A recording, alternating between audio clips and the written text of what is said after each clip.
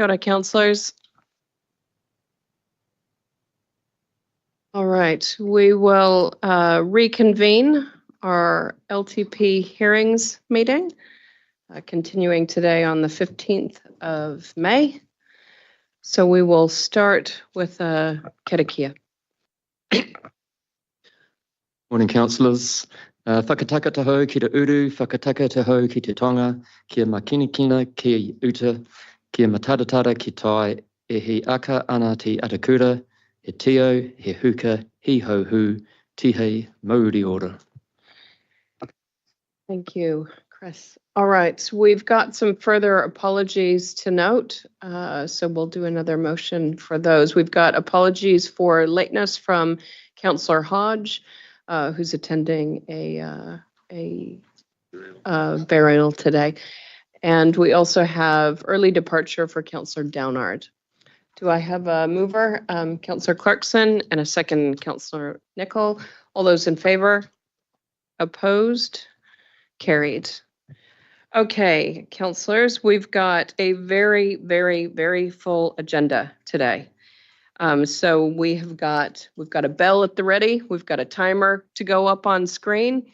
And just so councillors understand, if a presenter has 5 minutes or the 10 minutes, that is the time they will get, including questions from councillors. So there may be situations where you've put your light on and you want to ask questions, but if the time is up, the time is up and we do need to move on. So I'm just asking for your understanding in regard to that situation, and maybe we don't all get to ask the questions we would like to, but I suppose we'll make that a note to speakers that if they do want to have time for councillors to ask questions of clarification, that they will need to allow for that in their presentation. Madam Chair, will you have a process if we do have a question that we do want answered that can be utilised through democracy to get that answer and circulated to all councillors?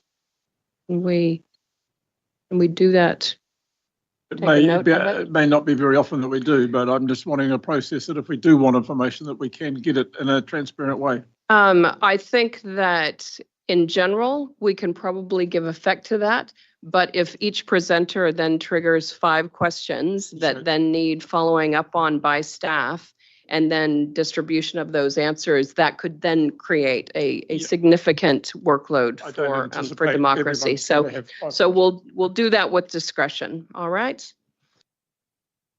Okay. Anything else? Because I do see our first. Oh, Councillor Kirk. Disclosures. So we're going to get to disclosures in relation to people appearing today. Oh, we can do further disclosures. Yeah. We did ask for disclosures yesterday, which I took to mean the entire hearings process. Yeah. But if there's additional disclosures people would like to note, we can note those now. Well, I'd just like to make a comment that I am a member of Forest and Bird, so I won't partake in any of that discussion. I noticed in the list last night that there is Forest and Bird submitting today, so I'll stay out of that. Yeah. Well, I suppose to note, and it is in my interest register that I am a member of Federated Farmers as well, and they will be presenting today. All right. On to our first presenter. We've got Crystal Van Hout. I see you online, Crystal.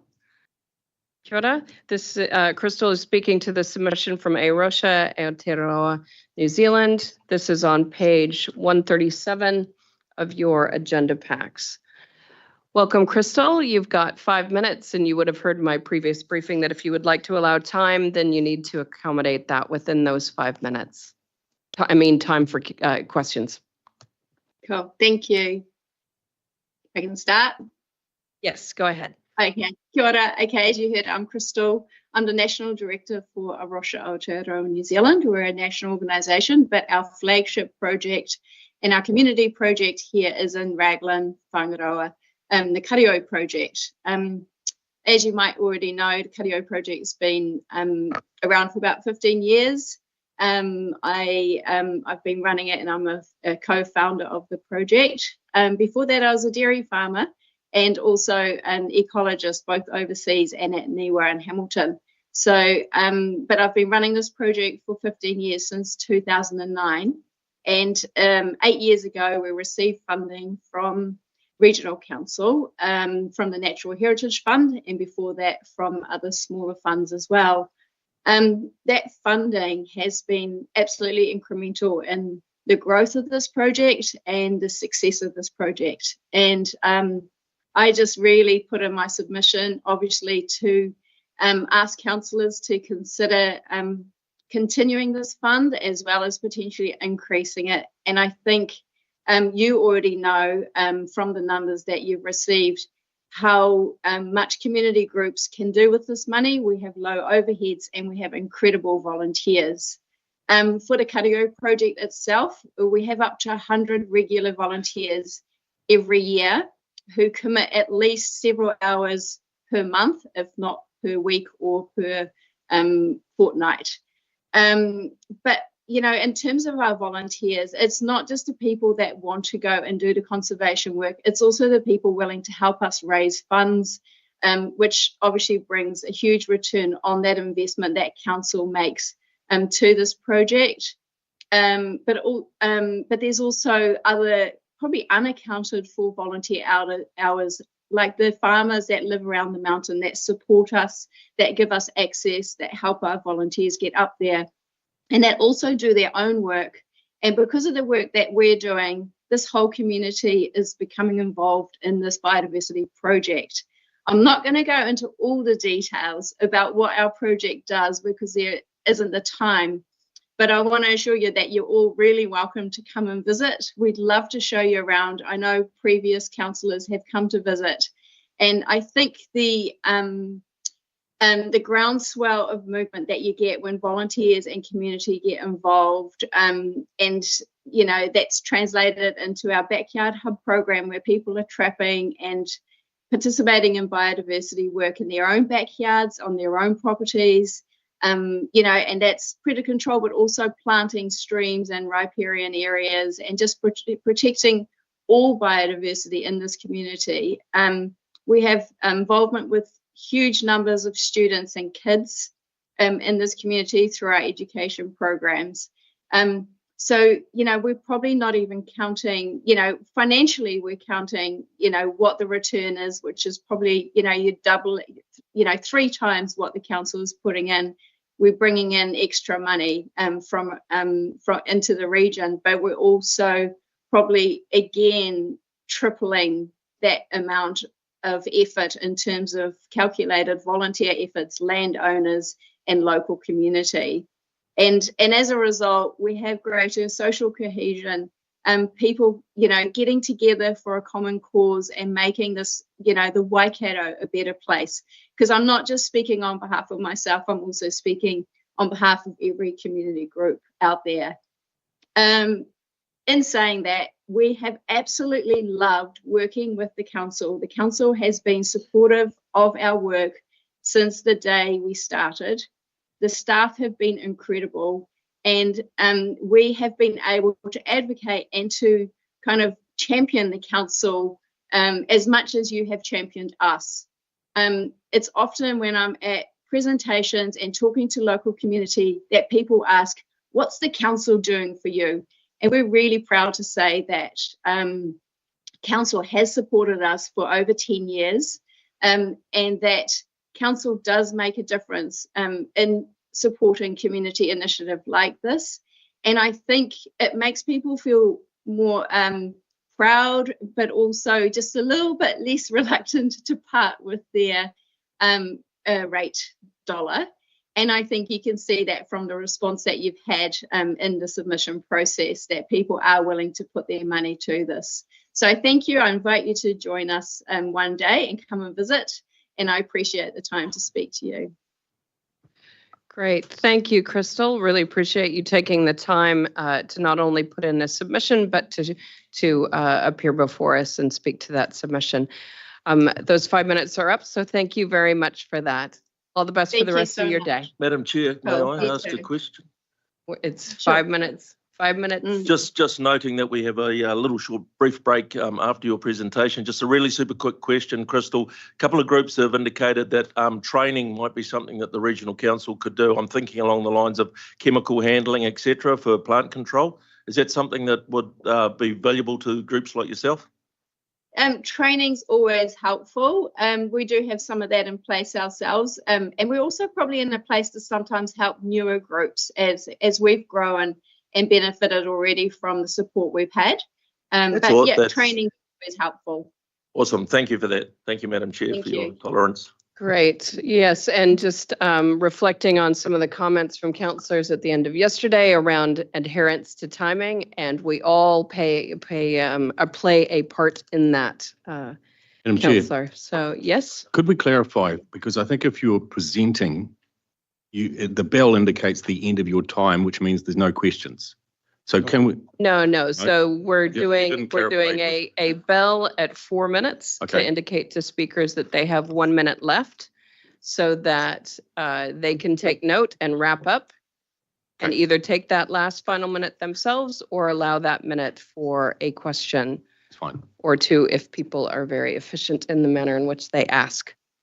Yeah, I just noting, Madam Chair, and sorry to hold the process up again. That wasn't really clarified to the presenter. Yes, well, Okay. we'll do that now. Can I Oh, clarify thank you. timings though? I thought that a group was entitled to 10 minutes and an individual 5 minutes. I have the run sheet. I did not set the times for each of these individuals. That was my understanding, Yeah. but I do not, I don't know. So I How- would have thought that a Russia, Aotearoa, New Zealand would have got 10 minutes. On the What I'm run sheet, councillor, if a group is listed twice, then they have 10 minutes. If they are only listed once, they are given 5 minutes. Can I just get clarification? Just FYI, I'm sure, Chris, we always used to have 10 in the old days, eh? 5 seems I know 5 seems incredibly short when too you've- short to when me you've as driven well. from Colville is, not that I enjoyed the Colville one, but nonetheless, to be fair. Yeah. Yeah, so, thank you, councillor. Just without prolonging the conversation, I guess with the number of submitters we got this year and the limited time to do it in, the team have done their best how to fit it. Yeah. And there are 6 that have got double slots, so they obviously applied for them. All right. But hey, we got 5 minutes up our sleeve now. Madam Chair, have we closed off this one or? We do still have time. I was just wondering if anyone's wrapped up. Sorry, does somebody have another question for Crystal? No. Oh, I thought I had already done that. Sorry. All right, we're Thank starting you. off good. Thank you very much, Crystal. Once again, I really appreciate the time that you have taken in putting in a submission and the time you've taken to present to that submission today. It's very helpful for councillors in their consideration of this LTP. Oh, thank you. All right. Okay, I do know that we have Philip Moon, our next presenter, in the room. So, Philip, if you are ready, I'll ask you to come forward. Yep, just have a seat there, and then if you sure.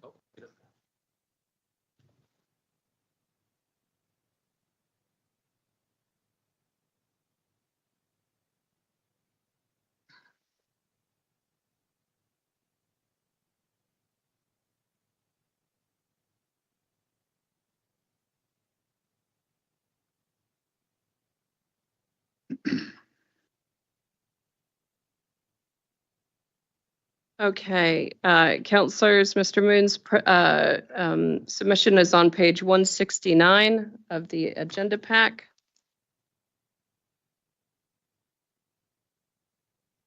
Okay. All right, so you would have heard the previous presentation that we have 5 minutes. We will ring a bell at 4.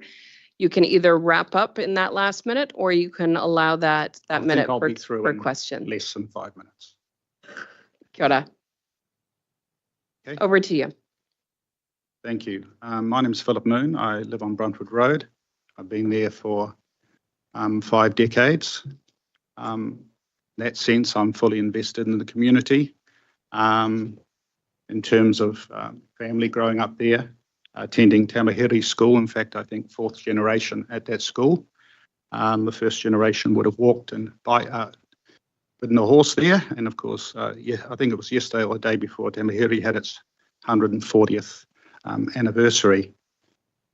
So that's a little bit of background. Obviously, my submission is a very personal one. I cannot say whether it fully reflects, a portion of the community. I sense that there would be concern in relation to a substantial increase in rates as rates are increasing all around. However, I would like to preface this by saying I have a very positive view of public transport. I lived for 4 decades off and on in Singapore. When I wasn't in Singapore, I was on Bruntwood Road. So I saw the evolution of public transport there. And the last time I was there for 7 years, I only used public transport. No car, no bike, just bus, MRT and train. And I saw and experienced how a good integrated public transport scheme can work. Of course, there's no comparison between Singapore and Tamahiri. I will say one thing, perhaps there is one thing that I take from Singapore, and that's long-term planning and buy-in from the community because the service was so good. Basically, I'm here to say I'm opposed to the idea of a rating proposal based on geographical distance. I've tried as best I can to break that down in my personal circumstance using Google Earth. It won't be completely accurate to the meter, but basically we do come into the 5 kilometre distance from a route. One thing I wasn't clear about whether it was from a route or from a bus stop, and there is a difference. I don't think you can wave the bus down. So I presumed it was bus stop.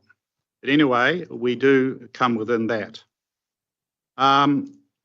What I felt about this was neighbours only 300 metres from me. On the right, it would be the 3rd one down. On the left, the 2nd one down. Would not be captured by this rating proposal, but in all practical circumstances would have the same benefits. They would have to take a car to the bus stop or bike. In some cases, it would be difficult to park a car. So all those barriers to usage would be in place, the same for my neighbours as me.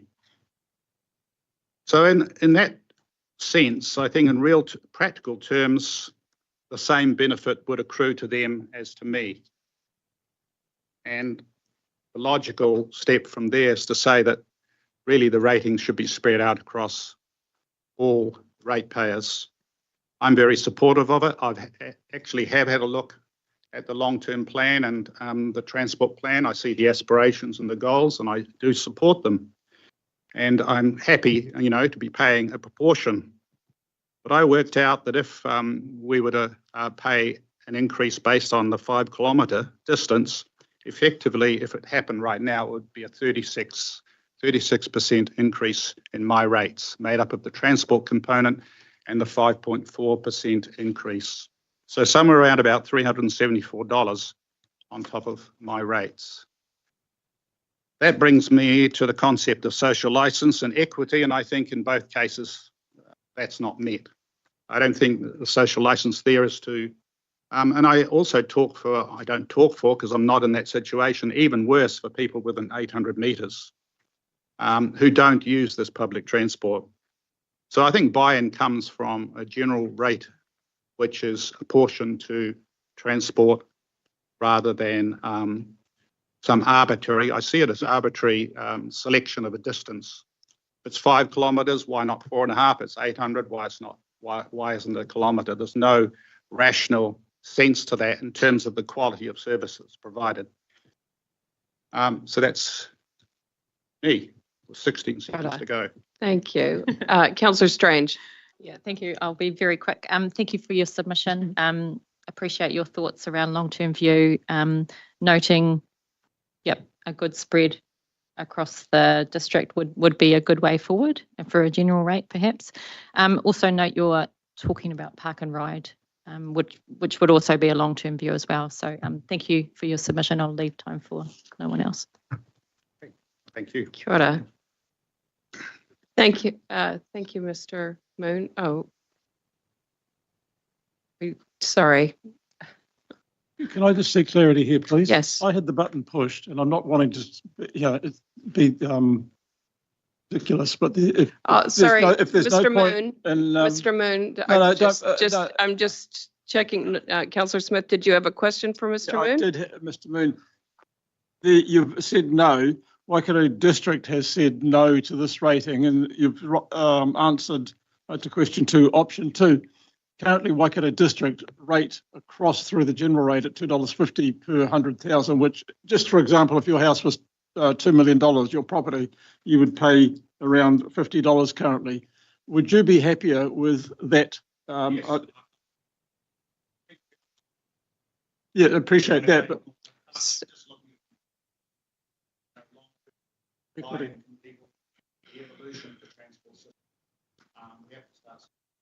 yeah.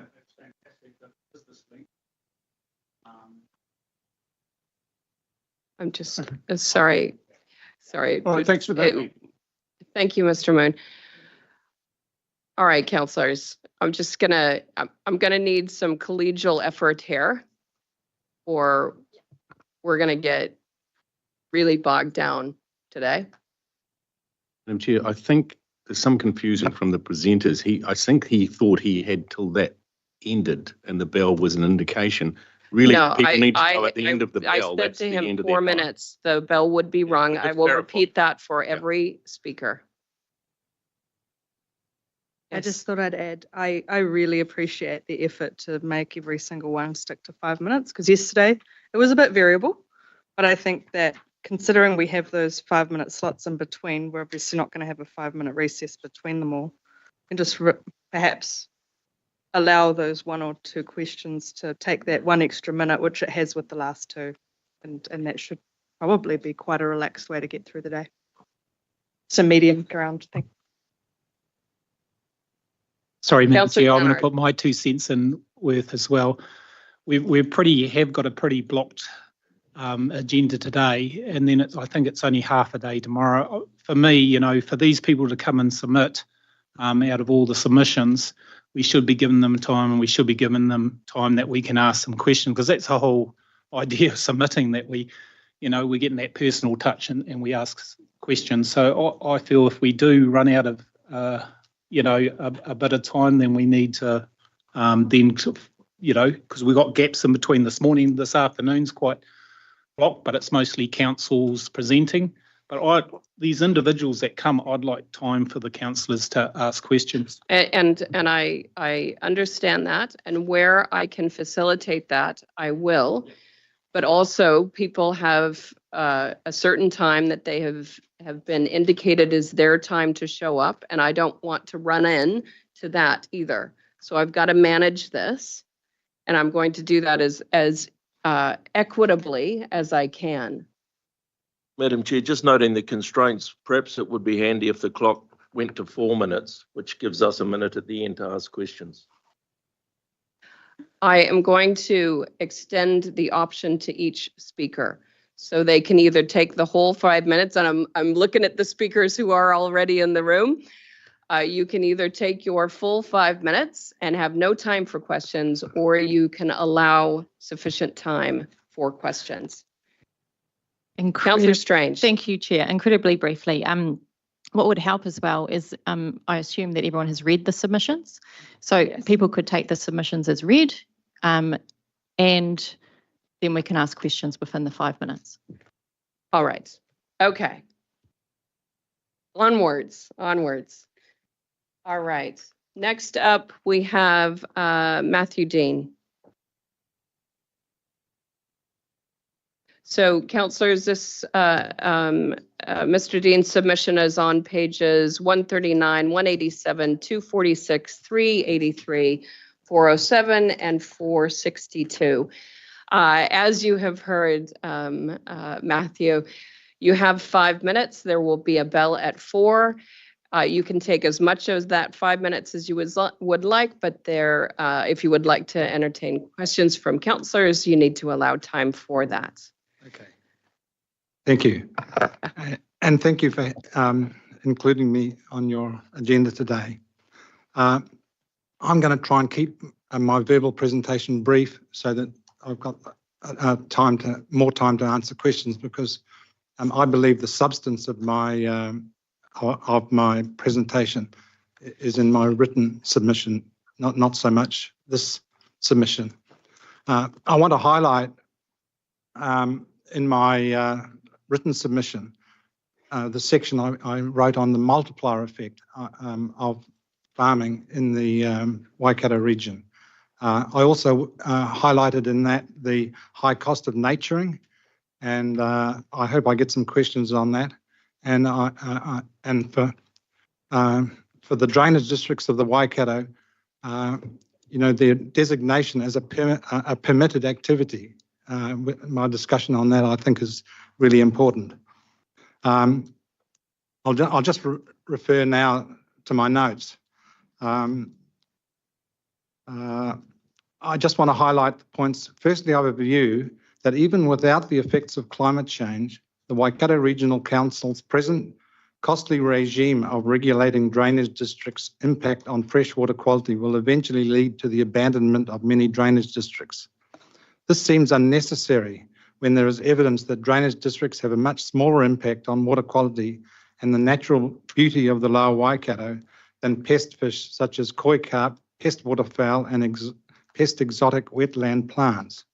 The answer, in my view, is to focus community and Waikato Regional Council resources on improving the appearance and functioning of the lower Waikato wetlands, such as at Motukaraka and at Mangatawhiri, and give the drainage districts the best possible chance as a permitted activity to face up successfully to the challenges of climate change. I'm going to skip one thing. I'm going to skip one part by just saying that in working with the Waikato Regional Council, staff, they're a great team, but we as farmers actually don't feel that we're part of the team. We feel excluded. And I think a reform that needs to be made is somehow for us farmers to feel part of the Waikato Regional Council team and consulted and our input valued. And I also sort of feel as if the drainage districts are disadvantaged because there isn't high level mechanical engineers and civil engineers amongst the decision makers at Waikato Regional Council, and I feel that's a disadvantage, and it sort of shows in some of the decisions that are made in the drainage districts. Now I'll leave the floor open for questions. Kia ora, thank you. Any questions from councillors? Councillor Kneebone. Yeah, no, thanks, Matthew. I was just trying to understand what you were recommending instead of, in terms of the permitted activity rate, what you're recommending instead of what we're proposing. Because you said here that 50% should come from general and 50% from properties 50 hectares above, because the larger properties are contributing twice. I didn't quite get that. It's not the same subject. That's completely different subject. Yeah, I realise but what that, I'm this is your one submission. Yeah. Yes. What I'm really referring to is instead when a drainage district has some work to be done on it, like a capital works or a maintenance work. Sorry, could I just seek clarification? This is our opportunity to question Matthew on all of his submissions. All of the submissions. Yeah. So I'm asking for some clarification on your submission on the permitted activity rate charging mechanism, because you put a submission in on that. I'm a little bit confused on that. Oh, so I can't link the two. this is your response to the rural compliance and support question, and you you said that you disagreed with it. You believe 50% should come from general rates and I- 50% from properties 20 hectares and above. This is because those larger no, sorry, I properties are didn't confuse you, contributing but- twice. Yeah, I'm sorry because I'm not familiar with all the nuances of these things. I really can't answer that question. That's sorry. right. Yeah. All I'm saying is that the drainage districts have a very high cost of compliance when they want to renew their resource consent. That's where I'm driving at.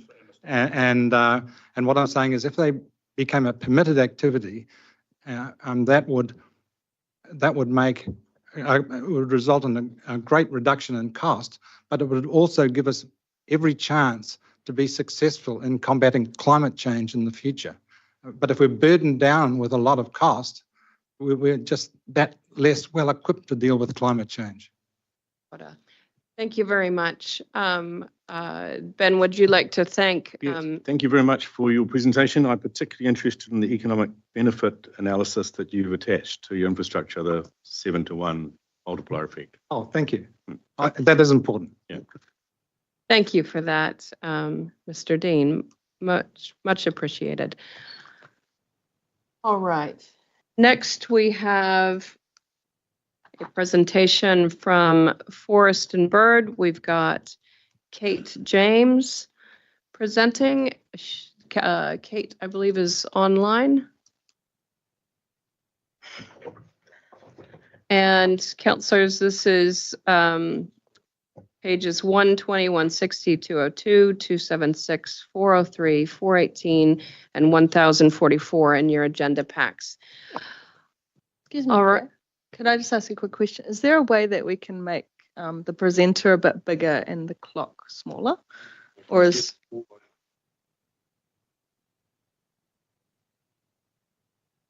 If we take the timer off the screen completely, then when presenters are online, they can't see the time. Okay.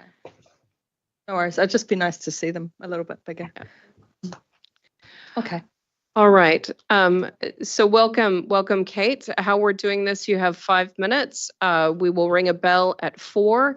It's over to you whether or not you want to take the entire 5 minutes or whether you want to allow time in that 5 minutes for councillors to ask for points of clarification or ask questions. You can take your submission as read, though. So over to you, Kate. Kia ora, good morning. Thank you for giving me this time slot. I just wanted to reiterate that I am an environmental scientist. I've been working in conservation space on the Coromandel Peninsula for more than 20 years now. So I am a really dedicated advocate for the preservation of our native environment, obviously, and I'm currently working for Forest and Bird as the regional manager in the Waikato area. So really stoked to see the opportunity to have a say on increasing the biodiversity rate, and really happy for it to go up to $15 per property. And I can give you some feedback from some conservation hui I've attended recently that that people are really keen for that to happen. And that's, you know, word on the street. It's going to be fantastic for our conservation communities and our community conservation groups if we can make that happen. I've been working with these groups for many, many years, and I'm seeing so many struggles and this kind of competitive mindset where there's not enough money in the pot to go around. So just wanted to say we really, Forest and Bird, strongly advocate for that $15 biodiversity rate per property. So that's fantastic. That would really help. And I think it's really cost effective, I wanted to say as well, which I'm sure you know, because the value back from giving money to community conservation groups is so huge with the amount of volunteer labour that goes, particularly my area of speciality is the Coromandel Peninsula. So I know we just have so many people working for free on the ground, and that would just really maximise the value coming from that rate. So I think that's a really great idea. I also wanted to say that Forest and Bird fully supports stepping up pest management with better security. I saw this written in there. And that, of course, again, includes boosting funding to community conservation groups and supporting iwi in this space as well, which is something that's really, we're seeing up and coming, particularly on the Coromandel, and I'm really pleased about that as well. So I did mention the Waikato Regional Council Climate Action Roadmap because I've read this, I really like it, and I think it just needs some actions to come out of that. Forest and Bird's really supportive of that piece of work and of activating those themes across that document. And finally, I just wanted to say that around infrastructure design and things like this, we advocate for planning and infrastructure design that does suit our changing climate. I know Waikato Regional Council is one of the better councils in this respect, and I'm pleased that that I live here. And we just wanted to reiterate that making room for rivers, for floodplains, for wetlands, and allowing areas of coast to move and change as they need to with climate change. It's something that Forest and Bird really strongly advocates for as well. So therefore, we love the idea of region-wide spatial planning. We fully support that. And finally, we fully support the Coastal Marine Biodiversity Program. I'm a marine scientist by trade, so had to get that one in there. So that's me. Any questions? Thank you very much for that, Kate. Councillor Marr. Yeah, thank you very much for your presentation, Kate. And just picking up on your comments around that coastal marine area, it's something that we have dropped the ball a little bit on, but certainly have our eyes firmly placed on now in that space and the threats that are coming at us in that space. So thank you very much. I will note that you had 2 submissions on the natural heritage. So I'm assuming one was yourself personally and one was Forest and Bird?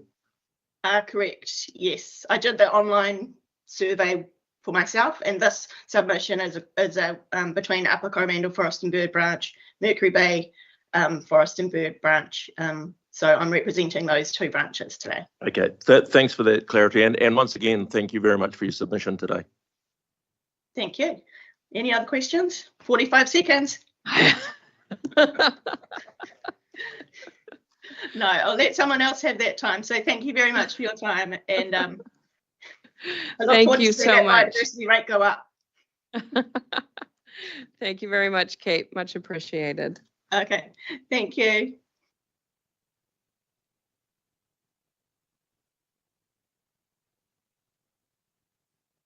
All right, just in time, Simon.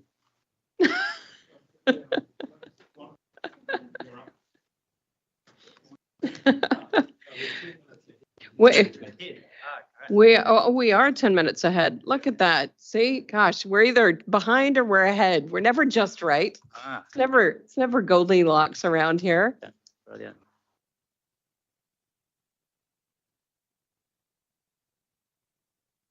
Sure, we had a submission. I'm not sure if it's been sent through. Oh, you do. Oh, well, thank you very much. Yes. Oh, sorry. So just before you kick off, Simon. So Simon is speaking on behalf of the Home of Cycling Charitable Trust. This is on page 2. The submission is on page 277 of your agenda packs. Thank you very much for coming and presenting to council today. We have 5 minutes set aside for your presentation. We will ring a bell at 4. You can take your presentation or your submission as read. In that 5 minutes that's been allotted, you can either take up that entire time or you can allow time for councillors to ask for points of clarification or ask questions. So over to you, Simon. Thank you very much. Got Appreciate. I'll introduce my general manager, Dion Merson, who's here with me. As mentioned, we're here on behalf of the Cycling Trust that runs the National Velodrome that the Regional Council so generously supported back over a decade ago.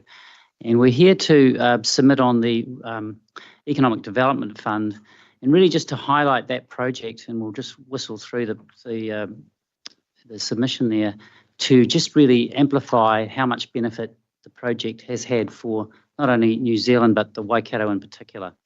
And it's really a new project that we're embarking on to, again, zero in on a particular benefit that Regional Council could support. It was established in 2010. The goals were high performance and community cycling and sport in general.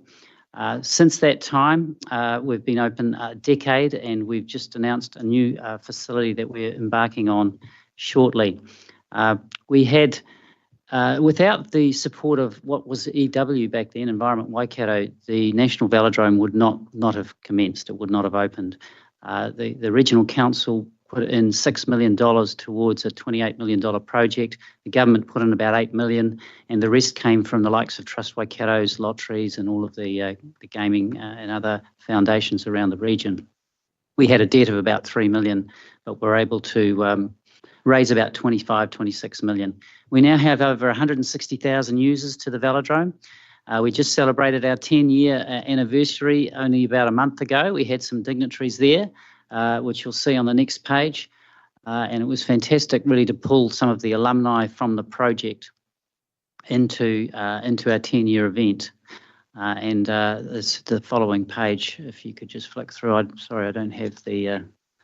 There we have our 10-year opening day. And Dion, we had a fantastic, how many thousand did we get along to that? We had about 4,000 people come through today. Just if I could get you to hit your, on the right. Right. So we had about 4,000 people come through for the day. We had our VIP ceremony at the start, which was the official launch of the new Sports Hall of Fame. We opened up the velodrome to the public. We basically had everything going. We had our trike program, boxing, the gym, the track, and then we had our schools, Battle of the Schools competition in the afternoon, which was hugely successful. So yeah, it was a pretty full-on day. I felt like an 80-year-old man when I got home that night, but it was a great day. So we just want to touch now on a new project that really does hone in on social and cultural outcomes for the region and for the country, and that is the New Zealand Sports Hall of Fame. So we're about to enter into a new phase, as I mentioned, where we set up a new, exhibit on the front of the velodrome. We'll show you a couple of plans.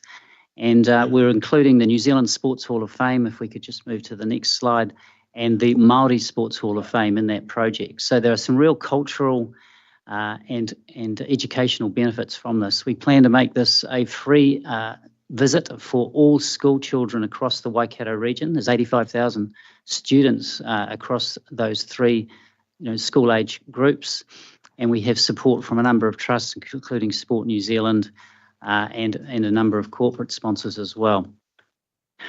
We acknowledge that the Regional Council's purpose and in zeroing in on the actual submission process, we support the continuation of the Regional Development Fund. Again, just highlighting the benefit it had to the velodrome, both economically and socially, and from a community point of view, and from a health and recreation point of view over the past 10 years. This new project will reach out to all school kids and bring tourism and other benefits. And the final page we've got there just really highlights some of those benefits and in terms of activity, etc. I'm noting we've got about 30 seconds. We're just finishing up with a few plans, concepts that you'll see in your files there of how it will look. If you just hop across to the next stage, and these are conceptual, but pretty well advanced now in terms of the designs. And I guess just zeroing in on the benefit from a regional point of view, I think when we submitted back in 2010. 2011, it was about 2 cups of coffee per ratepayer, I think, because that $6 million, probably $10 million today. But a contribution of $1 or $2 million towards this project. It's about a $14 million project. It's probably about a half a cup of coffee per resident per year to pay off, I guess, a grant like that, if you were talking about from a ratepayer point of view. So happy to take any questions. Thank you. Great. Any very quick questions? If not, Councillor Clarkson, would you like to thank our presenters? Yeah, look, I just wanted to thank you for making the effort to come in today and to speak to us, and for submitting such a comprehensive, I would say, submission with all the attachments, which we have had a look at. So, yeah, thanks for all the great work you do out there. I'm a great fan of the velodrome myself. I think it's turned out to be way more than we would ever have expected. Thank you. Just 2 seconds. Go ahead. And look, Simon acknowledged at the time it was a somewhat controversial in the community, and so full credit to you and everyone else involved for having the tenacity to push through, because as you've said, it's turned out to be a really successful project, and the regional council been quite proud of having contributed to it. Thank you, Ruth. Sure. I've been roped in the last few months to get back some momentum with this project, but Dion's doing a fantastic job. We now have visitor counters, and we really do have close to 200,000 visitors. And of course, it connects with the cycleway and the river, very close by the river. And we have some plans for a lot more than just within the velodrome. A number of other sports are looking to come to the facility. We could spend another half hour talking about that. Thank you very much. Thank you. Okay. Appreciate you coming in. All right. Now, we are slightly ahead of time. So up next, after a tea break, was Jim Cotman and Trevor Simpson. I do see Trevor here. Is Jim? You're speaking on behalf of both? Okay. And I noted that Kelly Deal wanted to speak after you. Are you speaking for Kelly as well? You got the whole shebang. Far out, far out. Okay. Well, I'm just suggesting that we could bring you forward now, Trevor, if that's all right.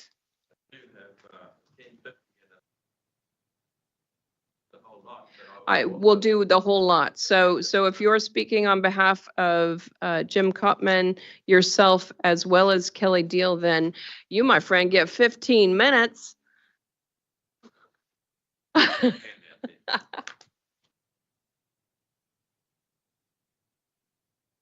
You find out who your friends are when they come. There's two parts to it, right? Because I thought I had 5 minutes. Go with the 10:50 one first. We have to adapt.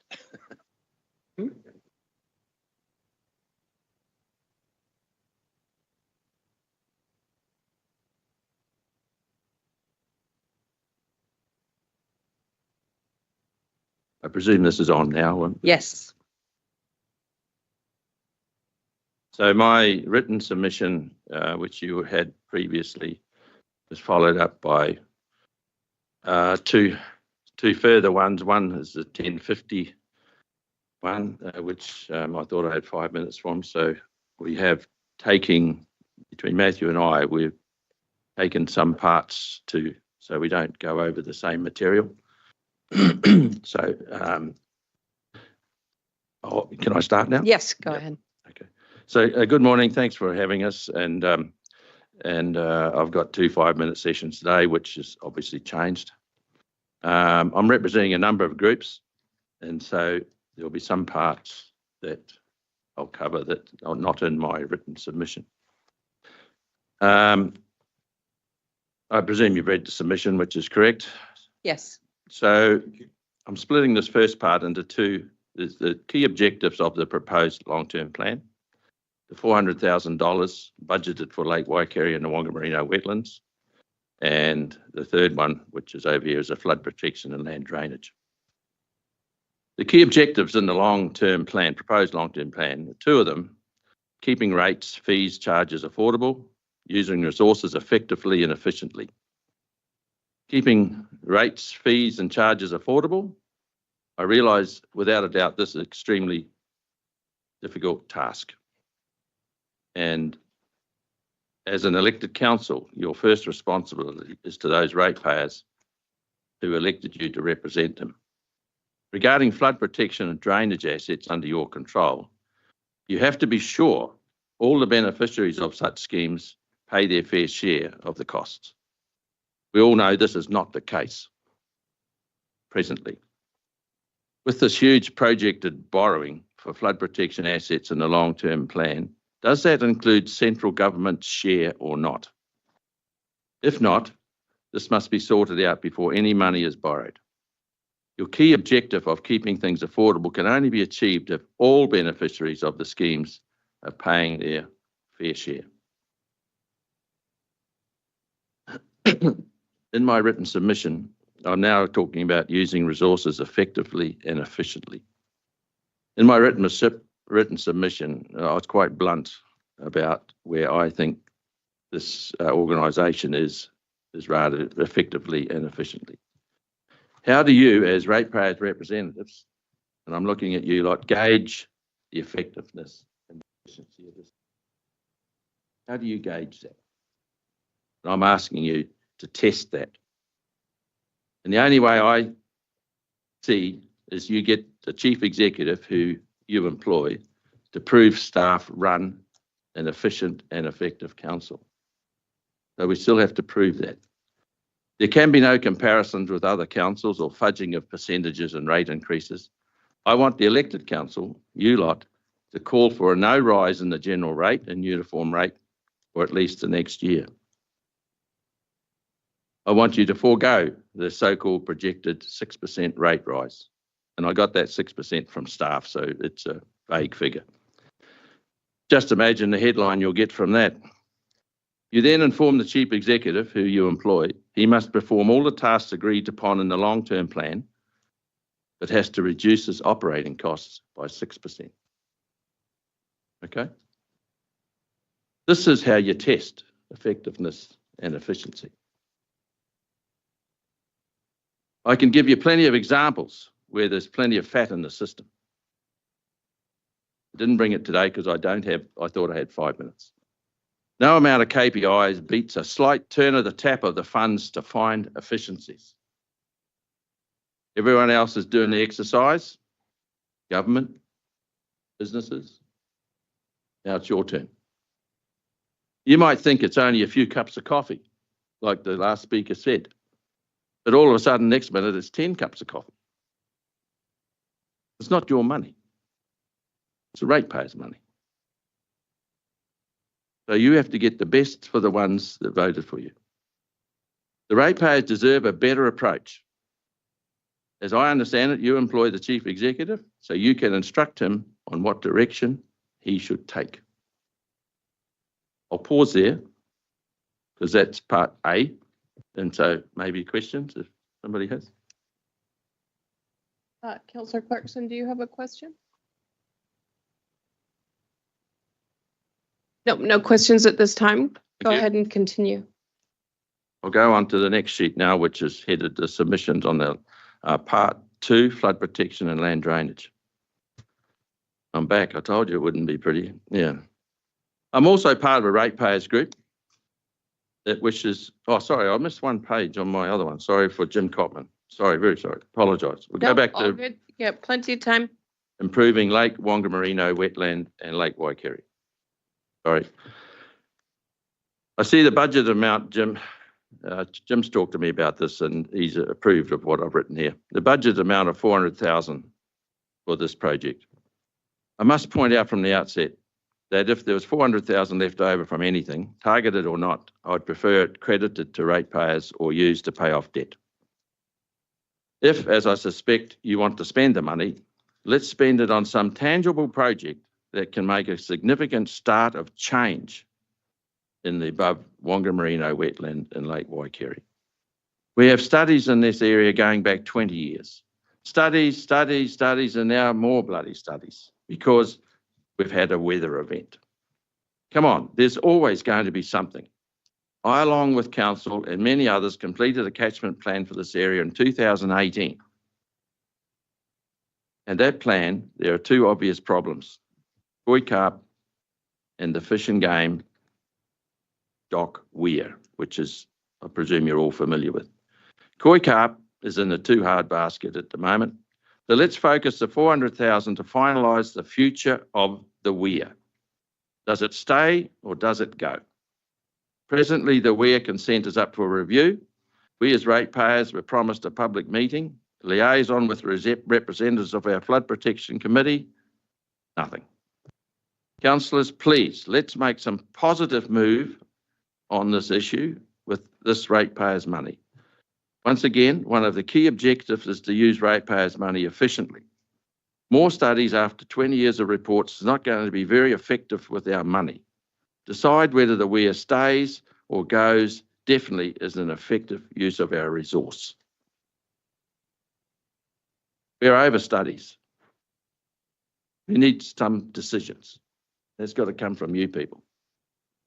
We need some decisions to move forward. Right, any questions on it?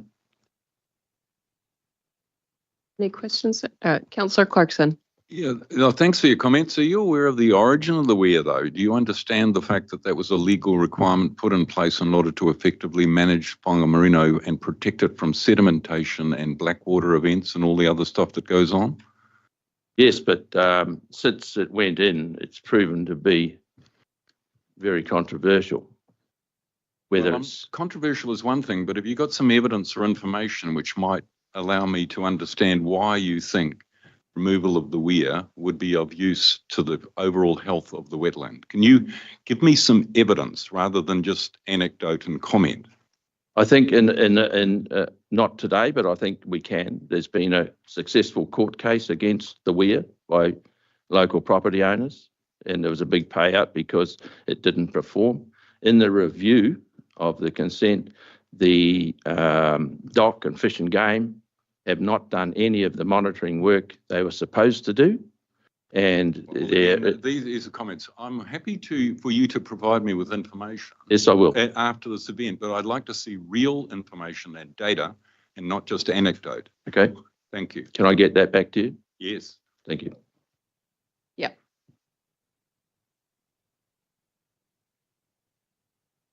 Okay, the second part now, flood protection and land drainage. I'm also representing a ratepayers group that wishes to influence the direction of the long-term plan. I wish to comment on two aspects of our submission: the level of borrowing relating to ICM and flood protection and targeted rate. The level of borrowing. Once again, are the targeted ratepayers of the flood protection schemes paying for somebody else's share?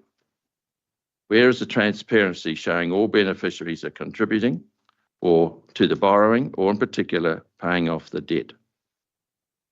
You mentioned in the proposed long-term plan, you haven't been able to deliver on projects over recent years.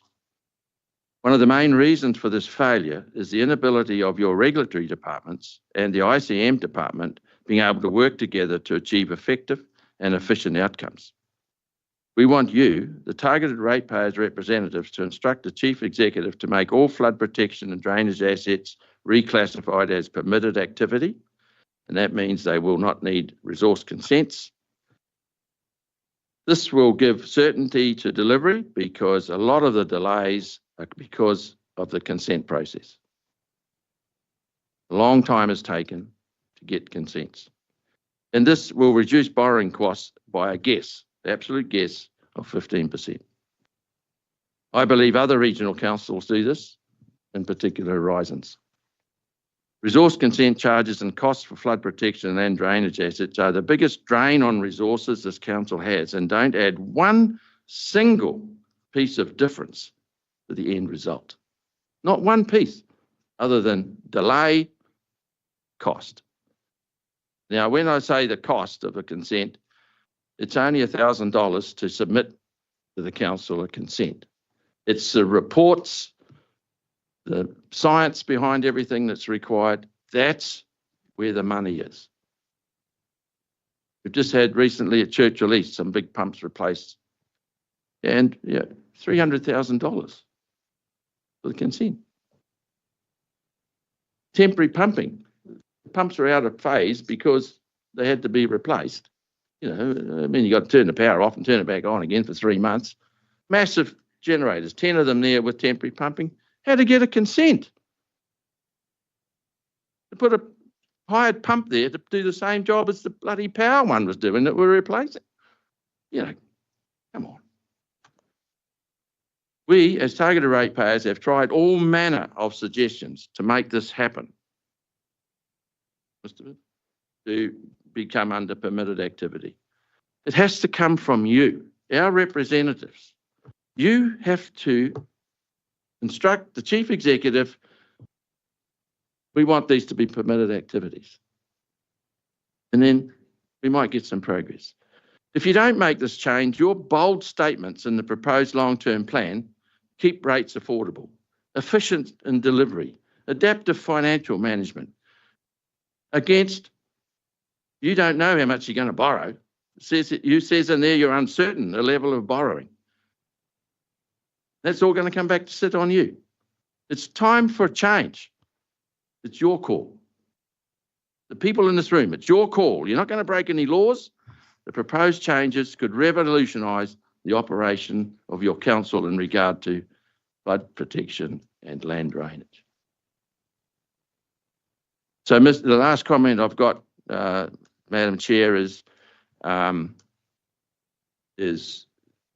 does the council plan to instruct the chief executive on these sorts of issues in the long-term plan to go forward, or will council just act on staff recommendations? Is the dog wagging the tail or the tail wagging the dog?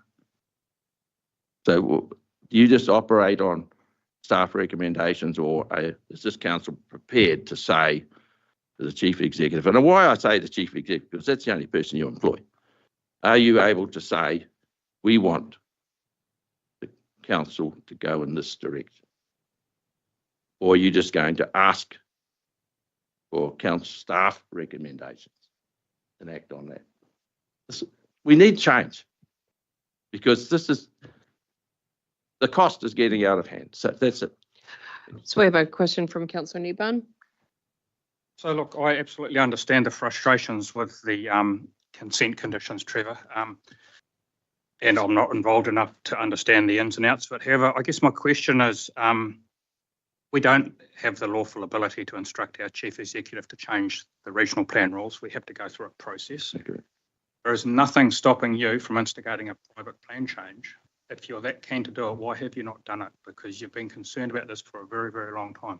I don't understand that process. Sorry, what is the process? Well, the plan rules dictate that various things are permitted activities and others are controlled activities and others are discretionary activities. Yep. The only way to change that, our CEO can't change that, is a change of the regional plan rules. Now, the council can instigate a plan change. You as a private citizen can instigate a private plan change, and anyone can do it. I'm asking why, if you're finding it that frustrating, you guys haven't done that. Yeah, I don't expect an answer now, but I think it's something you guys should think about. Yeah, probably because we don't know the process. Yeah, to be honest. Okay, big comment. Yeah, I just want to make the point that it sounds easy for us to instruct the CEO, but we'd be instructing him to break the law, which. Yeah, would this council be able to do the plan change? We can instigate one. Yeah.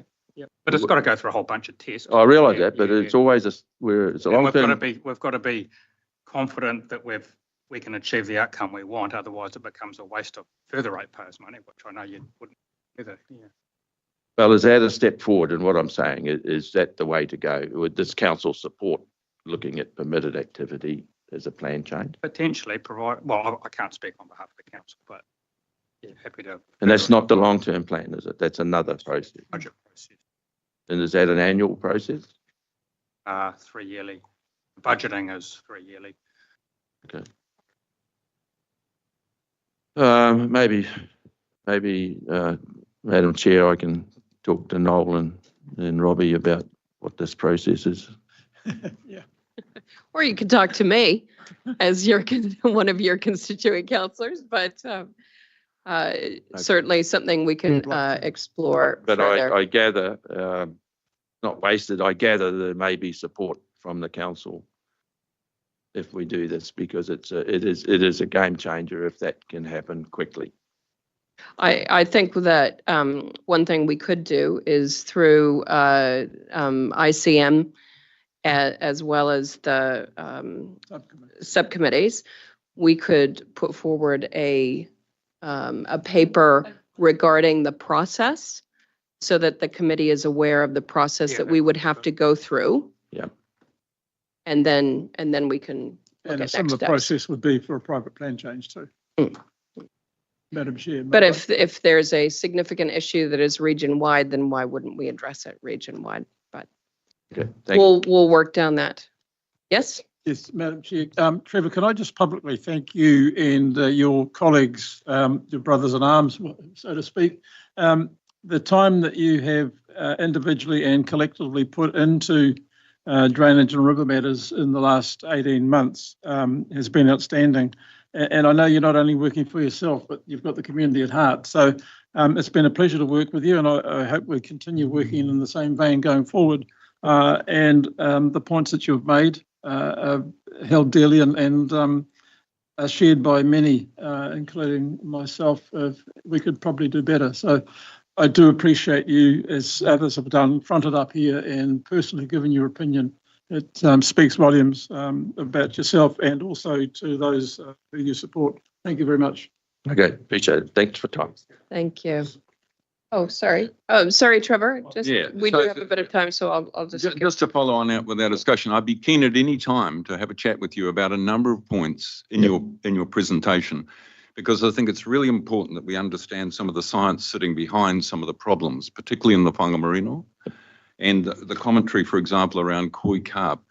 It's way too easy to blame koi carp for the problem, when in fact koi carp scientifically has been proven to be a symptom of a broader environmental problem, which is the addition of nutrient and sediment into the system. What we've done essentially, because of the way we've managed the land, is made it koi carp heaven. And we need to think more broadly about how we can fix those sorts of things. And that is also the purpose of the 400K that's been allocated in the plan, is really to scope out solutions, not to reinvent the wheel and repeat studies that have been done before. So I'm always interested in a dialogue, and I'd be happy at any time to come and see you and talk some of those issues through. Thank you. Great. Well, I appreciate that, and we'll be in touch. You can come and have a cup of tea at Rangiora, and I'll have all the grumpy old men there to have a chat. No, I'm one too, don't you? Great. Thank you very much, Trevor. Much appreciated. All right, councillors, we will. Madam Chair, I just wanted to say. Sorry. Yes. I find the flexibility you've allowed in this last one is a much better process. I think we really did a disservice to Simon Perry and not allowing him extra time, and that I would prefer the system you ran yesterday. When I looked through, most of the ones could have 10 minutes, and that we should allow that flexibility. I'm just looking at the next section, though, where we've got 3 5-minute sections back to back. We've got then 2 5s and a 10 back to back, and then another 3 5s back to back. So it is, I am in council's hand, but either it is we are a stickler for 5 minutes, or we have flexibility for everybody. I can't chop and change. Otherwise, excuse me, I have not adjourned this meeting. I have not adjourned this meeting. Please come back. I have not adjourned this meeting, Councillor Smith, and we are talking through what is going to be our process so that we have a defendable process. Can I get you to please take your seat, Councillor Smith?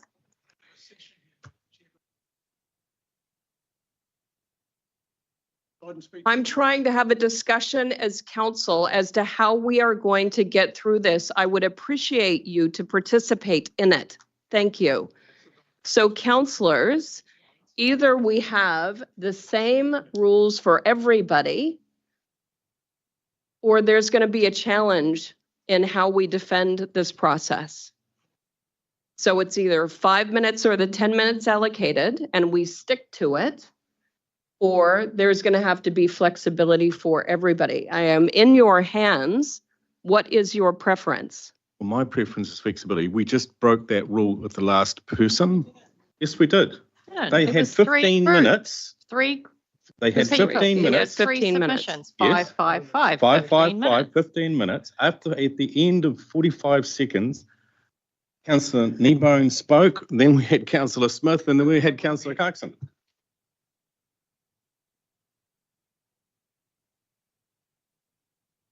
No, they're not. Many of them have got 10 minutes and some of them are mixed in together. I'm just saying All that I right, think I'm it's going to, frustrating. for the next section, because it is so tight, I am going to adhere to 5 minutes. It is going to be 5 minutes. If there is time for questions, we will allow it. If there is not, we will move on to the next presenter. All right, we are now going to adjourn this meeting. The time is 10:42. Our next presenter is on at 11:10, so I ask that everybody is back at 11:05. Thank you.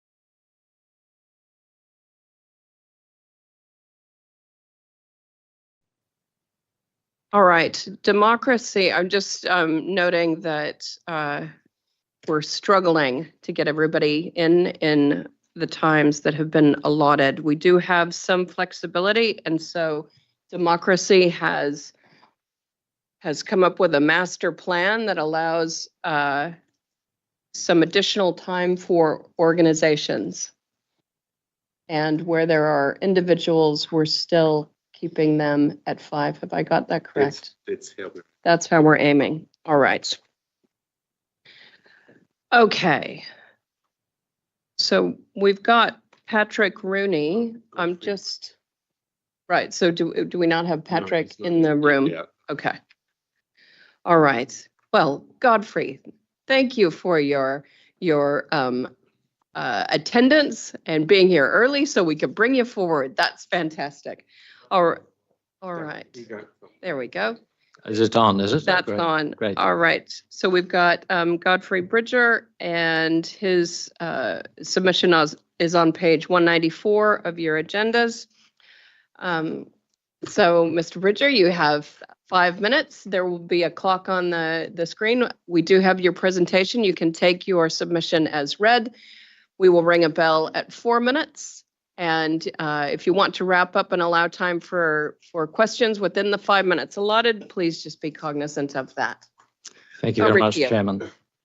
And thank you very much, all of you, for the really hard work that you do, staff and councillors. We are very lucky in New Zealand, I think, to have institutions like yours, and especially the Waikato.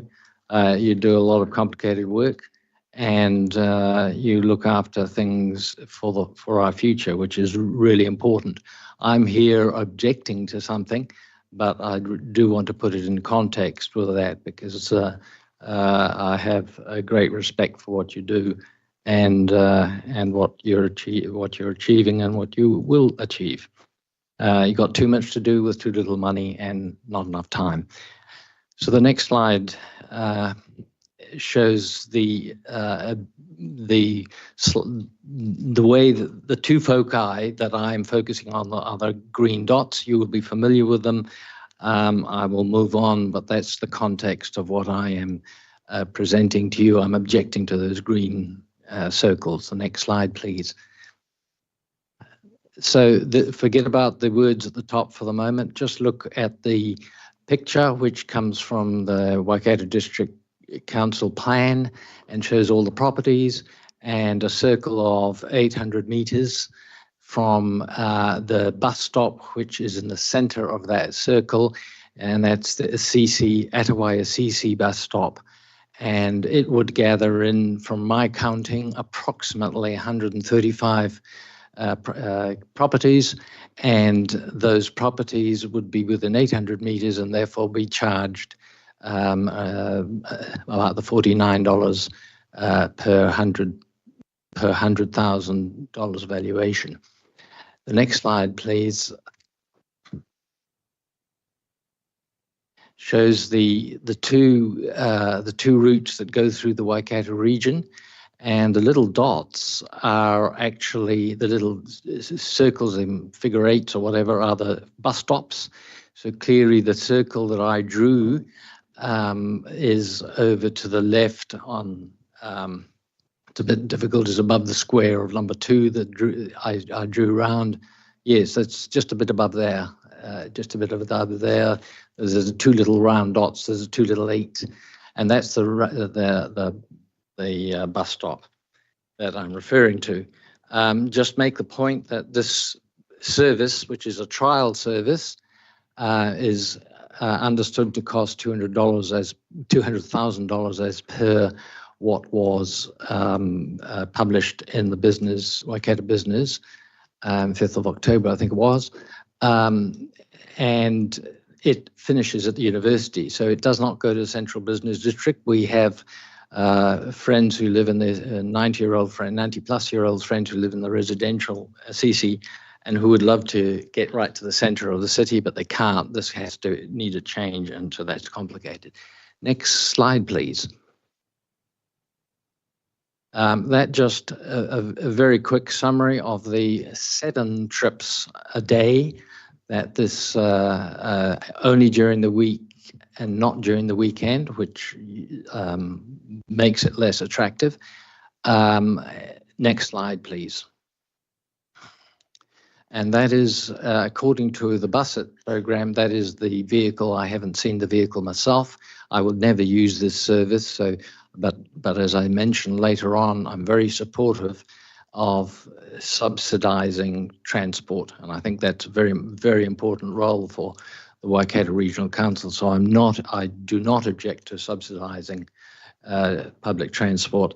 It's just the amount. Wow. Okay, next slide, please. This is a long list of 4 items which I'm suggesting with a computer should be able to make your rating far, far more fairer by being more granular. But I won't go into this because I don't have enough time. Next slide, please. This is just to say what I would be happy to. My current rates are $800 a year, and your option 2 suggests that would go up by $800 a year. That's a 100% increase, which is extraordinary in any scenario. And I'm suggesting that 12% increase, $100 more would be a sensible. And just a footnote there to remember that there are a lot of asset-rich people in our area, but not income and very income poor. Can I show the next slide, please? Because that shows you the numbers of, there's my count of 135 properties with 800 metres of Atawai CC. Sorry, we've come to the end of the 5 minutes. I know, but can I make the one point is that you're asking for a cross subsidy of just from one bus stop of 31% of the cost. Just from that one bus stop, you're paying for 31% of the cost of that travel. I think that's, you'll excuse me if I say, utterly ridiculous. And I think this is more important than the 5 minutes, if you'll excuse me, Mrs. Chairman. This is a cross subsidy that is huge. And I would argue that the media would love the story, because this is really way, way across. If those 17 bus stops, those 17 bus stops I showed, and you collected the same amount, you'd be cross-subsidizing by $565,000. Thank you very much for your submission. I appreciate you, the time you put into preparing it and the time you put into appearing before us today. Do you have any response to what I've just said? In terms of? Well, do you think it's reasonable that the subsidy of that level should take place? Council will be taking that into consideration during deliberations of the LTP matters. Thank you. Thank you. All right. Thank you very much, Godfrey. Much appreciated. I just wanted to say thank you, Godfrey. A very, very well-informed presentation. It's good to see something that clear. All right. Next up, we have Simon Wickham with Momentum. So, councillors, this is on page 243 of your agenda pack. Now, Simon, we have 10 minutes available for Momentum today. So I don't know if you heard the instructions, so we'll put 10 minutes on the clock. We will ring the bell when there is 1 minute left. But if you would like to entertain questions or any comments from councillors, you need to allow for that in those 10 minutes. Will do. Thank you. And thank you, Madam Chair, and thank you, councillors, for the opportunity to present the submission and then be here in person to speak to the submission. I've sort of planned on 5 minutes, so that hopefully will give you time to ask me questions and find out a little more of any of the EWICs. I wish I knew questions you may have. Feel free.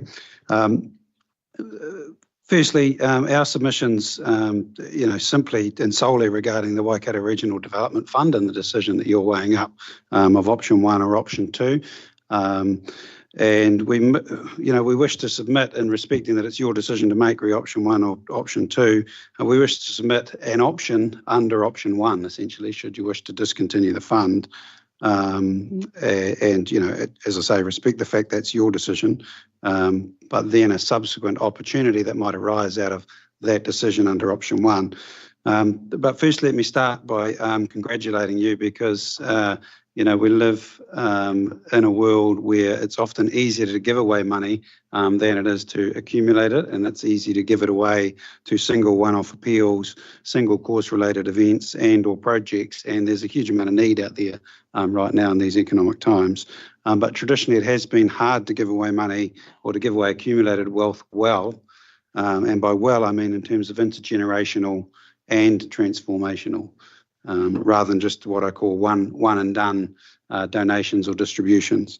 And that's where community foundations like Momentum Waikato locally are providing a valuable solution for both generous individuals and generous organisations who want to give well for a better future for Waikato forever. And the forever is really the key part.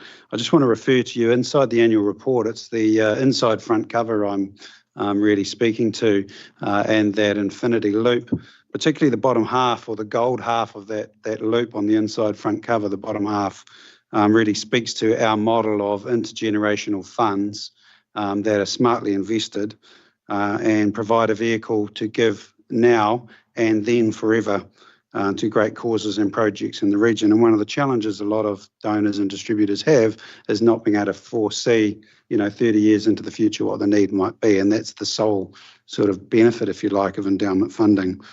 So rather than a one and done distribution of your regional fund, we submit a better alternative under option 1 would be for any residual funds, not the whole of the fund, maybe to work with us to establish a regional endowment fund with ongoing community benefit. That will enable local giving back forever at no ongoing cost to council. Our submission simply asks that council consider working with Momentum Waikato. We're well known and we work closely with you now to establish a regional endowment fund from any residual funds left in the Regional Development Fund, should option 1 be chosen by the council. That fund, as an example, if you had residual funds of $1 million, and this is based on our future financial modelling, if invested today, is likely over 50 years to distribute 2.62 million back to its community. So an initial distribution or deed of gift of 1 million creates $2.62 million of giving back, whilst at the same time continuing to grow and inflation-proof that fund to 1.74 million over that same time period. And so it's a way to both grow your giving back and grow your fund at the same time. And we think this is a real once in a lifetime opportunity. It's rare that councils are thinking about where to redirect residual funds from. We'd love to work with your executive to bring back proposals if you choose option 1 around detail. Our typical endowment funds have various forms of what we call tagging or untagging of those funds. You could tag it to regional economic development. You could tag it to purposes wider than that. That's not so much for today's discussion, more just to say, please consider option 1 under option 1 with Momentum Waikato. So yeah, I'll pause there and leave that open for discussion. Any questions? Councillor Dunbar-Smith. Yes. You give in there an example of a $1 million fund invested, which would give back 2.6 million funding over a 50-year period. Do you have a figure in mind when you suggest we contribute money? I'm mindful there'll be other discussions and other presentations about what this fund could be used for. So, we used $1 million just as a nice round figure. Could be less than that, could be more than that. We've got some funds that have, our largest fund is just over 10 million. Our smallest fund is 50,000. But obviously when you start small, you distribute small. When you start larger, it's sort of a hockey stick effect over time in terms of potential returns to give back. Councillor Kneebone. Well, it's just a quick one. Thanks, Simon. Economic development that's not typically something that Momentum would get involved with, or does it kind of end up doing that by, in effect, in some ways? Yeah, there's it's not, we don't, well, we have about 9 different focus areas. Economic vitality is one of them. And we've got a couple of funds, donor-led, that wanted to put back into there. And then we've also got a number of funds that we'd say inadvertently support other forms of economic development. And then obviously things like the theatre project that have spin-off effects as well. So. Any other questions for Simon? Ben, do you have any more? Or? Oh, no, sorry. No. Oh, sorry, could I just add one comment just in regards to Councillor Kneebone's comment? The other thing to keep in mind is that we would be supporting others' work in the space through this fund. It's not, we don't deliver directly. We'd grow this fund to support others delivering directly. Yeah, thank you, Madam Chair. Look, thanks very much for your presentation, Simon. It does open our eyes to other opportunities. It is we are always very conscious that it is ratepayer money, and that we are a large region too. So it's heartening to see a number of projects throughout the regions that have benefited from this endowment fund that is set up now. So just like to thank you very much, and possibly a presentation back to our finance committee further down the track would be interesting to see that come back through as a paper or something like that to the finance committee. I know our chair's online, so maybe that's something he can pick up for the future. But once again, thank you very much for your presentation. Thank you. And our geographic areas are probably the most closely aligned, actually. I think we go almost as far as Taupo and right up the Coromandel Peninsula, out to Raglan and up to as far as Pocono. Very good. Thank you for your presentation. Thank you for your submission. Well, thank you for the opportunity. Have a good day. Thanks all. All right. No.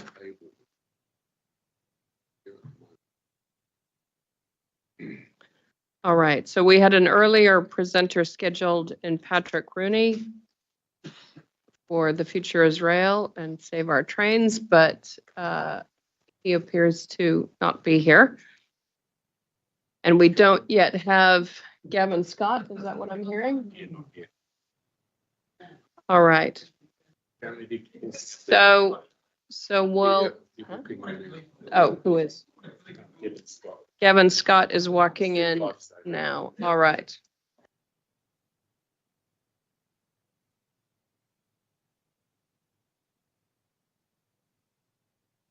Okay.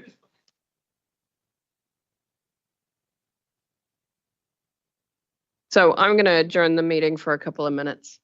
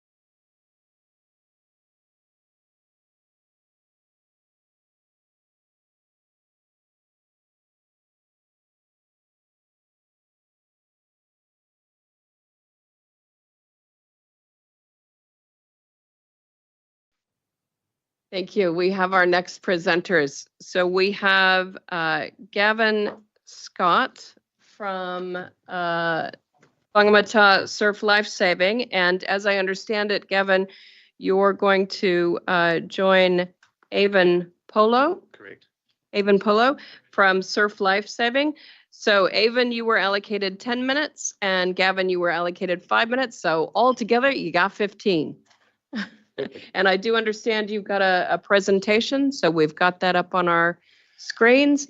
So how we're running this, we've got a timer that will remain up on screen so that you can see the allotted time for your presentation. Up to you whether you choose to utilize that entire time speaking or whether you would like to ensure that you've got time to take questions from counselors. So over to you, but at 15 I will call it. So when you've got 1 minute left, there will be a bell. Over to you. Thank you. Oh, right side. And it should turn red on that. There you go. Yes. Well, thank you very much. And it's an honour actually to be here and represent the organisation. And with Gavin Scott, who is the chairperson of Whangamata, we thought we could bind our presentation to make it both easier on you and us and go through it and then allow sufficient time for questions from what we present. So the slideshow, I'm just going to leave it on that one page and I'll speak to my presentation through notes that I've written, so that way I don't digress and chew up too much time. And then Gavin will go into his summation in terms of what he wishes to highlight from a club's perspective. Tēnā koutou katoa kua hui hui mai nei, ko Avon Polo aho e mahi ana ahu mo Surf Lifesaving New Zealand Eastern Region Regional Manager. My name's Avon Polo. Constituents and visitors to the Waikato region get to enjoy and frequent New Zealand's favourite playground, kept safe by volunteer and paid lifeguards. Together with Waikato Regional Council, we have a responsibility to ensure the safety of Waikato constituents on the 1,200 kilometre coastline that include West Coast and Coromandel East Coast beaches. Communities don't differentiate between volunteered and paid lifeguard services. At this time, Surf Lifesaving would like to acknowledge the funding provided through the Emergency Service Fund, the foresight and commitment by the Waikato Regional Council in establishing a centralised funding model back in 2016 is to be applauded. However, we would like to bring your attention that the current funding levels are insufficient to meet the identified evidence-based needs. The targeted rate has failed to meet the service demands and the funding gap has widened to an unsustainable level. The last 3 years has seen over $374,000 of additional funding contributed to the paid lifeguard service from clubs, Surf Lifesaving Northern Region and Surf Lifesaving New Zealand, placing an unsustainable demand on the not-for-profit charitable organisations that we are. The principles behind the original commitment made in establishing the Emergency Service Fund was to provide an agreed level of funding that delivered and would maintain 80 weeks of a lifeguard service in 2018 to the Waikato constituents and visitors. The service has decreased and it now only provides funding to support 64 weeks of service. It's a 20% reduction, which takes out 16 weeks of the agreed or identified life-saving services which have been lost to the community. Surf Lifesaving is a critical first responder in the emergency chain. We have seen unprecedented growth in our demand, population increases, extreme weather responses, extreme weather event responses, the search and rescue activity increases and places high demands on our volunteers as well as our paid lifeguard service. During the 23-24 season, there were 215 rescues that were performed by volunteer and paid lifeguards in the Waikato region, allowing people to go home. But collectively, over the last 3 years, paid and volunteer paid and volunteered lifeguards have contributed over 95,000 hours of patrolling in the Waikato region, saving 545 lives. We are dedicated and committed in keeping Waikato constituents and visitors safe in, on and around the water with our clubs. In and around the water and with our clubs, we contribute over 4.2 million worth of support to the Waikato region. Collectively, Surf Life Saving New Zealand and clubs provide $3 million plus worth of lifeguarding services to areas around the Waikato. Our volunteers alone donate over of that $1.9 million. Surf Life Saving New Zealand invest with their clubs and maintain over $1.3 million worth of essential life-saving equipment. We provide and maintain a radio network to communicate and coordinate effective responses, which is around $1 million of assets that we look after on behalf of not just the country, but the region, and particularly in this case. So collectively, that is $4.2 million of total contribution that we provide as a part of the service. Surf Life Saving New Zealand seeks a partnership contribution from Waikato Regional Council to increase the level of life-saving services that is aligned to the evidence-based information provided in our submission. An increase of funding of 577,298, which from the Emergency Service Fund, from the current level of 379,600, and an increase to 956,898 for the coming season, and have an increase aligned with an appropriate index rating. If Surf Life Saving New Zealand's evidence-based funding request isn't met, are you, as councillors, prepared to accept the high degree of risk on behalf of your constituents? And if unsuccessful, your decision will force Surf Life Saving New Zealand to make operational decisions on where the lack of funding is placed. Okay, thank you, Avon. We thought we'd just run our presentations on together and then give everyone time for questions. My name is Gavin Scott. I'm currently the chairperson of Whangamata Surf Lifesaving Club. I've been involved as a board member of the club for the last decade. The club's been running for 75 years. It's been my honour to serve it. It's a volunteer role. Like most of our activities, we're volunteers. I just want to also, like Avon did, acknowledge the existing funding model that was put in place in 2016. It's certainly simplified things, and it's also been fair, particularly in terms of the Thames Coromandel region, where we have 6 times the number of people that live there coming in over summer. Whangamata some days is the busiest beach in the country. We have 250,000 on average visitors a year. So it's a big operation over that period of time. Just setting the scene a little bit, regarding the sort of Waikato Regional Council strategic plan, quite rightly, it recognises the coastal and marine as a strategic priority, that whole blue economy that's mentioned in the documentation. And from our perspective, it's the leisure, recreation, tourism, but also the cultural identity features of that blue economy that is where we play. It's a third of the region, 1,200 kilometres of coastline, key tourism attractions like the Coromandel Peninsula, and the councils, both yourselves, not as much, but the district councils spend a lot of time in protecting the beach environment and also facilitating that recreation at the beaches. 50% of New Zealanders use the marine and waterways for their leisure activity, and the Coromandel region, as I said, swells by 6 times at Christmas time the population, as well as 2 to 3 times generally across that summer holiday period. We see beach safety and surf lifesaving as a critical enabling role for that blue economy, particularly the resilience of it, and as well as the well-being and the safety of the people that use the beaches. That has been historically recognised by the councils in the region. They've always historically made a contribution to the weekday lifeguarding over that peak period.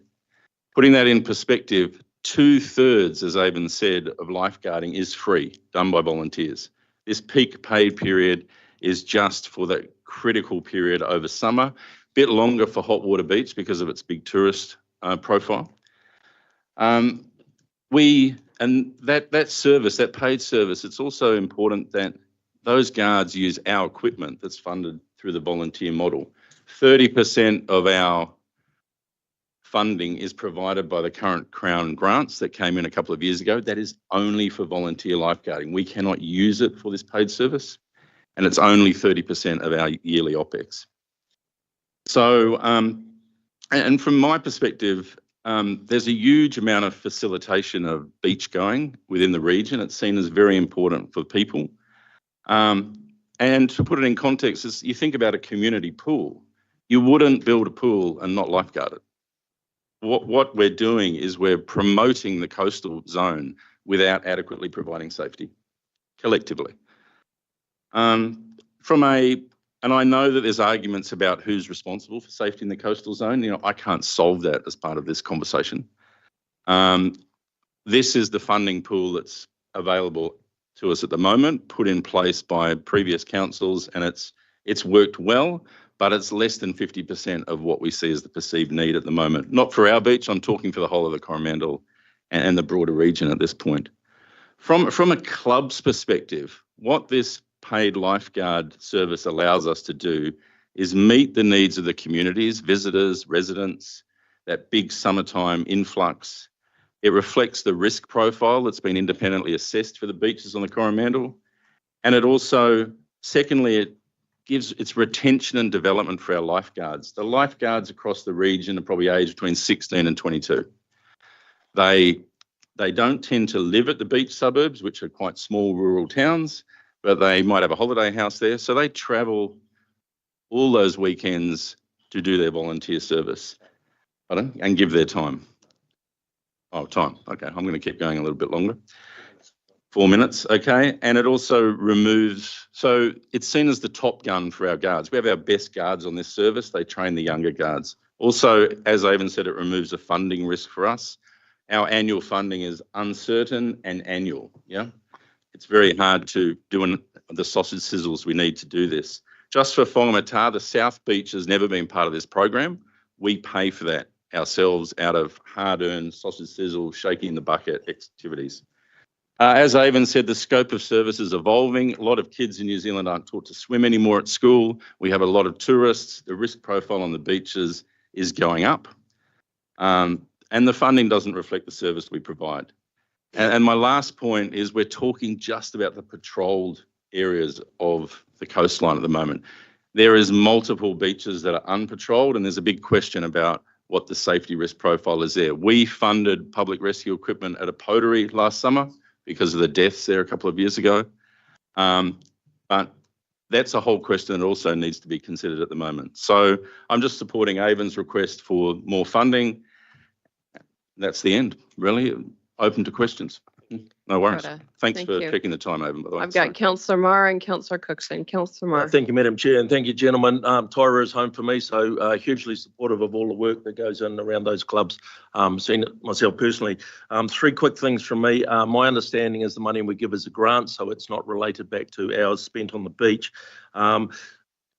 Can you confirm with me that the money that the Waikato Regional Council does give does stay in the Waikato Region, 1? And then 2, my understanding there was some possibly up to $9 million worth of government funding that was presented to Surf Life Saving. So just wonder where that sits in the picture. Thank you.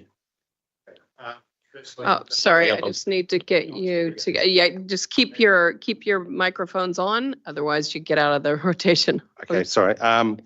To answer your question, all the money that we receive from Waikato Regional Council goes into supporting, and I use the phrase bums and togs, in the Waikato region, and that is a paramount concern. So it's approximately between 85 and 88% of that fund is in direct cost to wages, to providing that.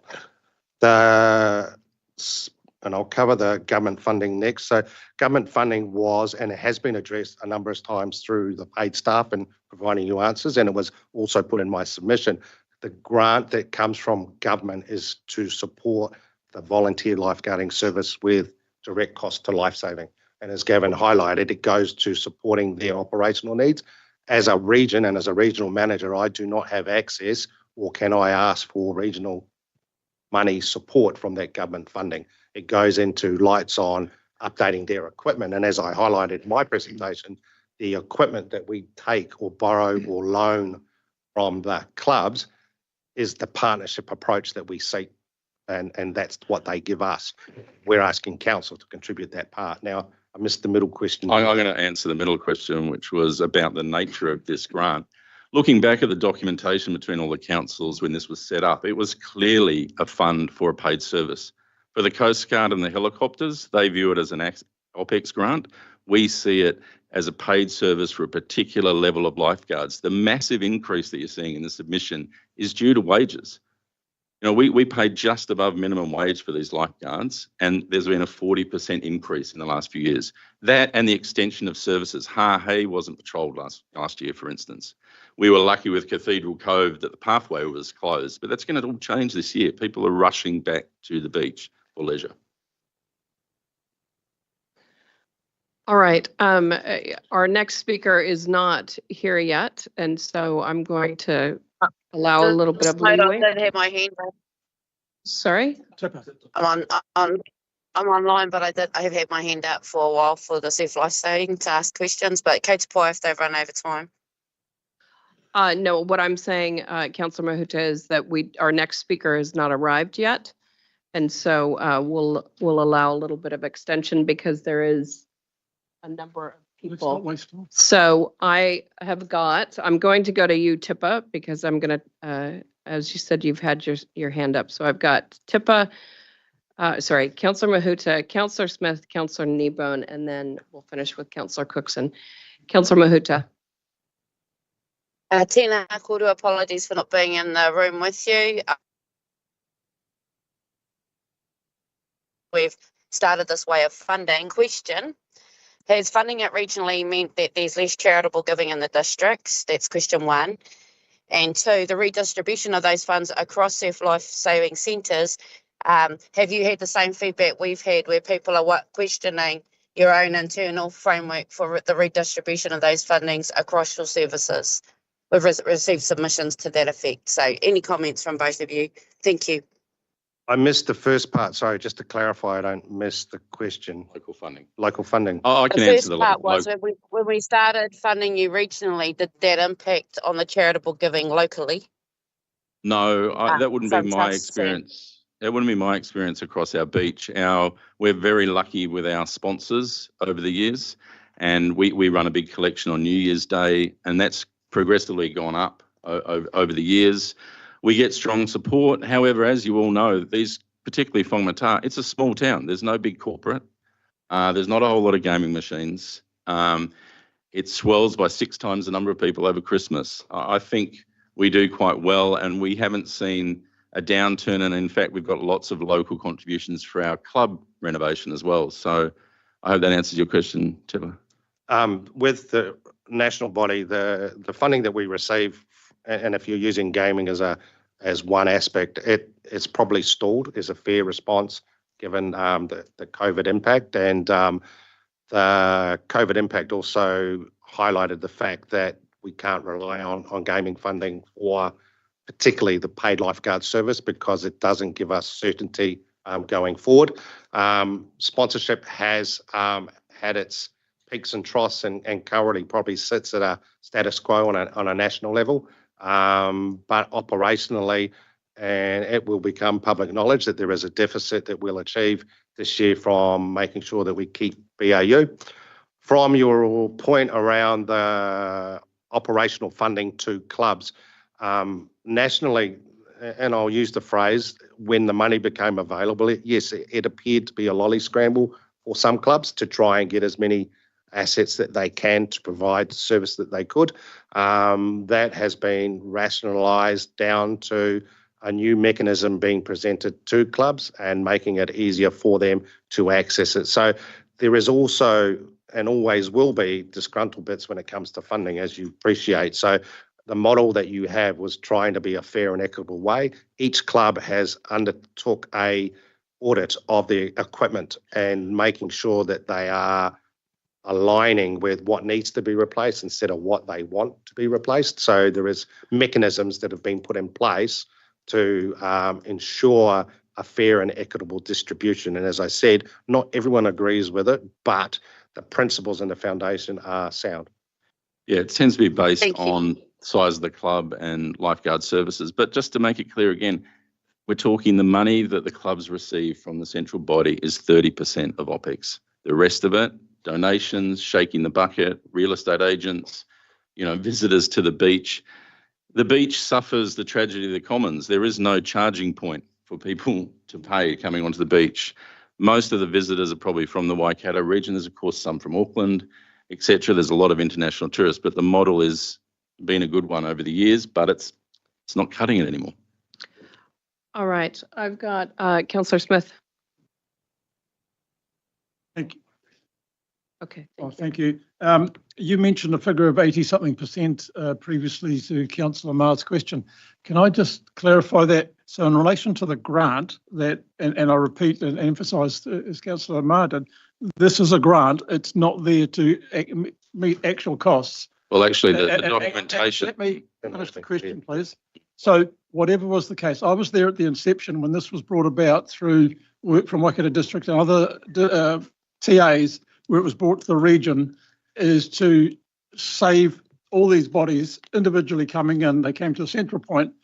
And so whatever your perception was, I remember what we set it up as. The reality is this a grant, and is that grant going 100% once it's received by Surf Lifesaving to the clubs, or is there someone clipping the ticket and taking costs out at the central point? And if so, why? There is no clipping the ticket going to national body. It's the money that we receive from Waikato Regional Council is to support the services that we provide in Waikato Regional Council, full stop.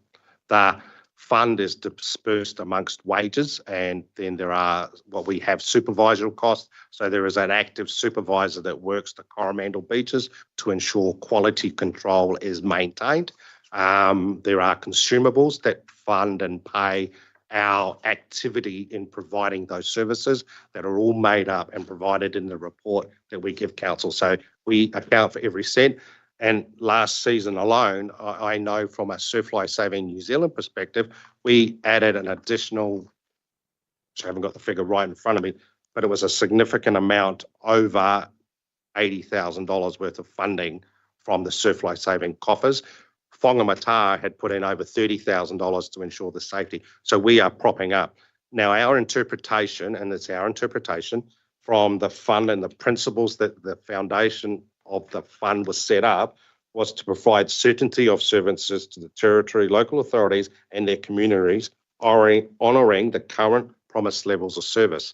Now, those services have diminished based on the fund remaining as it has. That has impacted what we are able to provide, because there is no magic wand for Surf Lifesaving New Zealand to seek additional funds to support a paid lifeguard service. Funders, commercial or philanthropists, don't just hand out money for something that they perceive as a bottomless pit to give. So the responsibility that the organisation as Surf Lifesaving have is that the beach paid lifeguard service sits at currently at the local council's responsibility. If that isn't what you agree, then we will support you and stand beside you if you want to take it to central government. But right now, what you give us is what goes on the beach. And look, I really appreciate your comments have clarified the issues, I think, well, so thank you very much. Thank you. Thank you. Councillor Cookson, do you want to thank our presenters? I'm a surfer at Waihi, so with Surfing for Farmers, so and Mike Meady is one of the members down there, so I totally understand, the input that you guys have in your communities and the value that you give to all of the community when they turn up every weekend and every weekday on those beaches, and the pride those younger members that you're bringing through, and my daughter was one of them, that you're training to be lifeguards is really amazing. So I totally take my hat off to you guys for the everyday input, and how you're getting these young, like some of them are becoming young leaders in the community, and all sorts of great things that you guys are doing out of your own goodness, So thanks very much, and we thank you for your submission, and we'll we'll definitely listen to what you've said. So thanks very much. Just to make comment on that. Very, very quickly. I need to call one it of the now. things that we pride ourselves on is developing young people into great New Zealanders, and they take active leadership roles within their communities. And it doesn't just end up in lifesaving; they go on to do phenomenal things. So thank you. Thank you. Thank you very much. Thank you. Thanks. Thank you, everyone. All right, councillors, we're now going to move on to Jane Landman, who is representing Fika. This is on page 185 of your agendas. And Jane, you have 10 minutes to speak on behalf of your organization. We have the timer on the screen. We will ring a bell when there is 10 minutes left in your time slot. If you want to ensure that there is time for councillors to ask questions, then you need to allow for that within those 10 minutes. Thank you. Thank you. Kia ora. I said I'll ring the bell. Democracy Day will ring the bell when there's 1 minute left. Just to get my timing right. Over to you, Jane. Thank you. Kia ora, everyone. Thank you for this opportunity to speak. I work part-time for Sika. I am a member of the Riverlea Environment Society. We do restoration work in Hamilton Gully. I'm also past member of the Hamilton East Community Trust. And I have done a lot of submissions, but not to this organisation so much. I guess I don't need to remind any of you good men and women that we're facing the greatest existential threat to the planet and human beings that we've ever faced in the history of our existence as Homo sapiens. I'm sure I don't need to remind any of you that every day in the world somewhere an ecosystem collapses, species go extinct.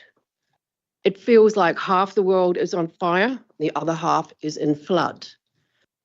I really don't know how much time we have left. Homo sapiens don't have much time left on this planet. I remember when they took the environment out of the Waikato, we were very angry and just unbelieving. And now you think, okay, what's in a name? There's a lot in a name. And I think that spoke to a slight deviation to the work of this wonderful organisation. I really hope that's not the case. So I'm here today to urge you to do everything you can for the environment in this region, for the world, for the planet, for us, because I don't know how much longer we've got to stay here. I'm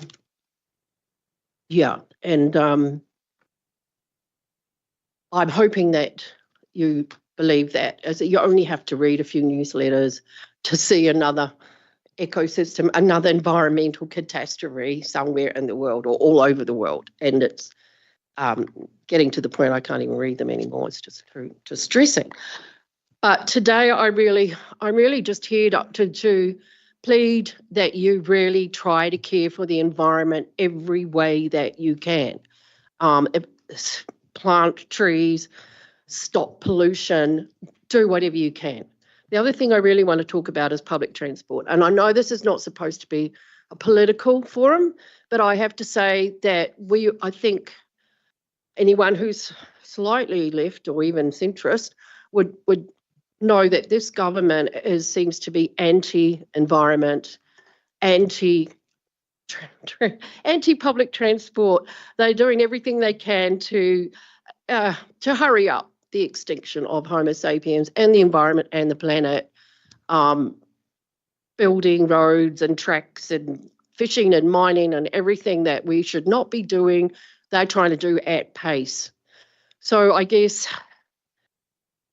we need to push back against this. That's my belief.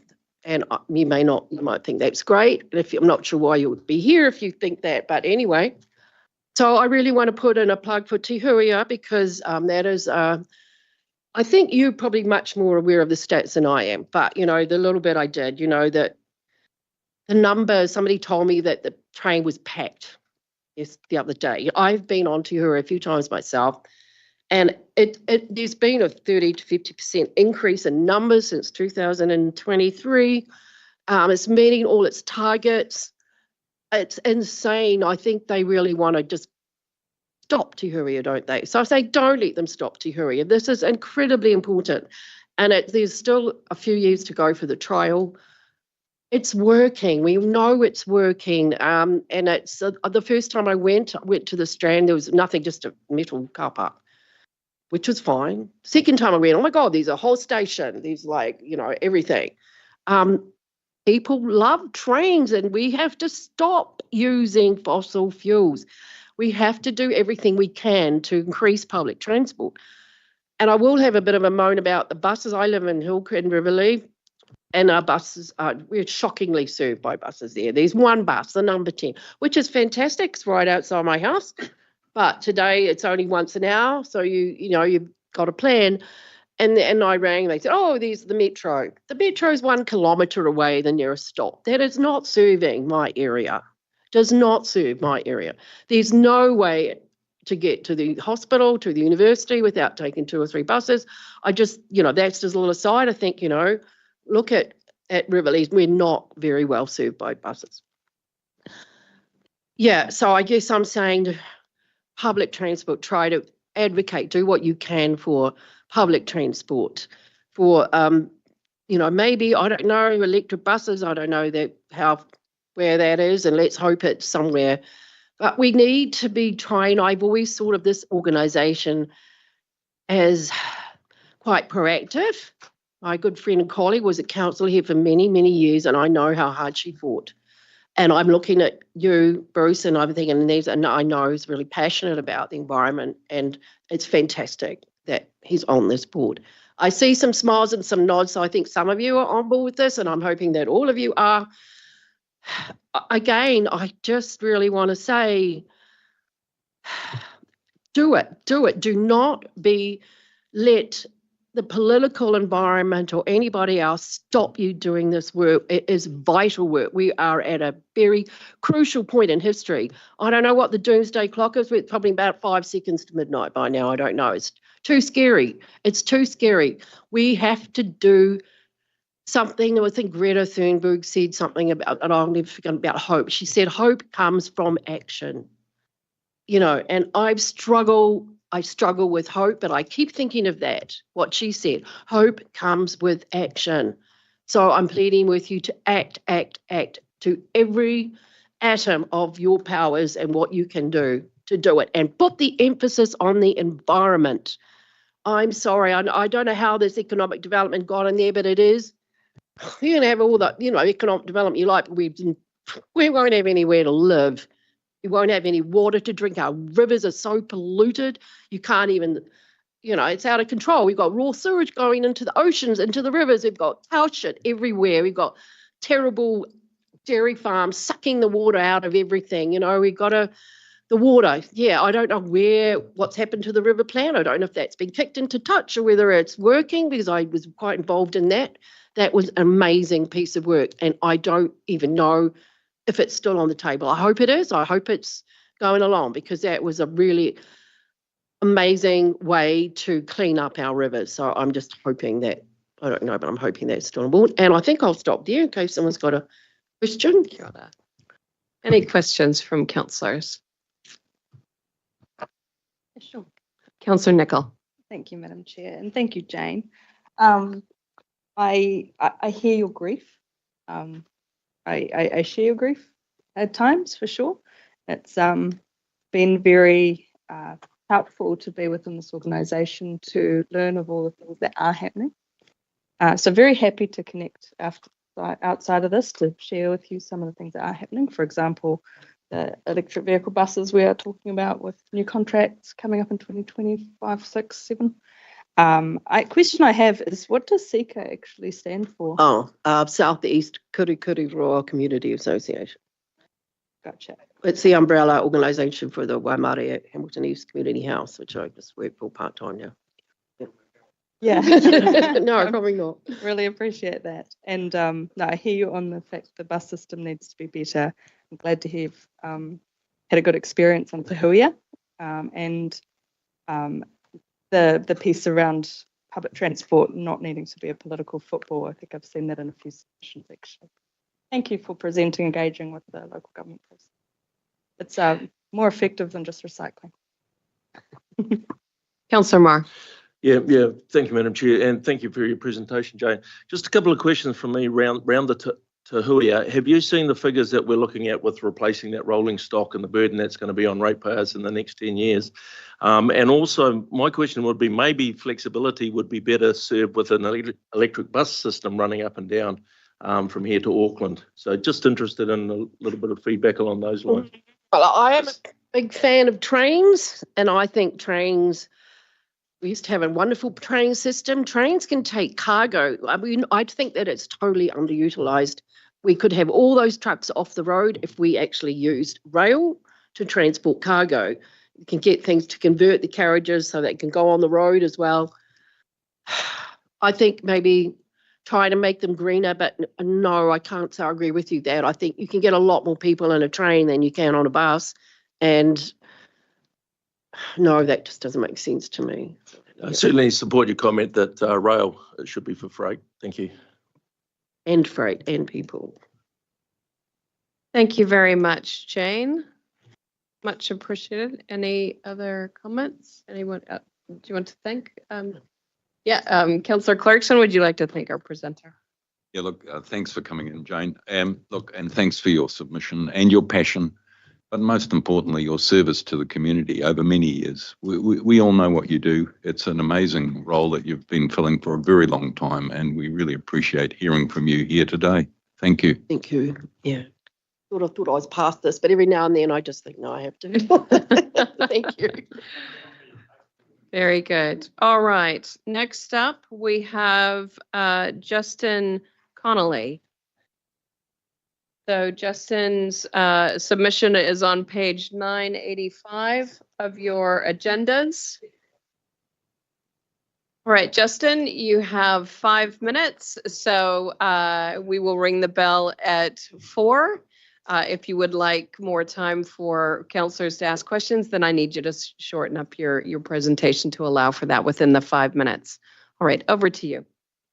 Thank you. Kia ora tātou, and thank you, Madam Chairperson, Councillor Laws. I'm Justin Connolly, and I'll take my submission as read. I know your time is very precious, but just want to note a couple of interests I have. I'm sometimes a contractor to Regional Council, and I'm also a member of the advisory board for the Waikato Wellbeing Project. So I'm not wearing either of those hats today, obviously. I'm here in my personal capacity. And I'm also the chair of a national charity called the Wellbeing Economy Alliance, Aotearoa. So some of the thoughts that go into that come through in my submission. But I am here as a person. I just want to focus on 3 components of my submission, I guess in summary. So context, public transport real quickly. I know you've been hearing a lot about that, and Te Waka. So the context that I outlined in my submission was around this tension with the pressure and the need for desire for rates reductions, cost of living crisis, all of that kind of stuff. But this very real need to recognise that counterintuitive relationship with that being the result of exactly that activity and that pressure over preceding decades. So now is exactly the time to be needing to continue to invest. And it seems counterintuitive, but it's a very obvious thing to me, I think, in terms of more of the same won't get us where we need to be. So I applaud your leadership. Leadership is hard. Thank you for being leaders in that space. And in terms of public transport, just want to quickly acknowledge not so much the detail of public transport, but just more the concept that public transport benefits more people than just those that are using it. So the point there I think I made in my submission was around going for the wider catchment in terms of rating, because people, even if they're not using it, might benefit from reduced traffic. You know all this. I do know anecdotally somebody who drives from Parongia to to Tiamutu to catch the train, to catch the bus in, like mode, right? So there's definitely those sorts of things going on. And also my wholehearted support for Te Hui. I use it when I can, when I go to Auckland. Just speaking to the last person, I think rail is very much for people as well. It's about reducing traffic. If you're a bus, you are still traffic. So it's about getting people onto the trains, and you know all that as well. It is not political, but I do want to say it is. I think it is very. I have great personal shame in finding the fact of catching a train a political statement in this country, and I say that to people from all across the political spectrum. I think it is a national shame, and I think we need to get over that in order to be able to move forward. I just want to live in a developed country. I'll spend a moment talking about Te Waka as well, and perhaps that's where I put my main focus in terms of, I note your concerns, or intuit your concerns around Te Waka from your submission document. I think they have a really important role.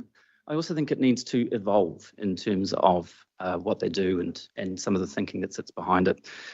It needs to evolve beyond traditional economic development. So that's, kind of more GDP dollars focused. There is a very real conversation internationally in New Zealand around reframing the way that we view economics. Economics is how we provide for ourselves and each other. So there is an opportunity that Te Waka could step into and help lead that conversation. I think they would need to grow capacity for that. But I'd put in some ideas around maybe helping develop, a future economically fit framework for what development is in the future, not necessarily growth.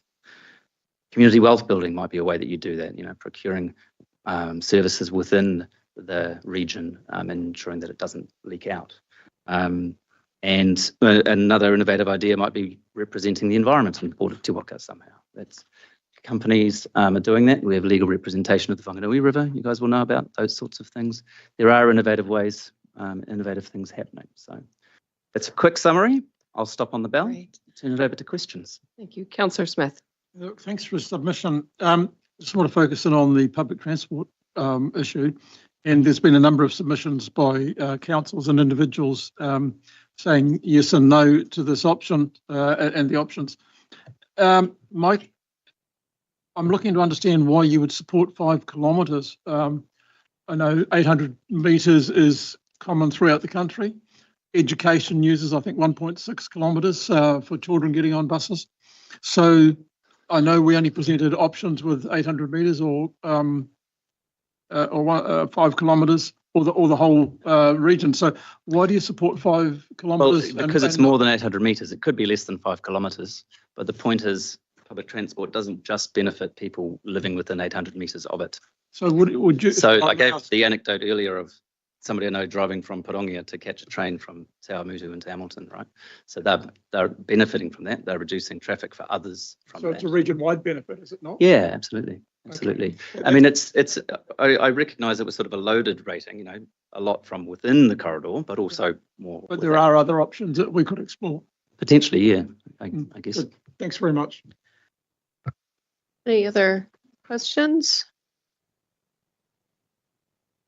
If not, thank you very much for your submission. I think it's one of the few submissions where someone's gone into the details of giving some examples for the type of accountability or different evolving for Te Waka. So really appreciate that you've taken the time to do that. Yeah, it's a very real opportunity. Thank you. Yeah. Great. Thank you, Justin. Much appreciated. A process issue, please. Yes. So if I would like staff to do some work before our deliberations, like sort of looking at options rather than just the 5 kilometres or 800, like the education use 1.6 kilometres for bus school children and the likes. Could we have staff look at what other options there are around the country? What I would suggest is as we go through these hearings, councillors can take note of things that they would like some additional advice on.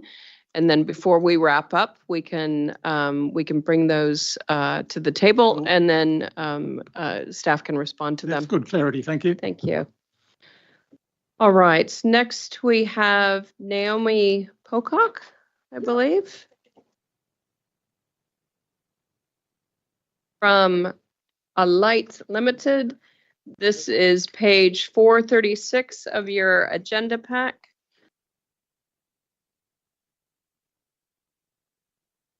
All right, Naomi, as you're representing an organization, you have 10 minutes. We will ring the bell at 9 to know, so that you know that you need to wrap it up. If you would like to allow more time for councillors to ask questions, you need to allow for that within that 10-minute time frame. All right, over to you, Naomi. Kia ora koutou. So the good news is I've only just been told I had 10 minutes, so I was only going to speak for 3. So hopefully you'll get 7 or so minutes of questions. And thank you for the opportunity to submit. I'm here to advocate today on behalf of Donut Economics as a decision-making tool for councils and actually businesses, but we're focusing on councils today to align their strategies with their operations. I'm also on the side trying to build momentum around a regenerative Waikato, like what Sydney and Melbourne and many other areas around the globe are doing. So donut economics as a decision-making tool aligns quite nicely with your purpose and your strategic priorities. It is a useful tool for you to align your strategic direction with your operational activities. Fundamentally, it's a different way of thinking. It's about being distributive and regenerative by design. It considers all of the planetary boundaries, nine planetary boundaries, which have been identified by the scientists, ecological sort of boundaries within which we need to operate, 6 of which we're currently overshooting globally, and there's been some research around what we're overshooting in New Zealand specifically. It aligns with the Sustainable Development Goals, provides a social foundation for humanity to thrive on a livable planet. It doesn't support perpetual growth. It sees perpetual growth as unsustainable, but targeting investment in the places that matter. And therefore, I think it is a useful tool for you to be using, and as I say, aligning with your strategic priorities. We need to bear in mind that even if they're not recognised, every decision that we make in this decade is actually a climate-related decision. So we assessed your long-term plan against the donut economics framework, and we support your investment in more biodiversity, support your collecting a region-wide public transport rate.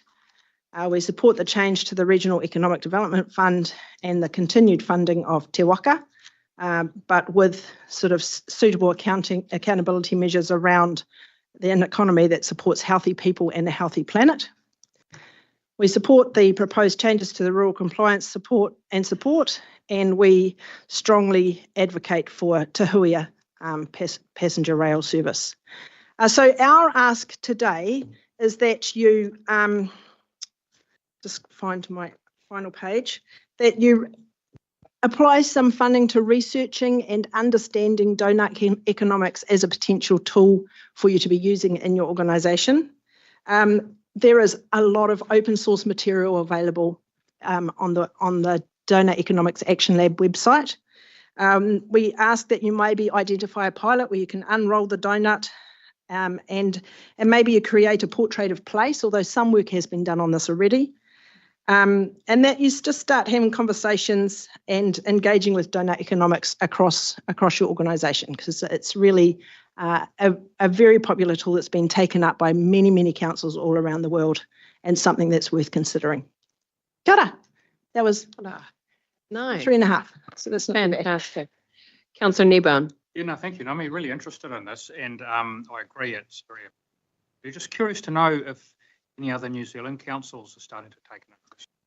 Yes, so Dunedin took an interest. There was a mayor down there advocating for donut economics, who then left, and that's the unfortunate thing about elected representatives. And Wellington is also engaging with donut economics internally. I felt this, as part of this process, I've been submitting to lots of councils. I spoke to New Plymouth District recently, and they were very interested. They've got quite a future generations focus in their long-term plan, so they were interested to hear about it too. So, talking. Kia ora. Any other questions, points of clarification?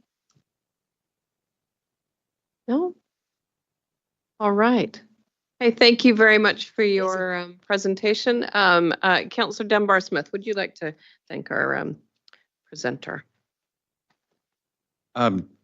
Yes, although the question I had is I don't see traditional economics mentioned in your donut model. There's regenerative and distributive economy, but in terms of production and the income needed to make the changes that doesn't seem to be concluded. Oh, thanks. Great question. Thank you.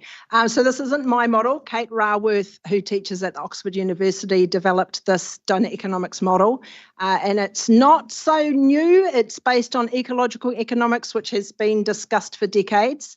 But what she has done is pulled a whole lot of concepts, economic concepts, together to to create a conceptual framework that the likes of, you know, non-economists can understand.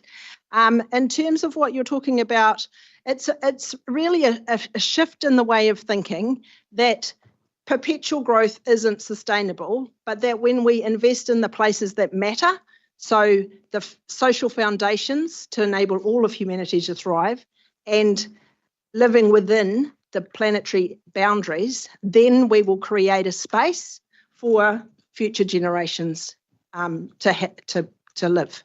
So it's a pretty fundamentally different way of thinking, but I just think it's worth engaging with compared to the status quo of what we've been doing, to the detriment of our environment and many of our people. Thank you very much for that explanation, and thank you for coming to present to us. Welcome. Cheers. Cheers for that. Yes. All right. Next, we've got Nick Singers. I believe Nick is online, I think. So we've got Nick Singers Ecology. Their presentation is on page 115 of the agenda pack. Nick, you have 10 minutes. So you've got the clock on the screen. Hopefully you can see that. We'll reset it. There we go. So you're welcome to speak for the whole 10 minutes. We will ring the bell at 9. If you want to allow time for councillors to ask questions or seek clarification, then you need to allow for that within the 10 minutes. So please take that into account. Over to you, Nicholas. And can you hear me? Yes. Oh, thank you for the opportunity to speak. My submission is really focused about increasing the biodiversity rate, and which is something I totally support. Just to give you some background, I'm a freelance ecologist. I'm based in Turangi, so in the Waikato region, and in a rural part of the region. So I have very much to do with small communities, and I have lived here since 1998. So I have a pretty good understanding of the limitations of small communities, I suppose. So the key things that I wanted to talk to you about is firstly that I support the increase in the rate for biodiversity.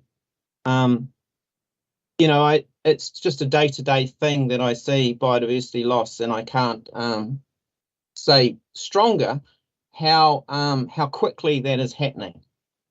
And you know, I've only been in a ecologist role for 25 years, and I look at places that I knew of when I was a student and lament how poor condition they are. So it is happening quite fast, and we really need to prioritise where we need to do work.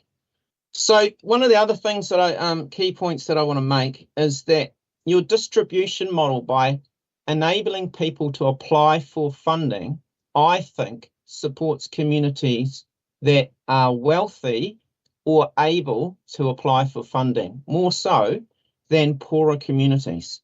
And so I do think that the way that you provide funding creates inequities, or it may be just that smaller communities just don't have the capability within the community to actually even engage.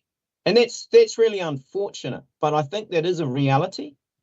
And what that probably means is that you will be getting lots of funding applications from well-established conservation organisations and well-resourced communities and landowners. So the second point I want to make is that other regional councils have gone through processes where they've prioritised biodiversity, and they've looked at what their responsibilities are in regard to other agencies, and for example, the Department of Conservation, and then prioritised what are your priorities for the Waikato region. And I know that your staff have already done some of that sort of work. And I also want to make the point that some of the Waikato regional staff are probably better placed to spending some of that resource to getting the best outcomes for conservation and the environment. So that's a key point that I want to make, is that I want you to really strongly consider how to allocate that funding, and whether that some of that spend could be actually driven or implemented by the organisation rather than giving it all out to the community. So yeah, the key parts of doing that is having a biodiversity strategy that systematically prioritises ecosystems and species, and you can also bring in communities into that as well, and you can do that across the region. Then look at how that complements other organisations, and then identify where the best fit is within the region of what you might want to focus on.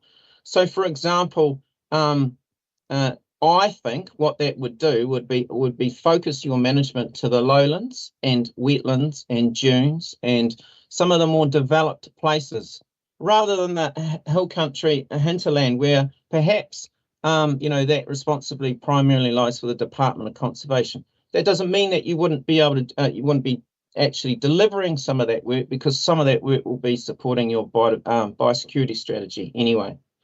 So that's pretty much a nutshell what I'm advocating for, and I open it up to questions. Any questions from councillors? Please. Councillor Marr. Yeah, thank you for your submission, Nicholas. You've hit the nail on the head. We are re-evaluating how these funds are applied for and sent back out. What I would suggest is that, so Thames Coromandel is my constituency, and we have been a benefactor. A number of organisations within my constituency have been a benefactor of a number of these funds. But I guess talking to the small-scale community-type funds, that they aren't wealthy groups. So just like to make that point quite clear. They are heavily volunteer, obviously, and I know the amount of work they do put into submissions to attract some funding out of a grant pool that isn't very large overall. So yeah, the more you can get information out and present a really good case for your smaller groups is really helpful. But as I say, really interested in your submission today and your thoughts around how to better distribute that. So thank you very much for that. Councillor Clarkson. Yeah, thanks, Nick. Good to see you online. Thanks for your presentation. Just a couple of things. The council is, of course, following some of the guidelines of the National Policy Statement on Indigenous Biodiversity that are still in place, and that includes the development of a regional biodiversity strategy.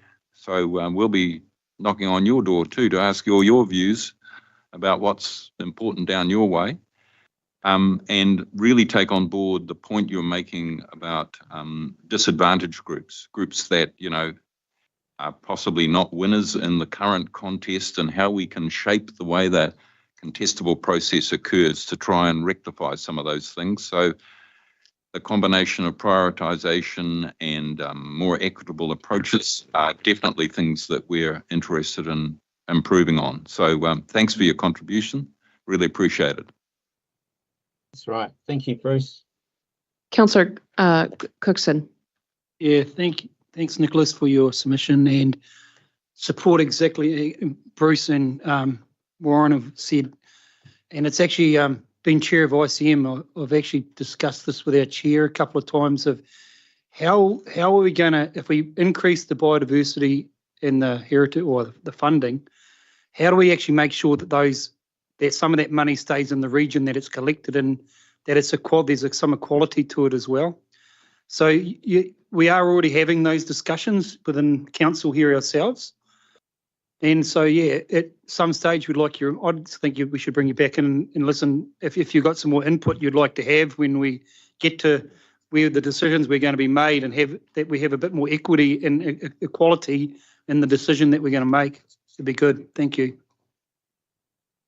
Cheers. That makes any sense? Yeah, it does. I understand, some people pay a lot more rates than others, right? And I do recognise that actually, and that matters. And so, there is that perspective that there needs to be a distribution across the region, doesn't there? Because that would, if you didn't spend some money where lots of rates were collected, then that's not fair as well. But it's coming back to what are you trying to achieve? And if you're trying to achieve, let's say, securing a full range of ecosystems across the region, which might be one objective, then, you know, those ecosystems aren't evenly distributed. They are located in certain places. And that should be a key consideration for where you put your money. Not the only consideration, but definitely a key consideration. Yeah. Thank you. Yeah. Okay, look, we're a bit constrained by time today, Nick, and I just wanted to thank you again for your contribution, a well-considered proposal, submission, I should say, and we are definitely going to take into account these submissions as we move forward in making our deliberations for the LTP, so, and hope to catch up with you again at some stage. Cheers. Great. Thank you. All right, councillors, that brings an end to our morning session. So we will now adjourn for 30 minutes for lunch. Our next presenter is at 1 p.m. That's Thames Coromandel District Council. So if I can get people coming back into the chambers at 5:02, that would be fantastic. Yes, Councillor Niebeling? Dave's records, I'll be out for back about 2:30ish or something. Great, thank you. Thank you. All right, meeting adjourned.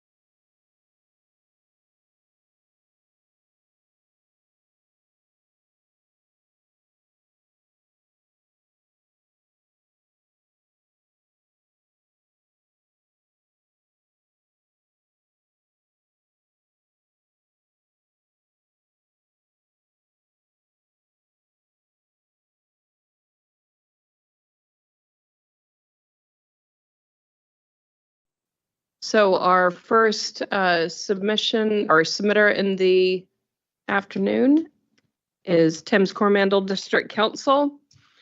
We have Councillor Peter Ravel and Eamon Martin here. Thank you. And I believe Mayor Salt is going to join at some stage online. All right, councillors, this is their Thames Coromandel District Council submission is on page 148, 193, 253, 722, and 734. All right, we've allowed 10 minutes for your presentation. We have a bell that we will ring at 9 minutes to signal to wrap up. But if you would like councillors to have an opportunity to ask for points of clarification or questions, you need to allow for that in the 10 minutes. All right. So if you want to shorten it up and allow more discussion, cool. Over to you. Right, underway. So good afternoon, Chair and elected members, and thank you for this opportunity to orally submit to Waikato Regional Council. I'm Peter Revel, I'm District Councillor, and I represent the Thames Ward for Thames Coromandel District Council. Here today with me is Eamon Martin, who is our asset manager for the district, and he is also the person who has led our project for the Shoreline Management Pathway project, and he is here as a subject matter expert in particular around those matters. Also online, intended to be online, is Mayor Len, who has been unable to travel today but would have been here otherwise, and also Mitchell King from our economic development team, and at some point I'm expecting them to pop up online. I'd like to just begin by acknowledging the relationship that we have with Waikato Regional Council, the support that we've had both in advocacy and also very tangibly, and that has both been around the Kopu Marine Precinct, which we are proud to say is going to be officially opened on the 17th of June, and also around the Sugarloaf project up in Coromandel. I will be making the assumption that you have read our submission, and although today we're just going to focus on a couple of things, I do not want to take it away from all the aspects of our submission that we have put forward. The two aspects I want to focus on today is the regional funding for economic development, which is item 3 in our submission, and also the coastal protection infrastructure, which is item 4 in our submission. First slide, please. Whoever's pushing the button. Thanks. So, firstly, the Thames Coromandel District Council respectfully but strongly opposes the Regional Council's proposal to the changes of the funding of the economic development work. In our feedback, we have supported the option to retain the Regional Development Fund. It has provided significant benefits to our district by co-funding Kopu and the Sugarloaf, as I mentioned before. Those two projects are of critical importance to support the growth of our marine servicing industry and in particular of our aquaculture industry, which the aquaculture industry benefits not only our district, it benefits our region and it benefits our country. The Regional Economic Development Fund improves our ability to attract central government funding for economic development by demonstrating that we have skin in the game and by demonstrating that this region has skin in the game. Whilst Te Waka could support district councils with advice and advocacy, those activities, in our view, are not as helpful as money. In the proposal, we did not see an opportunity that the Waikato Regional Council is considering retaining both the Regional Development Fund and also Te Waka. We think that perhaps is an oversight, and we would be wanting to recommend that both of those activities be retained. If there is insufficient funding for both of those to be retained, then we would strongly advocate, please, for the retention of the Regional Council, the Regional Development Fund, if a choice has to be made. But we do consider both of those potentially are of value. As a comment around Te Waka, we, parenthetically, we would be saying if Te Waka funding is going to continue, we would request the opportunity to be involved in perhaps reviewing the way it operates, because from our point of view, we haven't seen the tangible benefits to our district that we have seen with the Regional Development Fund, which is part of the reason why we are requesting a continuation of the Regional Development Fund. So that's my first point. The second point relates to the coastal protection infrastructure. We do acknowledge and we do understand that we are in straitened times, that we do have challenges around economically at these days. We also understand and would ask that the Waikato Regional Council appreciate, which we know they do, is that we do have a whole lot of uncertainty around exactly what is happening with regards to climate change and what that might or might look like. We believe, when we read the proposal, that Waikato Regional Council is telegraphing that at some point there is going to be some changes about flood protection infrastructure, because what we've been doing may not be able to be carried on being done because of costs, et cetera, et cetera. So whether it's an additional uncertainty that we are coping with as a council, not only the economic uncertainty, not only the uncertainty around climate change, but also the uncertainty about the who, or about the what, the when of, and the how of what WRC might be bringing to us in the future. Things get a little bit more technical at this point, so I'll hand over to Eamon to pick up on those themes. Kia ora, thank you, Peter. I'll try and be really quick. So climate change is a really big challenge. The adaptation planning is one of the key ways of dealing through this. But to support adaptation planning, the foundations are really hazard understanding, so understanding your hazards across our district and understanding the infrastructure options. So those things are really important. We've completed our shoreline management pathway plan September 2022, but out of scope was rivers. So rivers wasn't fully completed as part of that. In our LTP, we've allocated significant funds just after year 6 to revisit that adaptation planning, and that would be the ideal time to bring in any hazard information that Regional Council developed infrastructure planning information into an adaptation process. So that's 6 years from now is what we're looking at. And I think I'll allow a bit of time for questions, but generally just like to say that we're very supportive of Regional Council's ongoing hazard and adaptation work that they've already got planned.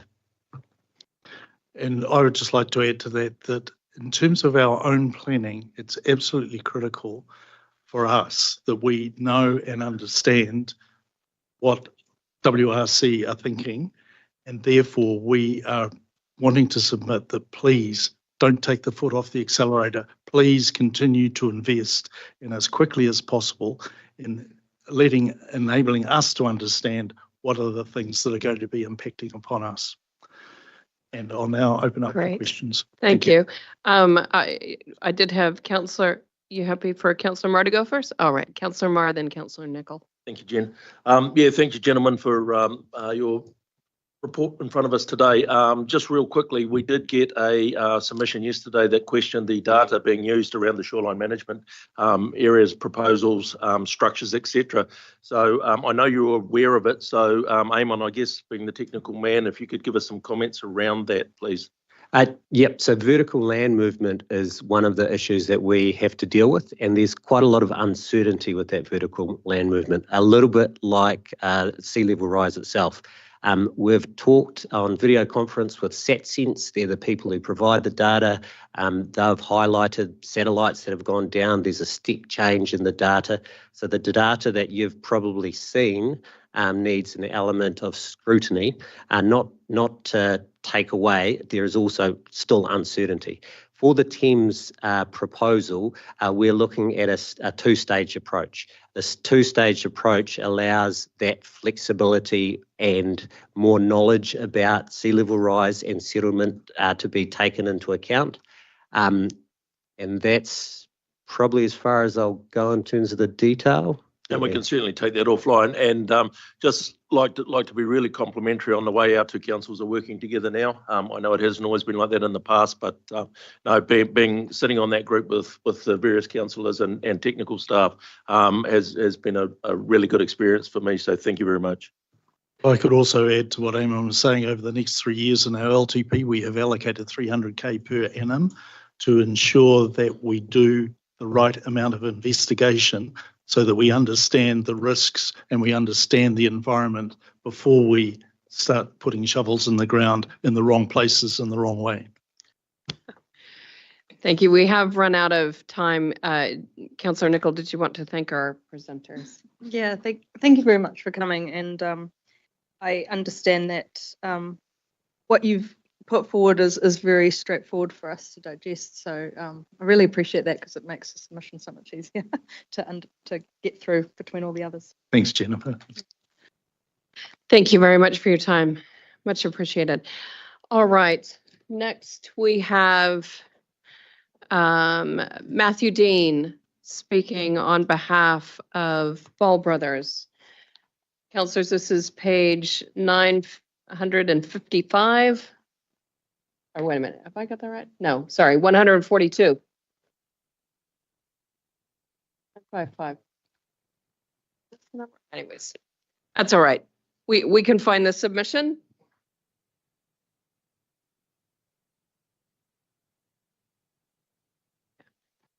All right. Thank you very much, Matthew. You can take the submission as read. I do have 10 minutes for you, and you know the drill. You were here before. So over to you, Matthew. Okay. Thank you for letting me give the submission today.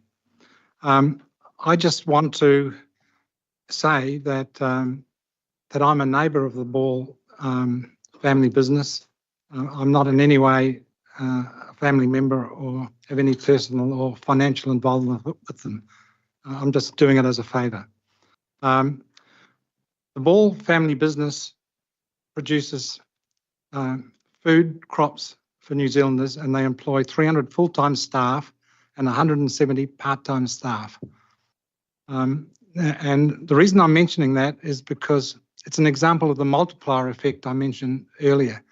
You can't just value farm production at the farm gate. You've got to value it through all the employment and the benefits that it brings right throughout society. So they're a really good example of the multiplier effect in action. And not only that, but they're a great role model for the Waikato or for the South Auckland Waikato area too, because they started off at the end of the Second World War on just a tiny, small 10-acre block of land. Their mum and dad, Brendan's mum and dad, started off with a very small block of land on the side of the Bombay Hills, sort of growing vegetables in quite a subsistence way, and then that older generation has died now, but their children are have helped build up this business to the really big business it is today. They've got a large farm in the Motorcracker Drainage District, and you may know that the Motorcracker Drainage District has had a fairly long life, and the pump stations in that drainage district are in need of upgrading, and decisions are going to have to be made in the next few years as to what's going to happen there. Some people might say that with its close proximity to Lake Waikare and the Whangarino wetland, that it should revert back to naturing.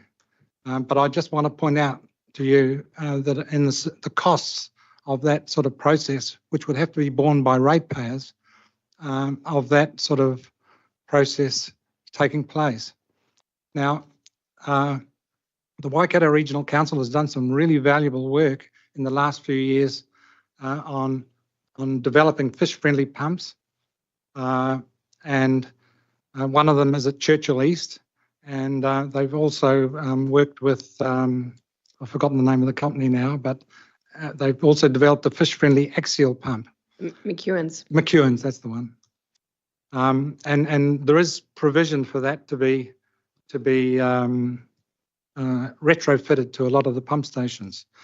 One of the big problems in drainage district is the aquatic weeds that grow in the drainage canals, and pumps are protected from those weeds because you don't want them to pass through the pumps by screens, but those screens can really hamper the operation of the pumps. And just to give you an example, just a small amount of weed against a pump station can cause that pump station to stop, start. And sometimes if the pump's not monitored, that stop starting can go on for weeks. And in a drainage district that I'm involved in right now, stop starting has been going on for so long that that the pump has totally destroyed itself. Weeds affecting the pumping capability of our pump stations is a really big issue. And with all the very valuable work that's been done on by the Waikato Regional Council to develop fish-friendly pumps, there is also a fish-friendly pump that the Motor Crack Drainage District and the Ball Brothers family are looking at, and that is a fish-friendly Archimedes screw pump that doesn't require screens. And this is an issue that's going to come up before you in the future, and I hope you will have an open mind. You know, if you're discussing this issue, I hope you'll have an open mind, because an Archimedes screw pump with screens is not farmer friendly. It's really hard work to clear screens, and if you think about the long-term future, labouring doing manual work cleaning screens is not work that the present generation is keen on, and it really does hamper the performance of, if we, like the Waikato Regional Council has got a responsibility to clear water off our drainage districts in 3 days. But if you've got a pump that can't pump for 3 days, can't pump continually for 3 days, then you can't meet that responsibility. And for example, I've got in another drainage district that I own land, we've got an Archimedes screw pump that doesn't have screens, and I've seen that pump operate non-stop for weeks on end, and that's sort of the sort of performance we want. And in my view, one of the things that the Waikato Regional Council could do is to ask central government to fund a research project whereby the full gambit of pump options can be evaluated, not just the ones with screen, so that a decision can be made on what is really optimal in the future. And this is not only applicable in the Waikato, but it'll be applicable right throughout New Zealand, and possibly an industry could be developed in New Zealand. And not only that, but if climate change really becomes severe, pumps are going to be required to protect communities with houses and urban communities, in some areas. So, developing expertise in the Waikato and knowing the right pump for the right job, I think is something that the Waikato Regional Council should be focusing on. Brenda didn't mention that he is very concerned about the rising level of debt that the Waikato Regional Council seems to be committing itself to, and the Ball family knows all about debt, and they're pretty afraid of it, and they don't like to think that the drainage districts are going to be lumbered with a huge mountain of debt. Now, just getting back to the issue that we discussed this morning about permitted activity. I had a talk with Stu Kneebone afterwards, and it doesn't seem as if it's as big a issue as might have first appeared when we were talking. He had concerns that if the drainage district had a permitted activity status, that all the thousands of kilometres of drains, farmers would have carte blanche freedom to do whatever they wanted to, and the Waikato Regional Council wouldn't want that. And we agreed, Stu and I agreed amongst the two of us, that really the really important issue, is the stop banks and pump stations, and they would be much easier, and he would find it much easier to agree to permitted activity status for that sort of infrastructure, not the thousands of kilometres of drains that he had concerned about. So I think I'll leave it at that. Any questions for Matthew? Councillor Cookson? Thank you, Matthew, if no one is going to answer. Yep. No, thanks for the submission from the Bull Brothers family. Totally understand, like our family's very similar, started from a little place, 60 acres in Springdale, and now the family looks like 2,500 cows and 1,000 goats. So totally understand that we're families' growth and hard work, and saying you can't do it and you can, where it all comes from, is we'll totally get it. And so yeah, thank Brendan for his submissions, and we've all talked about those pumps and that. So that is a discussion that several councillors have around here all the time. So thank you, Matthew, for coming in today and presenting that. And it's we all understand where you're coming from. Totally. Thank you. Okay. Cheers. Thank you very much. Cheers. All right, next, councillors, we have Sport Waikato. Oh, sorry, Craig. Sorry, I saw Sport Waikato and went, oh, that's next. No, Craig Mackey. All right, this is on page 145. Okay. Jesus, all right. Two different 143. Okay, Craig, thank you for coming along and speaking to your submission. You have 5 minutes. We'll have the timer on the screen. You'll hear a bell at 4. If you want to allow time for councillors to ask questions, you need to accommodate that within that 5 minutes. Over to you. Thank you. Hi, everybody. Thanks, Dave, for running the slides. There's a few here. If you can just jump to the third one, skip a couple. So this is regarding drainage issues in Te Kowhai. I'll go back one if you don't mind, please. In Te Kowhai Estate. We purchased this land in 2019. The dotted lines are the drains and the direction of those drains. If you go to the next slide, please. We purchased the land, in Jan, settled the land in January for the reasons of it was in a position where we had access to probably one of the best special needs schools in the country at Rototuna High. Our daughter has complex special needs, and we wanted the land so that we could build a house that we could extend out so that she can live with us for the rest of her natural life. Next slide, please. So that's our family, and we started building in February 21. Next slide, please, and completed it in August of that year after a few COVID issues. Next slide, please. Within a few weeks, we had our first issue arise. After 42 mils of rain, our several $1,000s worth of hydro seed lawn got washed away because the drains at the back, which are supposed to be able to hold at least 100 mils of rain in 24 hours, couldn't hold 42 mils of rain. We called out to the drainage team because our septic tank overflows. So that's not water, that's raw sewage and water. And the gentleman who came out very kindly mocked us for purchasing land in a known flood area.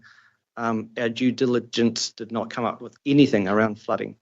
If you don't mind just slowly going through the next 10 slides, Dave, you'll see that constantly we've had floods. You can keep an eye on the dates and you can look at the amount of water.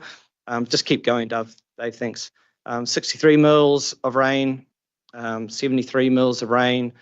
We're just flooding over and over and over again ever since we've been there, basically. Just keep going through and we'll get to Auckland Anniversary so you get something that everyone knows about Auckland Anniversary weekend. Now, these are all relatively small, I guess, amounts of rain, and we're flooding every time. And we're there, the Auckland Anniversary rain, so that was 84 mils of rain. Again, septic tank overflowed. Our outdoor electrics have overflowed, so we've got servicing on septic tank. We've obviously got raw sewage absolutely everywhere. The great joy of this was we became a tourist spot where people were coming to look at the flooding, and the kids were playing in the waters, which we did tell people that's probably not very wise. If I go to the next slide, which is Cyclone Gabriel, where we were completely flooded. We were evacuated by the Civil Defence at 3 a.m., which was extremely traumatising for my daughter and for my wife. We've had over $30,000 worth of damage to the home. All the timber had to be reclad. Once again, septic tank and all the rest. That roundabout was impassable unless you had a decent four-wheel drive. My sister-in-law was very nervous going through it in her four-wheel drive, but she's a townie, that's right. Next slide, please. Sorry, there's a few more. So if you keep going through until you see words. So what I'm trying to show you here is our journey of sometimes we're flooding with only 20 mils of rain. It just keeps going on and on and on and on. And you'll get some words soon. If you're looking at those dates, you probably would have noticed there's some gaps when I just gave up and I just didn't want to take photos because it's freaking depressing. My wife and my daughter are so traumatized by this. Did you know that it started raining last night at 3:33 a.m.? That's because my daughter started banging on the door going, "It's raining." I get that all the time, over and over again. We've lost a lot of money out of this, but probably most importantly is that third bullet point, that we are trapped in this house. We cannot sell the house.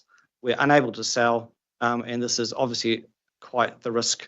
If you go to the next slide. Lastly, what we're asking is we're saying we did our due diligence. We did our job. I don't want to be here. I shouldn't have to be here.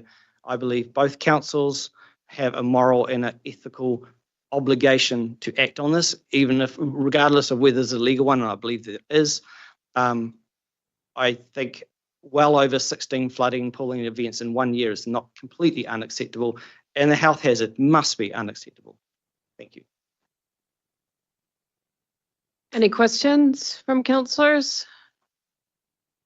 Councillor Smith. Thank you, Craig. We've heard from Shelley and Mark yesterday. Some of us, Chair and myself, attended the public meeting. Your very impassioned plea, and I don't know that there was anyone without a tear in their eye after you spoke. It was an amazing story you told and shared with us. And thank you for opening up. I can assure you that the council staff here are taking this seriously. And Greg Ryan over the back there will put his hand up. Thanks, Greg.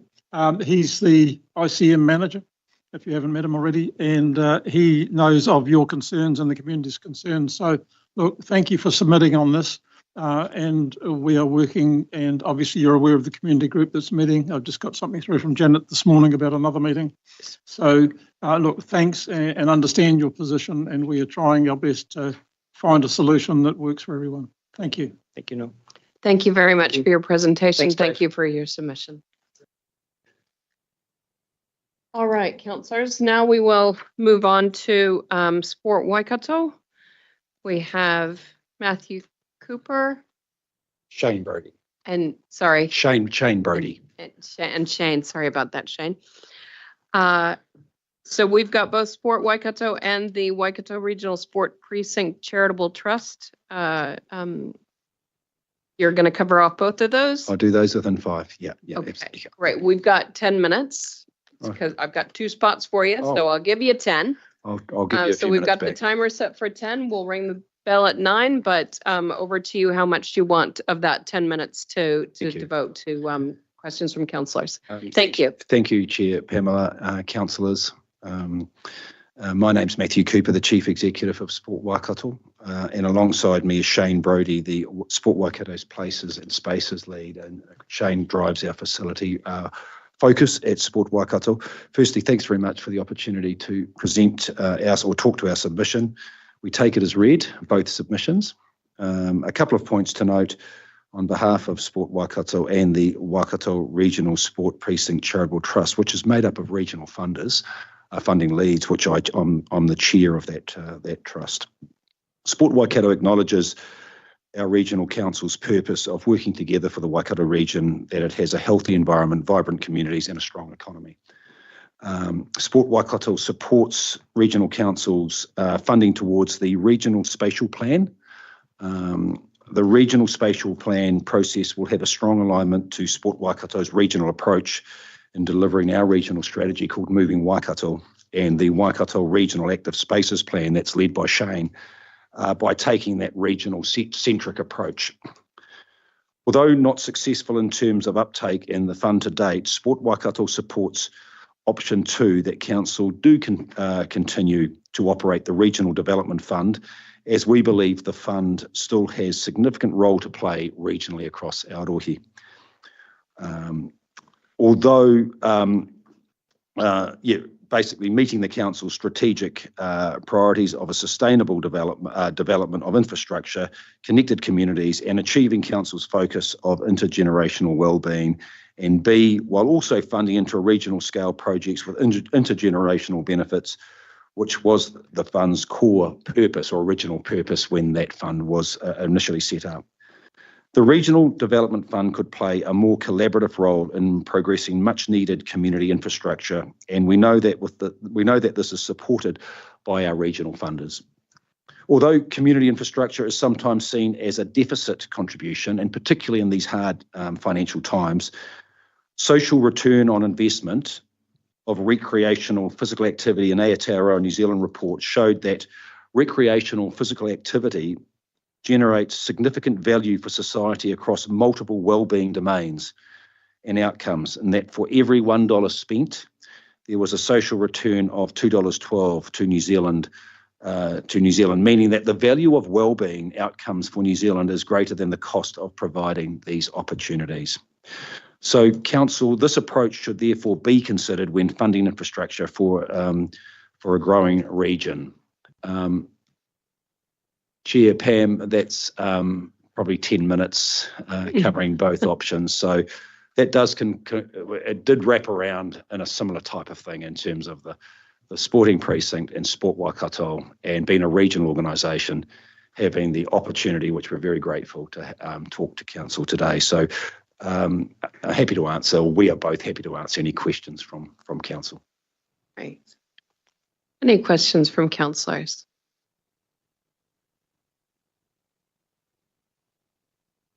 Councillor Dunbar. I was just going to ask you to expand on the regional spatial plan and how the sport element of that would fit in, and whether you're going to be part of that discussion. Yeah, we'd love to be a part and work alongside Regional Council on that regional spatial plan. As Matthew mentioned, it's got close alignment with our regional strategies like Waikato Regional Active Spaces Plan. Our approach to planning and considering the needs around sport and recreation hasn't to be, we're not looking at a district by district process. We've always looked at a boundaryless approach to infrastructure. Where's the nearest aquatic centres? Where's the nearest indoor courts, tracks and trails? What communities do they serve? and we believe that needs to happen at a regional level. So yeah, would love to be a part of it, and it aligns with our boundaryless approach to regional spatial planning. Yours as your organisation is the one that we think boundaryless in our world, and I know you certainly do across your region. So it's different when we talk to our 10 TLAs. Thank you. Just out of interest, other sports organizations like yourself in other parts or in other regions, what is the connection between those organizations? Yeah, we're one of 14 Chair Pam. So we're one of 14 regional sports trusts. So the way we operate we're a bit different. We went through a transformational change about 4 years ago, which we're a lot leaner now, but we want to be focusing on really strategic focus about how do we have more impact and spaces and places and regional infrastructure, regional and sub-regional. We've got a very strong focus at the moment around the Thames Aquatic Pool, which we see as a real sub-regional process. The other one is Taupo Owen Delaney Park, so we're really advocating strongly there. Our role as the Regional Sports Trust, we work very closely with a lot of regional organisations down to club level. So that's who we are. Been around for a while. John Parker was the first person. I think some of them will remember that name. The former cricketer many years ago. Councillor Smith. Yeah, Matthew, just like to say thanks for your effort. You've come before me many times over the years, and that transformational change that you initiated 4 years ago, I think it really is paying dividends now, and the foresight to actually be bold and make that change is really to be commended for that. So well done, and understand where you're wanting to work, and absolutely support the boundaryless approach across the region. So thanks for that, and look forward to working with you. Thank you, Councillor. Thanks, Noel. We certainly enjoy our discussions, and we'll keep strategically having conversations with your chief executive and coffee with your chair, because we certainly think that the opportunities around, it's not so much around the quantum of regional development fund, it was more about the concept. And I know that's challenging for our council in terms of where your focuses and your needs are. But we do think going into the future, there's something in around a regional, that regional development where we can actually see across boundary. And I know that's a challenge that we have, and we're pushing hard in terms of your counterparts across the region. Great. I've got Councillor Nicol and Councillor Cookson. Councillor Nicol. Matthew, you just mentioned about working closely with other regional organisations. Yes. Just hoping you could give me a flavour of who you work with most and across the Waikato. Yeah. So we've got, certainly, I would suggest those the 10 TLAs are supporters of ours. So the 10 territorial local authorities, Trust Waikato, very strongly associated. So the funders that we are, Councillor, are the likes of Wellington Trust, Trust Waikato, our 10 TLAs. We work very closely with the likes, in collaboration with the likes of Community Waikato, Creative Waikato, in that sort of space. Our mandate is more, our mandate is around the getting people active is probably the key thing around what we're trying to do, is getting this region active. To do that, we need to basically really collaborate closely with a lot of these organisations. For example, I'm sort of thinking now a lot around infrastructure. If I'm thinking the likes of maybe a Tikawiti, those sort of collaborations when we're talking about them is having conversations with the likes of Creative, having a conversation with community. So it's not just us coming in specifically around sport. It's how do we, and then that links a little bit to your vision around wellbeing. So where does the intergenerational, interconnected community? So I'd just really like to keep unpacking that to see how we could, and probably going to be hard in this round, but we want to keep working closely and keep communicating with our regional council. I really appreciate it. Yeah. Helps. Councillor Cookson. Thank you, Madam Chair. How do you get along with central government? Because I know I've organised the meeting with Martin Bradley to see Shane Jones in Wellington on your behalf. Yeah. So how's that gone forward? Is there anything going to come out of that, or? Yeah, Councillor, I think that's probably our gap at the moment. So if I said to you right now, I could tell you that we have about 18 projects that are sub-regional or regional, which are effectively aquatics, indoor stadiums, and the likes of artificial turf. Councillor, that equates to about 350 million over the next 10 years. Waikato hasn't been great at tapping into central. And so part of that was, yes, we've had conversations with Shane Jones, understanding, where are the opportunities there. My minister is, I suppose, Chris Bishop. So to answer your question, we need to get closer to central government, and organisations like us are really determined to do that. So I'd suggest that your working relationship with Pam needs to increase that every time she's down there too, yes, that she's pushing on your behalf. So I'd make sure you do that. Great. Thank you. Thank you. Thank you. Councillor Marr, did you have a? Yeah, just briefly. So, look, thanks, Matthew. We've had a couple of presentations from Surf New Zealand, and I noticed that I attended your awards, and Surf New Zealand was recognised in those awards, or some of the local surf lifesaving. Is there any way helping them with some funding that you see in a larger picture, I guess? Yeah, there'll certainly be the national body, the Surf New Zealand. We're doing quite a big piece of work around water safety as well. So Sport Waikato's leading a charge with a lot of key funders and organisations around a water safety strategy specifically for the Waikato. We've tried nationally, we haven't had much headway, so we've taken charge of that to make sure that we're driving water safety. The sport of surfing, it's all around our beaches, all around our coastline. We work closely with Surf Lifesaving New Zealand, and one thing that we can do is that we do have the ability to leverage and on behalf of. So that's something which I pride myself in, alongside having those conversations. So happy to do that. No, thanks for that, and it's good to see those relationships working. And just finally, thank you very much, gentlemen, for your presentation today and taking the time to come and see us in person. Thank you very much. Much appreciated. Thank you. Thank you. Cheers for that. Okay. Thank you, everyone. Thank you. All right, councillors, we're going to skip ahead to Hamilton Waikato Tourism. We've got Richard Legart. So Richard, I have 10 minutes allocated for you. So we have a countdown clock on the screen. At 9 minutes, we'll ring the bell. If you want to allow time for councillors to ask questions and seek clarification, incorporate that within that 10 minutes and allow for that. Tēnā koutou katoa. It's lovely to be here, and an apology from the Hamilton Waikato Tourism Chief Executive. Nicola had a pre-arranged trip to Australia some time ago and is unable to make it. So I am filling in. I've been on the board for 5 years and chair for the last 2 years. This submission is, there's a couple of aspects to it. One is that we support the retention of the development fund and would like that to be continued. And that's in our written submission as well. And in terms of the Hamilton Waikato interest in that, we see the values and benefits of tourism as being significant to the region and very closely aligned to the purpose and objectives of the Waikato Regional Council and the Regional Development Fund. So tourism in the Waikato region generates 1.9 billion of revenue, 12,200 jobs are directly or indirectly related to tourism. So it is a very significant earner and bringer of well-being and prosperity to the region.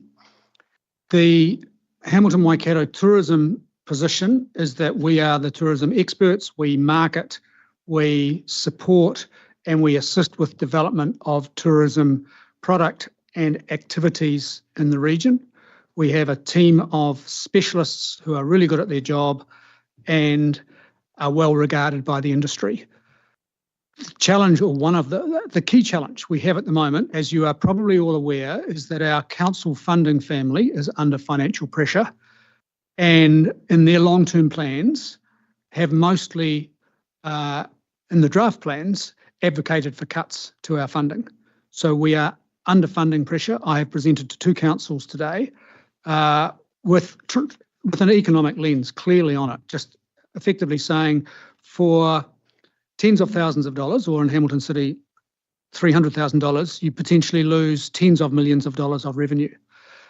Where the development fund can come into play here is to assist Hamilton Waikato Tourism in specific areas of activity.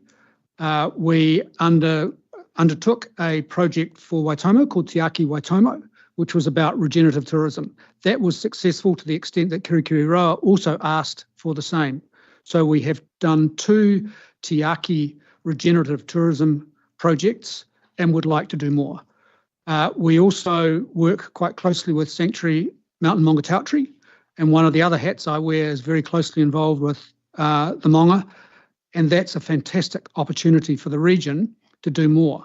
So what we would like, A, is the development fund to be continued, and B, for Hamilton Waikato Tourism to have an opportunity to apply to that fund for specific projects that are measurable so that you can see the impact that your funding will have. And we did have an application which in the submission was attached, ready to go in October before the fund was closed. So that's kind of the guts of what I have come to say. We also support Te Waka tourism funding being continued.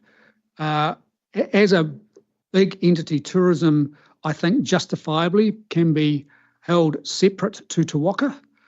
We do work together occasionally, but they have sectors, industry sectors they focus on. We focus on tourism. And my personal view is that tourism is big enough to justify that.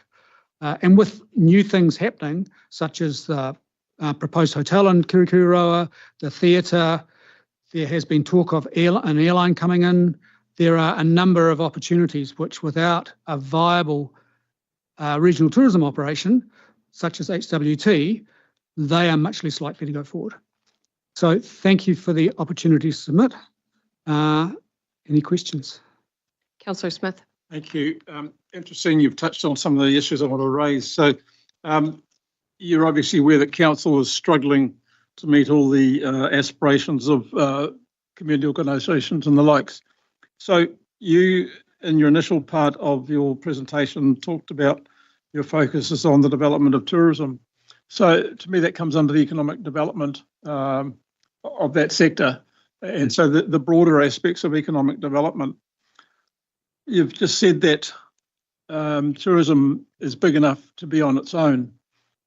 What serious discussions, if any, have taken place that would see all of the people working in the broader economic development space coming under the one roof, and therefore one set of administration, and perhaps being able to be sustained by a grant or whatever from the regional council, because we can't be all things to all of the people, and it's like picking winners. Which one do we? And so what serious consideration has been made within the sector to bring the organisations under one roof? Being honest, there has not been serious consideration. Well, there has been consideration. So we talk about it from time to time. Waikato Regional Airport, which are our parent, yes, who would be ultimately, that would be their decision as to whether HWT seriously considered merging with Te Waka, are not 100, they do not see the benefits of doing that at the moment. Now, this may change if the long-term plan outcomes are not improved for HWT, and depending on what happens to Te Waka, we may be forced to look much more closely at doing something together. My personal view, having been involved with HWT for 5 years, is that, as I said, I think that tourism justifies its own unit, and the overhead structure that we have is inexpensive. Yeah, okay, because if I may, I've been around since before HWT in the likes of Kiri Golta when she was brought in as part of the airport and beefed up, and I forget the other chap who was involved before Kiri. I really think it's time to start asking those serious questions of you and the sector. But I'll leave it at that. Thank you. Okay. Councillor Clarkson. Yeah, I'm interested in the scale of your operation. I saw a whole lot of figures in the submission about the value of tourism and all the rest, but what's the size of your FTE? How do you compare to Te Waka? We have 8 FTEs. One is currently vacant. we have 1.4 million, give or take, of annual revenue from the councils, and 250,000 or thereabouts of industry support. And yeah, is that? Yeah, that's good. That's good. And just one supplementary to that. So how would you characterise your revenue in terms of the core funding which you get from local authorities and this council or whatever, from council sources, compared to funding you bring in yourselves to do work like the examples you gave earlier in your presentation? The council funding is absolutely our core, and that's about the 1.4 million. We have had money in the past from regional council, don't have any at the moment. The money that we have a service level agreement with all the councils, so it's not a grant. Yeah. They give us money to do things, so they're buying services off us, effectively. And that's a little bit the same with the tourism industry. So the $250,000 or thereabouts that we get from the tourism sector goes back directly to the tourism sector to market. And there's an element of they can help, they can guide us to what they want that spent on, but essentially it goes into direct marketing of areas that they are interested in. Yeah. Good, thank you. Councillor Dunbar-Smith. Yes, so just to clarify, of that 1.4 million council funding, you have now got a 40% shortfall, is that correct? Potentially, if no one changes their long-term plans, it's 38% will be cut. So you've just indicated to Councillor Smith that that might mean an openness to dialogue about potentially working together with the Economic Development Agency. Not sure if openness is the right word. So if that was to occur, yeah, who do you think would be negotiating or helping drive that discussion? Is that something regional council would have a role in, or is that the external agency, or how would it happen? Well, I think it would be a function of the board of HWT talking to the rail board, going, this ain't going to work at these levels, and then potentially coming to yourselves and saying, hey, we're in the poo. We don't think we can be viable or effective at these levels. Would you consider some sort of package if we put our heads together with Te Waka? Thank you. And just finally, I know that you're asking us to invest 450,000 a year. And yes, we're aiming for the stars. Excellent. Thank you. Nice. Thank you very much for the Anything would be appreciated at the moment. No, it's very good to have the presentation come actually meet you guys face to face. So good. Oh, happy to be here. Thank you. Thank you for your time. Thank you very much. Appreciate the submission. All right, councillors, we now have Murray Grant. This is on page 109 of your agenda pack.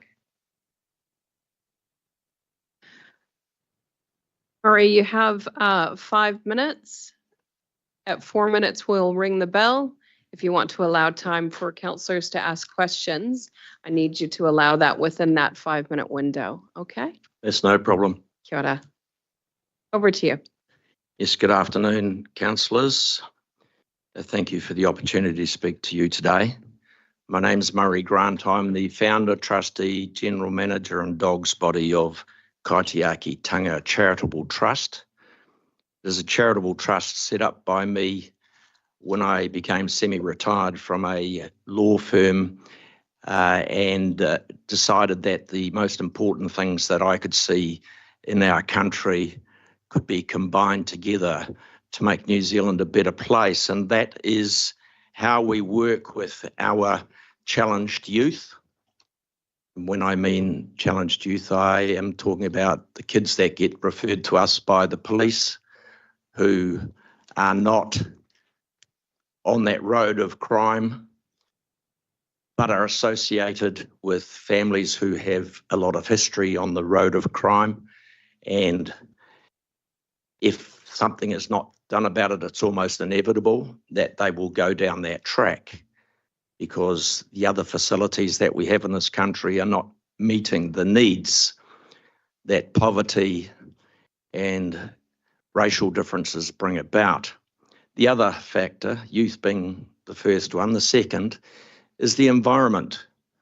I'm a very keen environmentalist. I have loved my life in New Zealand. At 65, spent extensive amounts of time in the environment, enjoying the forest, the beaches, the streams, the wetlands, all these things that we have and a very big need to protect further than what we're managing to achieve at the moment. Albeit we are doing a lot in this area, I see huge shortfalls in what we're achieving. Not just in our public lands where there are facilities for things to be looked after, but where we enter into cooperation with private owners and we help them with education and we help them with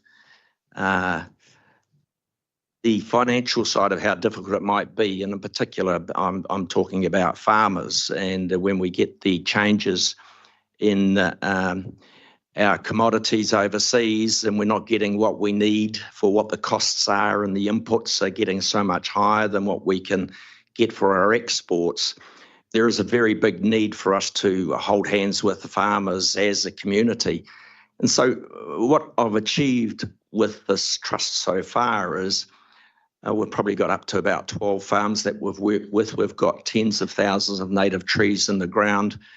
I couldn't tell you how many youth that we've impacted beyond saying it's 30, but then that's only the at-risk ones and their family. And if I talk about the schools that I attend and talk about the environment and the importance for each of our children to understand how we must look after it, we're doing a lot of work. My first submission is, which I should have mentioned immediately, is that I'm here to support the increase of the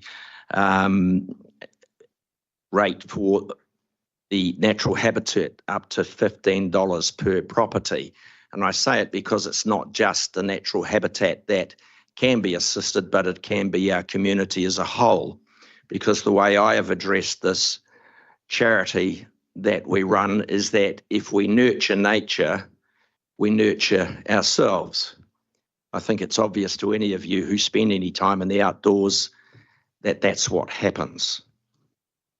So what we do in the trust is we trap pests, and at Tolwhori we have a trap making container. We plant wetland trees, we kill plant pests, and we also work with farmers killing other pests, and we maintain them. The rest of it can be seen, if you are interested in what I have to say about this going ahead, will be in our website. Any questions? Any questions? No. Thank you very much. Councillor Cookson. I think we've met at a political party meeting one night, to tell you the truth, when you were talking about this stuff down at the lake in Hamilton Lake. That's right, sir, I recall. Yeah.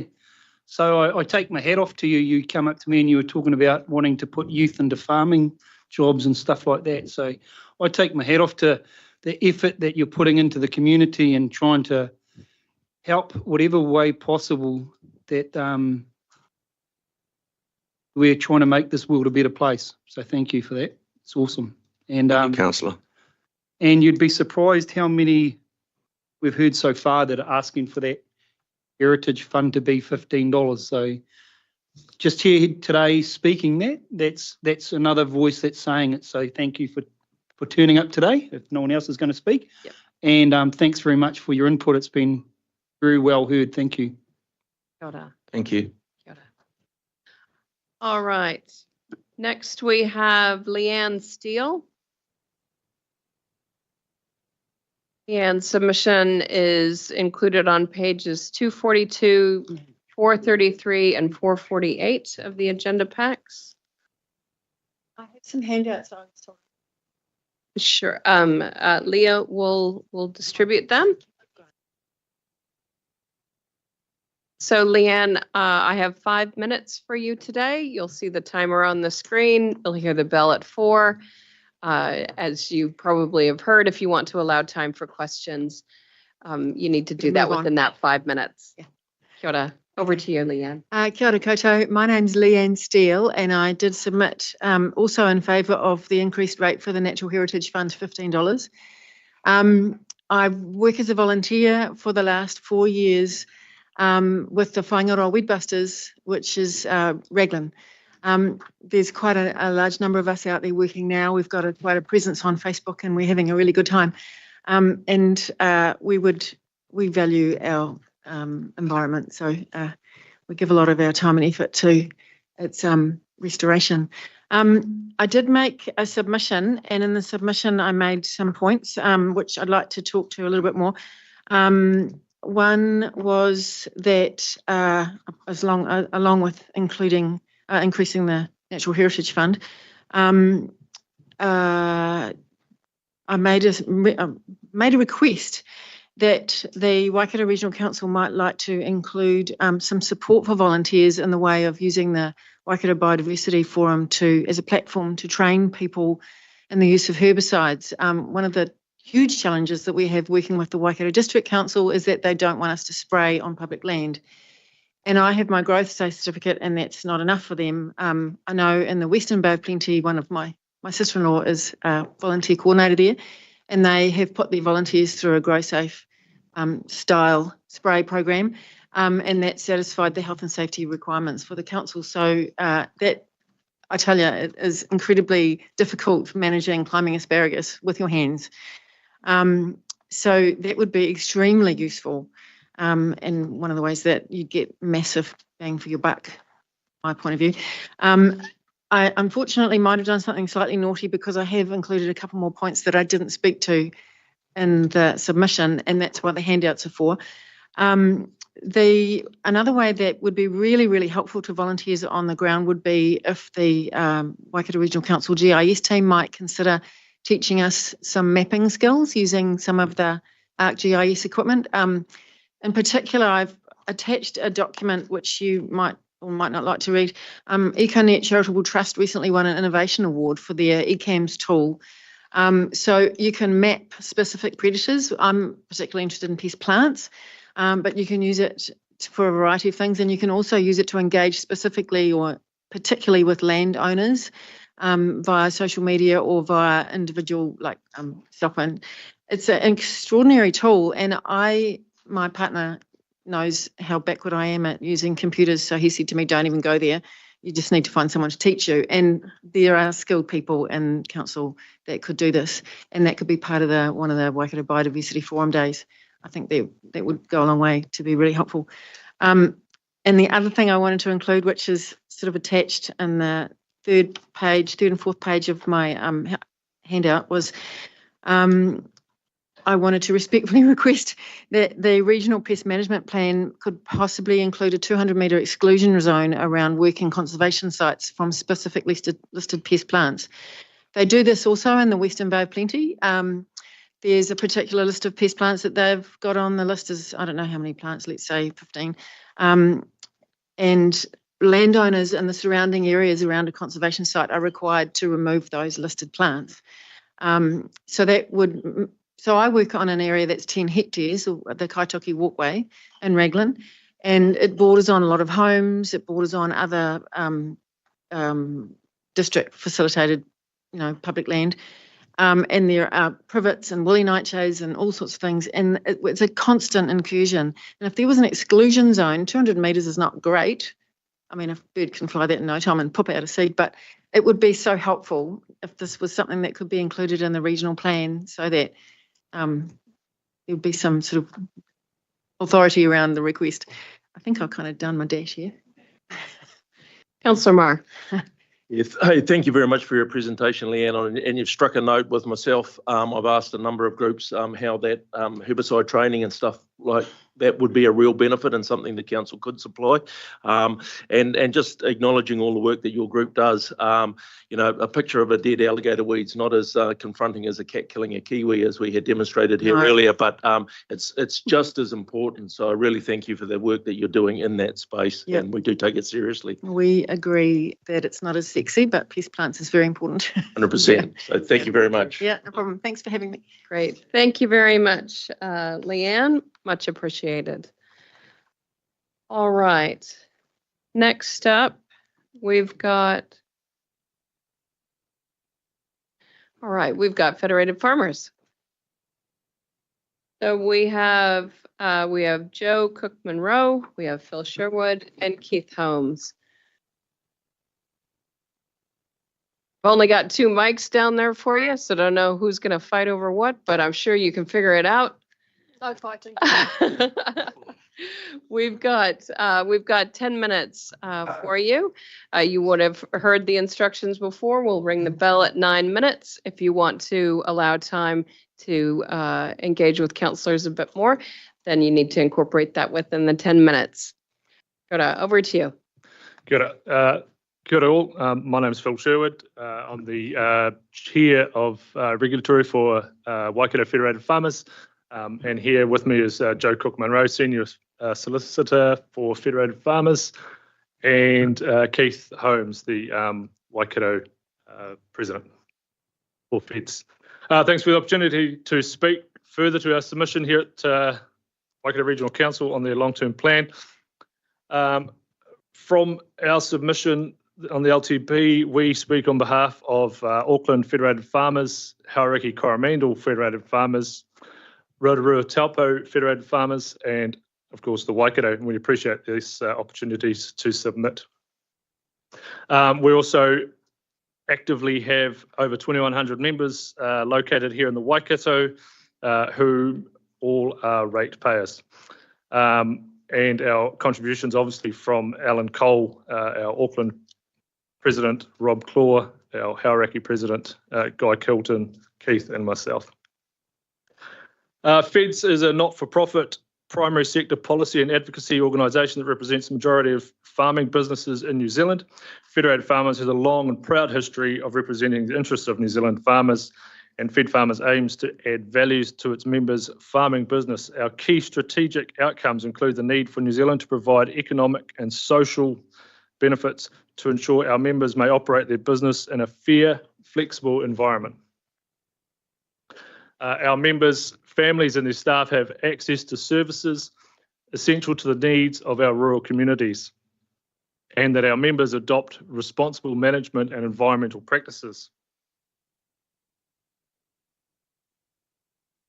On that, on the LTP, we'd just like to expand out from part of our submission. Waikato Regional Council, we feel need to ensure that targeted ratepayers, especially those in significant flood protection networks of North Waikato and Hauraki, ensure long-term targeted rates paid for by the landowners in these areas require an assurance from Waikato Regional Council that they are receiving their relevant works associated to their paid targeted rate, actually getting bang for buck and performance for now and the long term for assurances for their investment in both land, infrastructure and rates. Feds are of the opinion that lower costs, fit for purpose, critical and essential infrastructure and minimise the burden rate with calculated spending is the best way that Council can assist our ratepayers right now. While the Council may have a desire to grow its staff and resources, the current economic climate suggests that this approach at this time is not the approach at this time. Sorry, the Council needs to reconsider what is essential services and look to fund those while putting what it wants on hold or on its wants on hold for the next 3 years.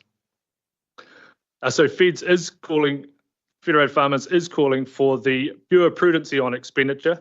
Last week, and obviously witnessed here as well, at the Manamao-Piako District Council long-term process, I saw and witnessed community groups asking for larger council contributions towards their cause. Discretionary expenditure is a nice to have in any business, including the business of farmers, discretionary expenditure like donations is allowed or acceptable in times of abundance, and now is not a time of abundance.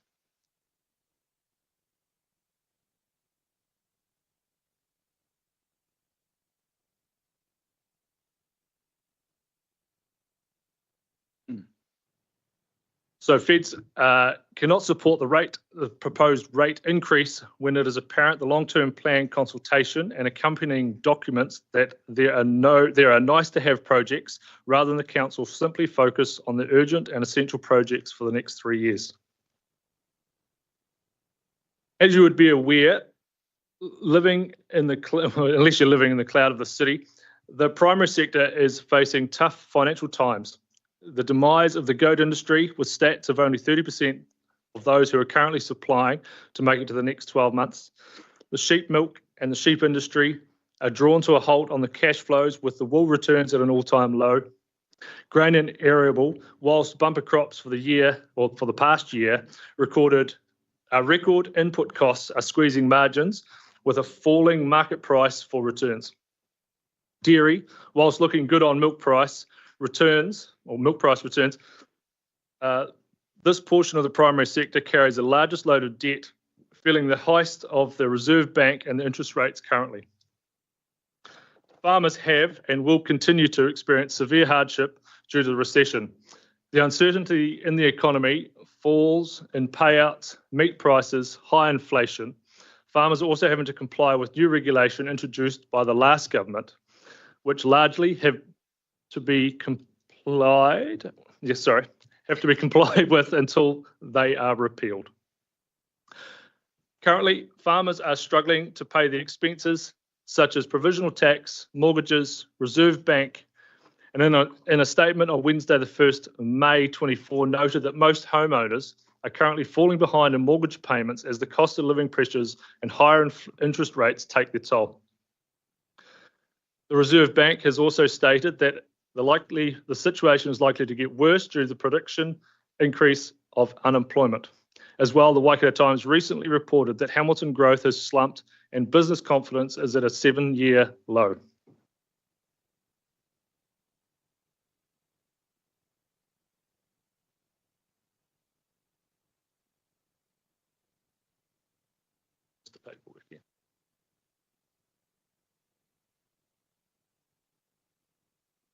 Yep.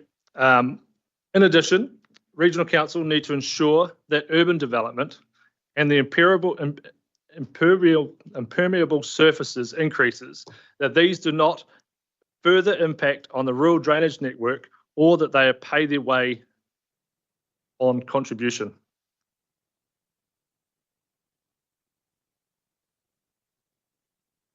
Add anything more? Go. That's back to me again.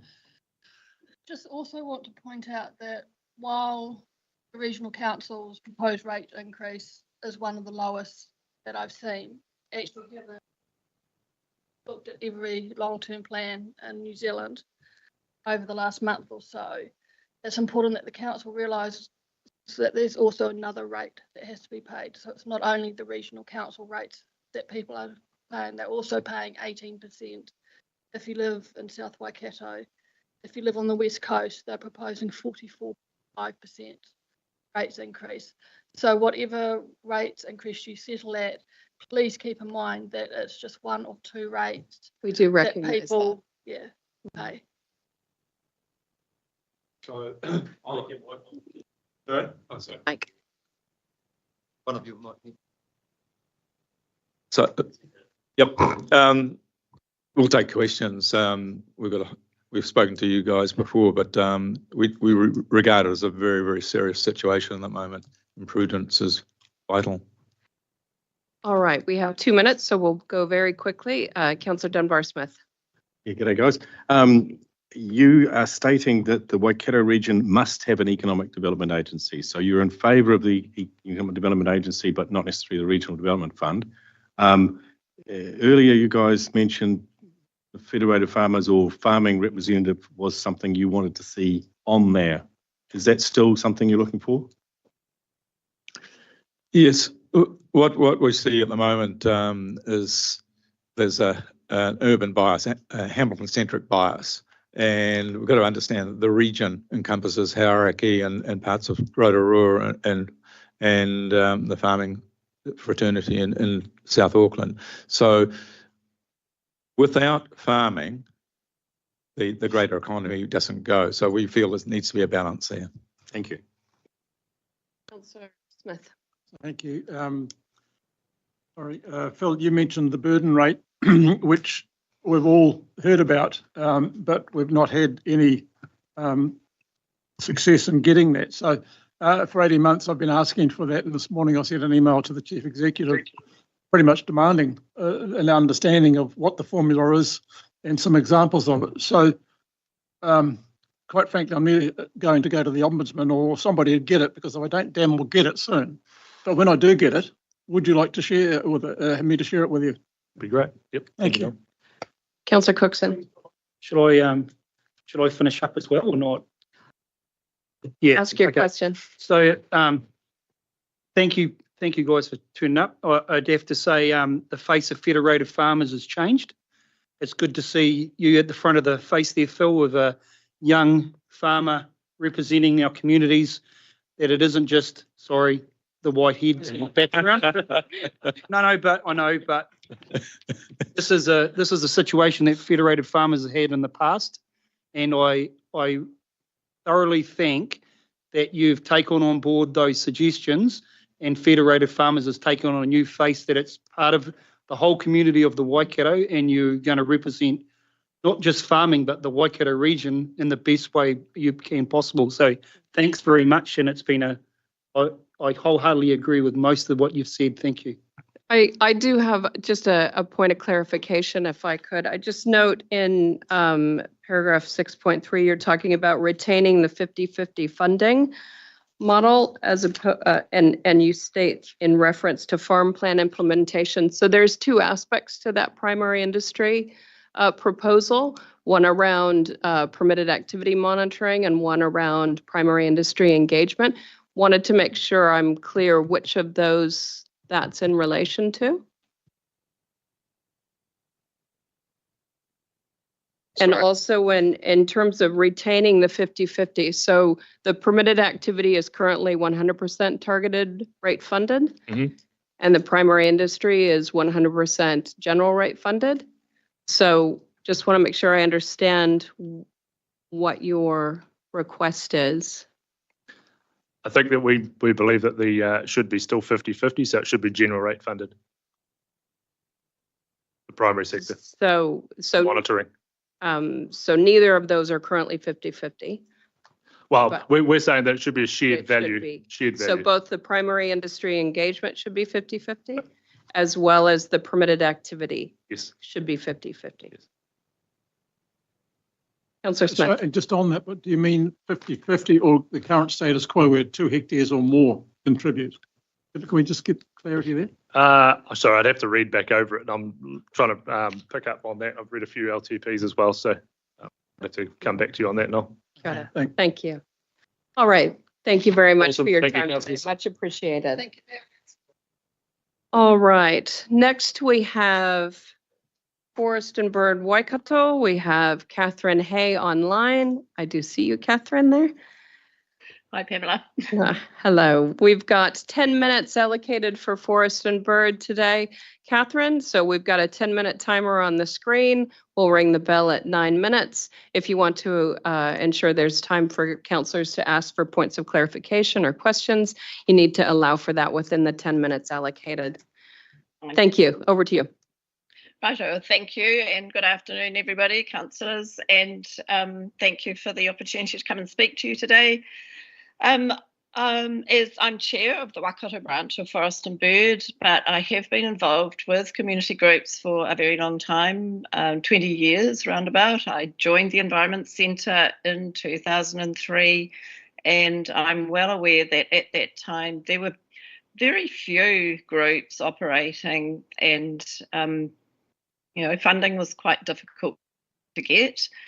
But over the years now, we have TUI back in the city because of the actions and advocacy of groups that got council involved, and regional council obviously put quite a lot of money into that as well. So I'm just really here to try and encourage you to look at increasing the biodiversity rate to $15. I just feel that it hasn't been raised for a very long time, and it's like 3 cups of coffee instead of 2.5 cups of coffee. And I just sort of feel that there is so much good that comes out of the work that groups are doing, and you get such value out of the people doing that. And it's not just Hamilton, obviously, it's right around the Waikato region. And so over the years, a lot of groups have put in for quite small amounts of funding from EIF, and then it has been very advantageous for them to get larger amounts of ongoing multiple year funding. So that's always been really good as well. So with that funding over the years, we've been able to, with the Environment Centre and some of the groups, we've run events such as like the Eco Show and Waikato Gardens Festival, Hamilton Gardens Festival. So a lot of their education went on, and the groups were able to promote themselves and get membership. And we ran gully bus trips. 2000 ran bus trips around gullies, trying to encourage people to come and have a look and start, do some work in their own backyards. And I think, it's pretty obvious now that there is so much more attention to the values of the gullies that we have and natural areas. And so I think, I would imagine that most people probably, I don't know how many submissions you've had on this, but I would have felt that most people want a city which is, has a good natural environment, and that the regional council is helping to contribute to that, and pest control as well as pest plants, of which we have an awful lot.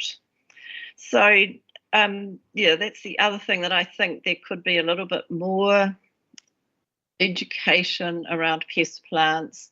They just seem to be overwhelming, and you just need to go for a bike ride along to Narrawahi or Cambridge and just see. And I think a lot of people are very ignorant about things like tobacco plant and woolly nightshade and what's the other one with the pods on it? Those, things that are just popping up everywhere. And I think, regional council could actually be contributing a bit more to that. We used to have a weed busters. There were 2 women that were in a weed busters role, and that seems to have sort of fallen by the wayside. So I think a bit more put into that. So that's really about, that was my major thing, was trying to get to encourage councillors to put it up to 15 rather than just 8 point whatever it was, because I think there is a huge need for a little bit more going into natural environment. I do support the public, or we supported the public transport investment as well, because it should be fair across the region, so that's a good thing. And what was it? I think that's about all I had thought about. So yes, plenty of time for questions. I'm very quick. So I'll be fast. Very good. Thank you very much, Catherine. Councillors, are there any questions? Any points of clarification? The only other thing, actually, I did think I did mention, I think, was the doing a plan across the whole region of biodiversity. I think that, so getting all the councils and everyone to do what's it called? Sorry, I've mislaid it, but yeah. Are you speaking in reference to the regional spatial planning piece? That's the one, spatial plan. Thank you. That was the word out of my head. Yes, so Forest and Bill would definitely support something like that. I think that's a really good thing to do. Yep. Right. Any other comments? Councillor Graf, would you like to thank our presenter? Yes, thank you, Catherine, for presenting to Regional Council today, and all the efforts you have with Forest and Bird, etc. So thanks again. Oh, thank you for having me, and all the best for the rest of your day. Thank you. Cheers for that, Catherine. Righto. Thanks. All right.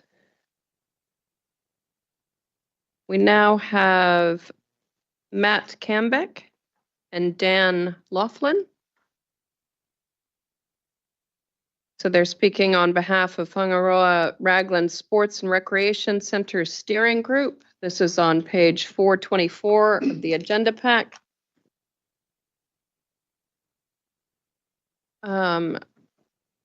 We've got, let's see, because you are a group and I'm ahead of time, we'll give you 10 minutes. Kia ora. So you would have heard the other instructions, hopefully. We'll put 10 minutes up on the screen. We'll ring the bell at 9, but if you want to allow time for questions, ensure you do that within the 10 minutes. Over to you. Thank you.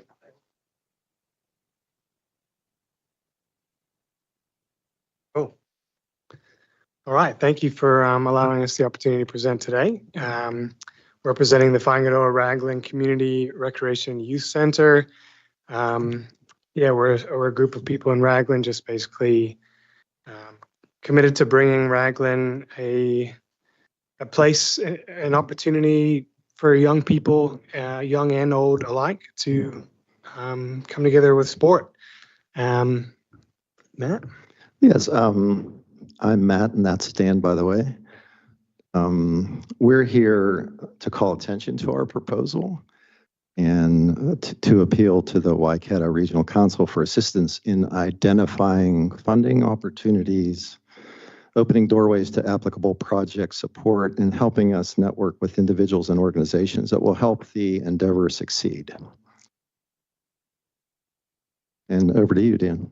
Yeah, our project addresses the Raglan Regional area's need for a permanent indoor facility for play, active recreation, and sport, to include adaptable community use spaces and a dedicated youth center. Yeah, and currently we have reverse briefs coming in from 3 different consulting firms to review the project. And those will be coming in a few weeks, and then those will go out to our steering group. Yeah, and the Whangaroa Raglan community has expressed support for this proposal over the last several years through focus groups, online surveys, and other documented feedback. This consensus is affirmed in the Raglan Local Area Blueprint, the Raglan Naturally Plan, and supported in the Waikato Regional Active Spaces Plan. So anyway, you can tell we read that off our paper so that we sounded understandable. We're 2 sports guys who love sports, and young and old, all sorts of sports in Raglan. Many of you have probably been there. It's a wonderful community. Hard to build things there because of the hills and the water, but we're convinced it's a good idea to bring that to the community. And we've just started out. We've assembled a steering group. Their names are on the sheet you have in front of us. And so we're just trying to take this forward in any way we can, which is why we're here today. Yeah, it's a very fast-growing community with a subdivision that's halfway through at the moment with Rangatahi, and then there's others planned. So Raglan growth is going up very quickly, and yeah, we already see the need as it is now with the Raglan Area School being close to capacity. Like I said, the community numbers are growing. There's just not the facilities for all year, all weather sports, recreation, and community gathering. Yeah, and we're also keen to give the youth of Raglan and the young adults another kind of option and place to get to spend their energy. Because I guess if you live out there and you don't have a car and you're in high school and you're looking for something, you either got to get to Hamilton or wherever else. So we're trying to generate a place, a center that will draw from all demographics for that. And Dan and I both play basketball, one of the sports we play at the Raglan School Gym. And there's a lot of kids there, I guess high school, just out of high school. So we get to kind of interact with them in a way and hopefully provide a good example of 3-point shooting in Dan's case mostly. But no, to just deal with that factor of bringing that to Raglan, that community center focused on the youth. Yeah, I mean, it's centered around the youth, really. You know, we play basketball every single Monday. It's sort of an open gym in Raglan. We've got this tiny little gym, but there are kids coming up, you know, eight years old and wanting to play basketball, and so there's niches being filled, but we just don't actually have the spaces for them. And so and we actually met as part of our steering group. We met with the heads of department of a lot of different sports clubs in the community, and almost every single one of them addressed the same need, was for spaces and actual indoor facilities to continue sport year round. Yeah, because you know, the weather in Raglan gets tricky in the winter, and in the summer, well, a facility gets filled up just from people interested in getting some space to kick the ball around, throw the ball around, whatever they want to do. So with the growth there and the youth there and the families and the need, we've just picked up the ball, so to speak, on this project. But a lot of people in the community have been expressing the need for this over the last several years. Gabrielle Parsons has been really good about cluing us into some of those surveys, and the evidence is there already. So when we speak to these consultant groups, we're going to try to feed that in so they don't have to do so much front end work.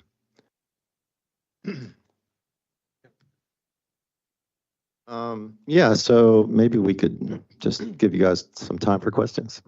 Yeah. Fantastic. Councillor Smith. Thank you. I was a district councillor, Waikato District, for 15 years up until this last election. So know Gabriel really well. Are you working with the district council at all? Because they have people in there that help write applications.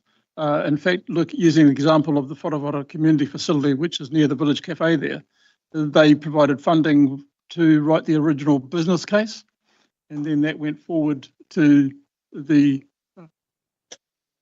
council, who supported the building of that, ended up $500,000 of council, and then the funders, Lotteries and Waikato, was it Waikato Trust Waikato, Well Energy Networks, and so on.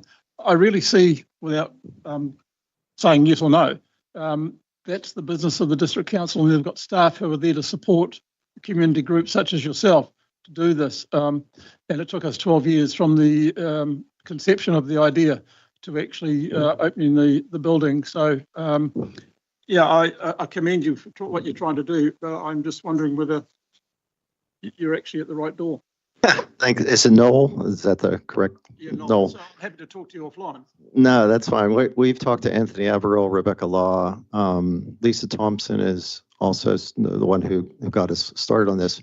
What we're trying to do is just spread a broad brush for this. You know, we're aware that the district council should be the ones who jump in on this, and we're working with them as best we can right now. But we figure we'd come to you guys, and somebody might have a lead or something that helps it grow, and that's why we're here. And okay, you have talked to. Yeah, thank you. Yeah, Hayden's a great guy. He's been very helpful. Great. Any other questions? Councillor Strange. Yeah, thank you. Yeah, thank you for your presentation and your obvious passion for supporting young people as well. Just had a couple of questions, or one mainly. Your area school out there, and had conversations with the Ministry of Education. I know that within Hamilton, our peak facility is a partnership between MOE, council, and private funders as well. Facility. Yeah. Mm-hmm. So yeah, just wondering if you've had those sorts of conversations with the Ministry of Education. We haven't talked to the head of the Ministry of Education. School. We have TJ Pemberton, who's the sports coordinator for the school. She's definitely on board, and she's it is on our list to talk to folks you mentioned, but she's the one who stressed that the school is nearing capacity and is looking to upgrade its facilities at the moment. Yeah, we're also aware that we want a facility that during the daytime, hopefully the school would use, you know, a lot, because, you know, we don't want it to be built it, as Hayden famously says, multi-useless. So, yeah, our goal is to reach out to all those parties and see which ones are viable to help this out. All right, if there's no other questions, Councillor Smith. Guys, I sense your passion, and you will need passion, because I shared with the whakawhata community that journey of 12 years from conception to delivery. So I wish you well. And look, grab Lisa. She will be your agent there at the District Council. And yeah, I wish you well. But please expect a long journey. We will. But absolutely, you're on the right track. But the one thing, you've got to get the business case. Without the business case, the funders don't want to know you. Yeah, that's why the consultants are being hired to create that for us. So. Thank you for that, All Noel. right. Thank Yes, you thanks, very Noel. much for your time. Thanks, today. everybody. Thank you for Enjoy the rest of your fun day here. Kia ora.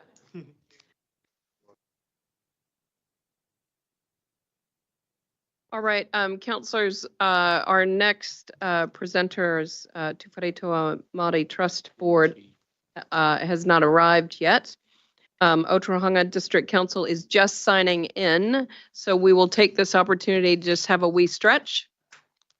So we'll just adjourn the meeting for a few minutes. Thank you.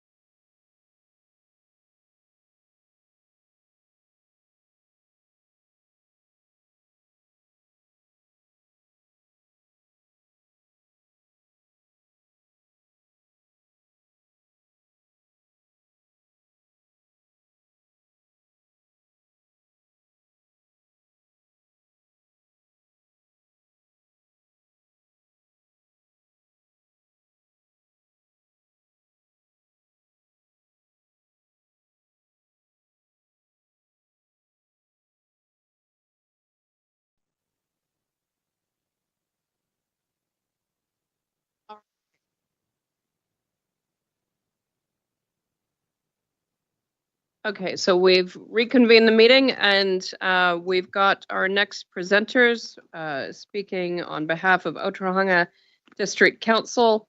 We have Councillor Kathy Pendergast, and Ross McNeil. Good afternoon. So we've got, just so you know, we've got 10 minutes set aside for you. We've got a timer on the wall. When it reaches 9, we'll ring a bell. If you want to allow time for councillors to engage or ask questions, you need to accommodate that within the 10 minutes. Thank you very much. Go ahead. Good afternoon, everyone, and thank you for the warm welcome, Pamela.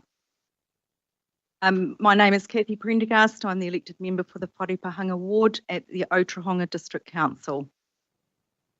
The Otorohanga District Council is pleased to take advantage of the opportunity to speak to our submission on the Waikato Regional Council draft long-term plan. We acknowledge the positive working relationship that we have with the Waikato Regional Council elected members and staff, and look forward to continuing to work together to lift the well-being of our local communities. This afternoon, I will be highlighting the matters in our submission which are of the greatest interest and or concern to the Otorohanga District Council on behalf of our communities.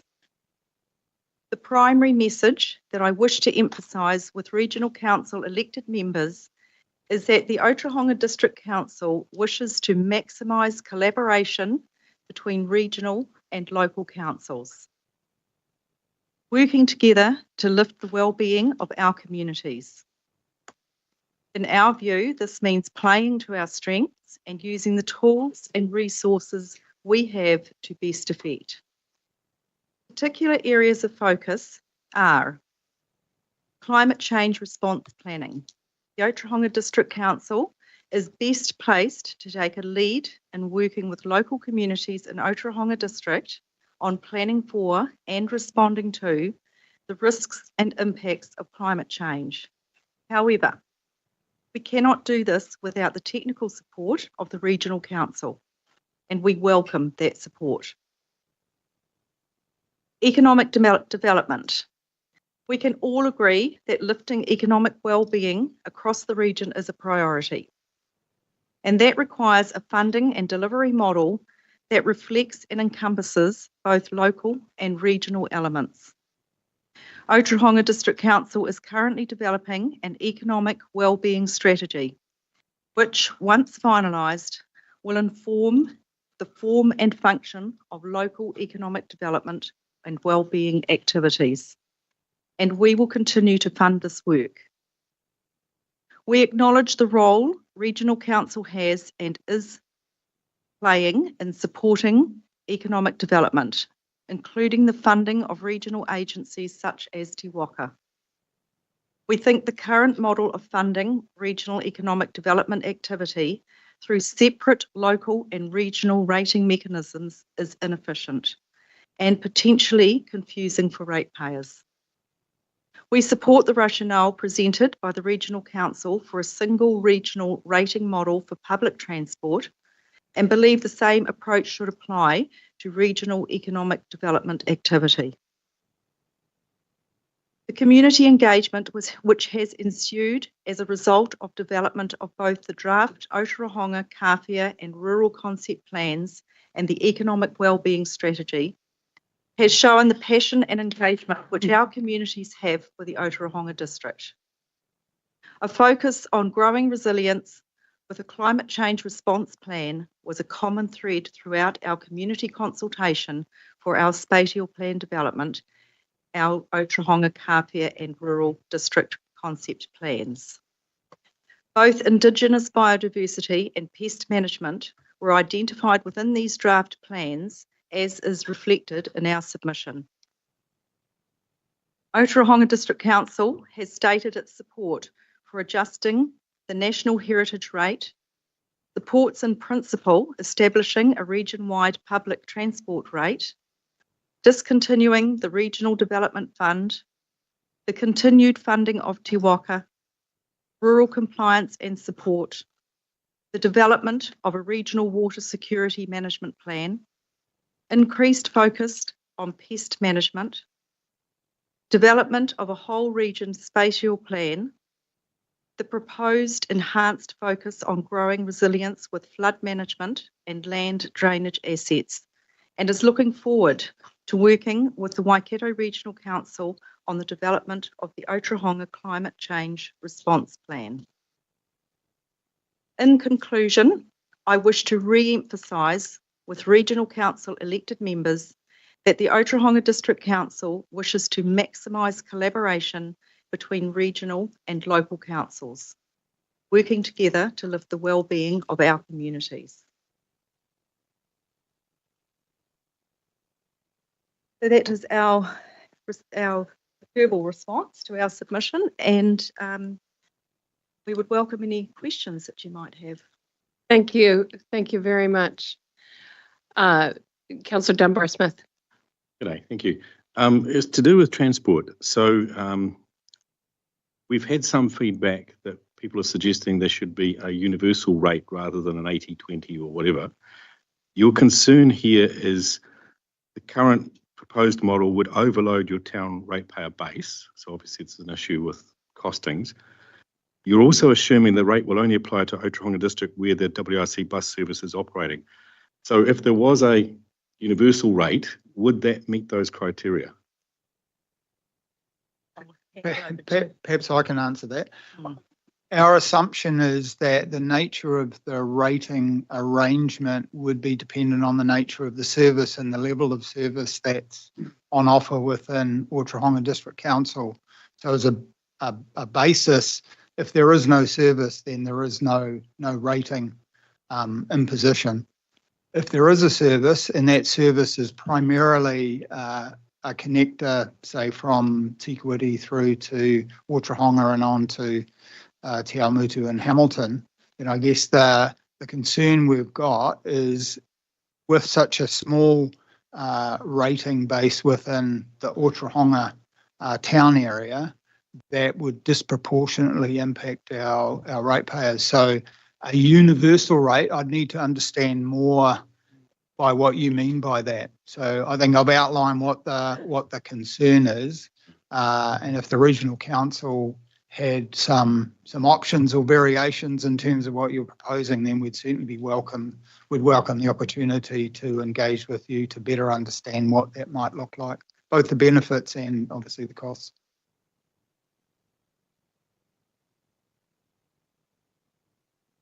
Sorry, I'll come to you in a second. I'm quite happy to let that happen if it's on the same topic.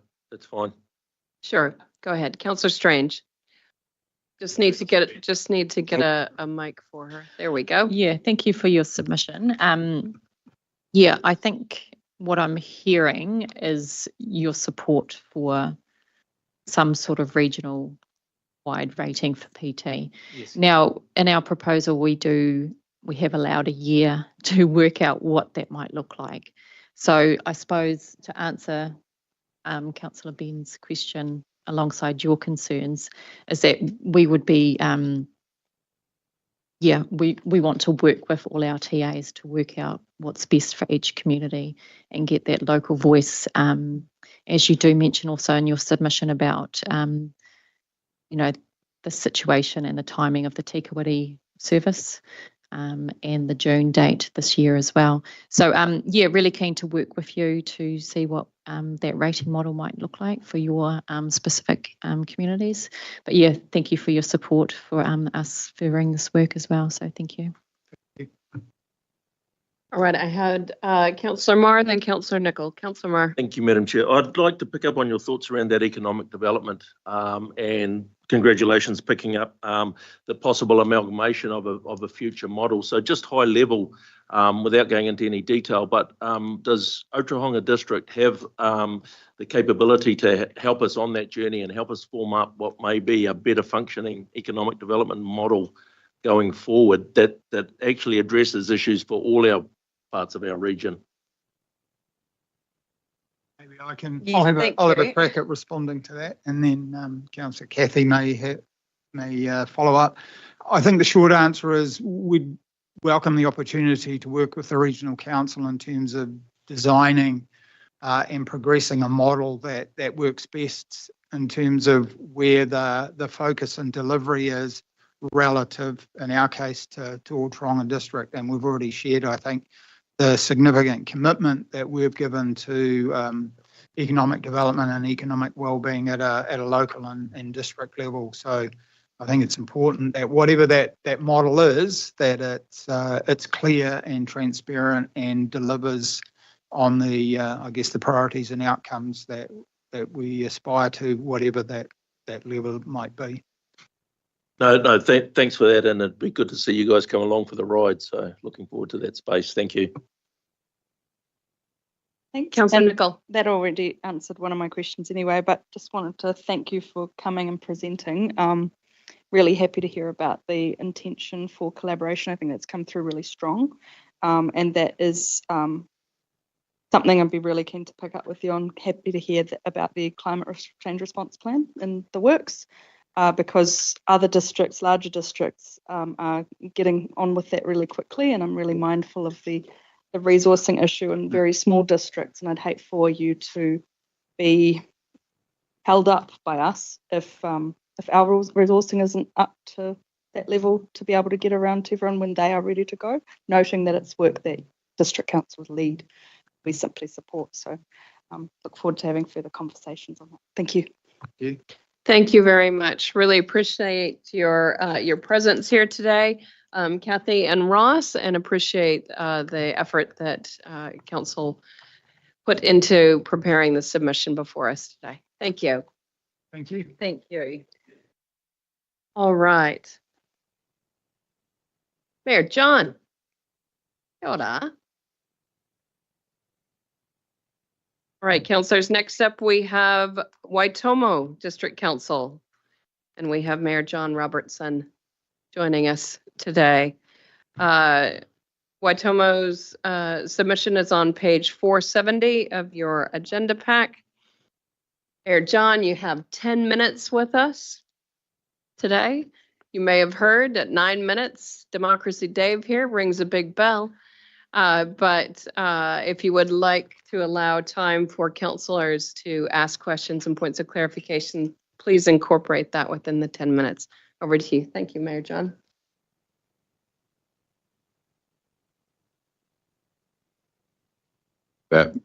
Sit here with councillors today.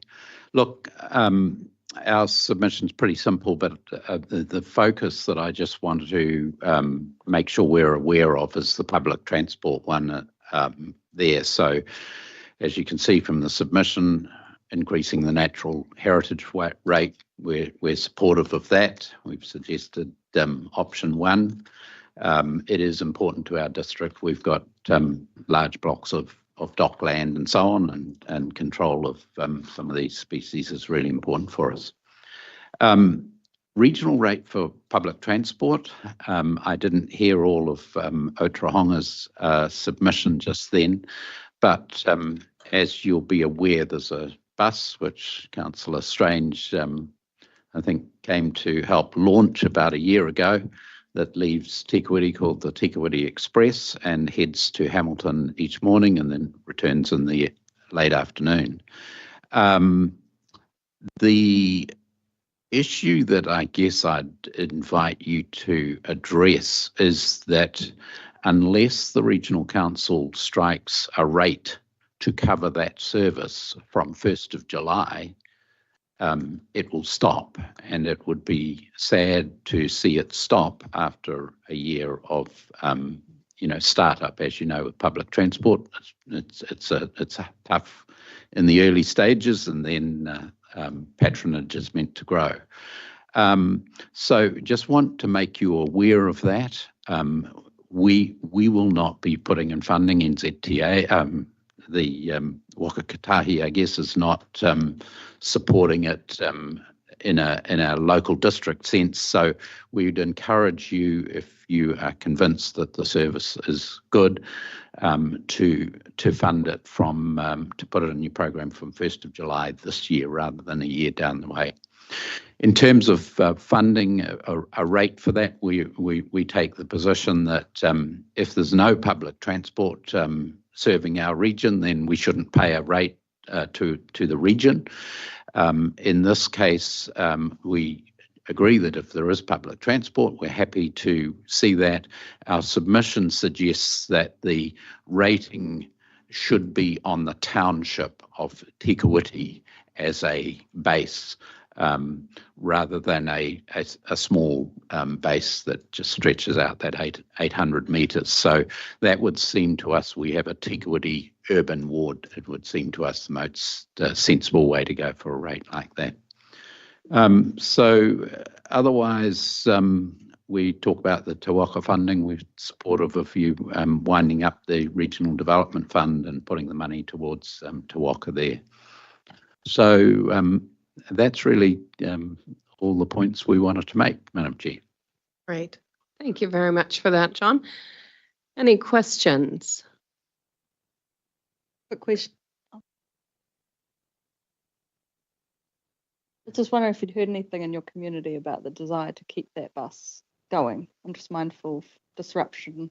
People may have adjusted their lives to rely on it. What you have heard. Red light on. So the patronage, the figures we've heard seem quite low, although we don't know the figures that they grow from Tikawiti to Otaronga and so on. But to me, and I think to us, it is an important service to help get students to tertiary education from an area like ours, to get nurses, to get people that travel in the morning through to Hamilton. And there will be people, there will be a few people that are dependent on it.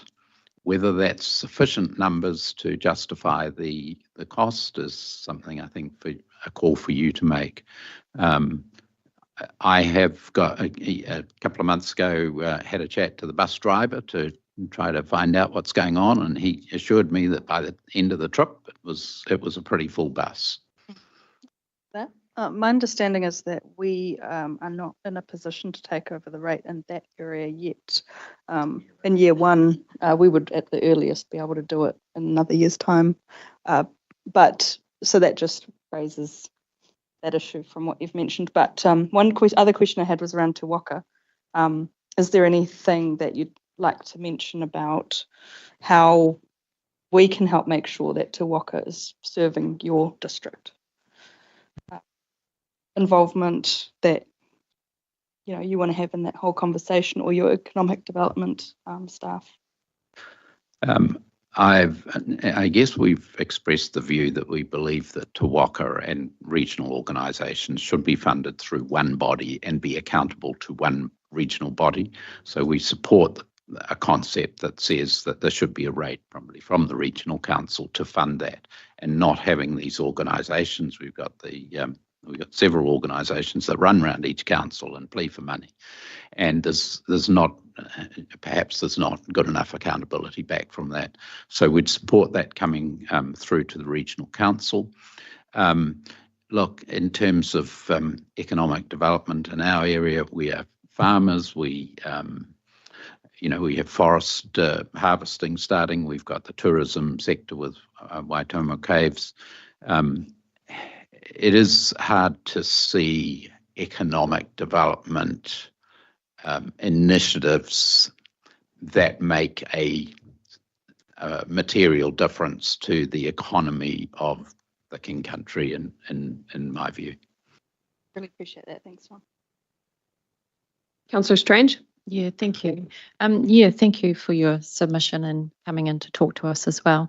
Just around your Tikawiti service, I guess we've also got the Tauranui service that comes through as well in partnership with the previous DHB.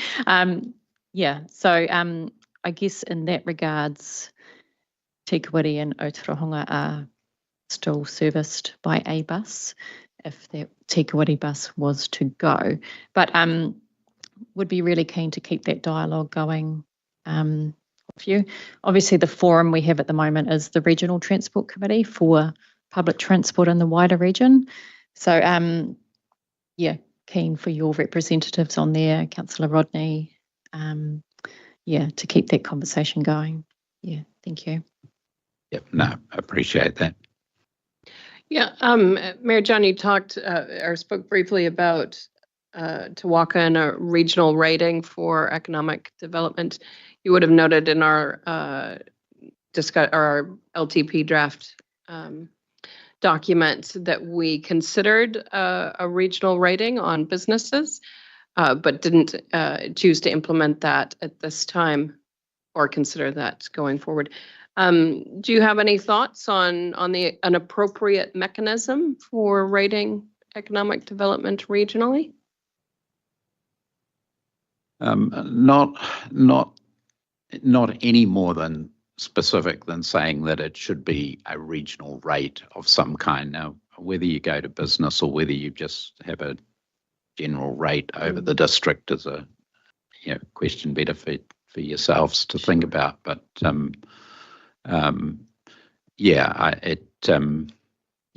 no particular view on the specifics of it. Right.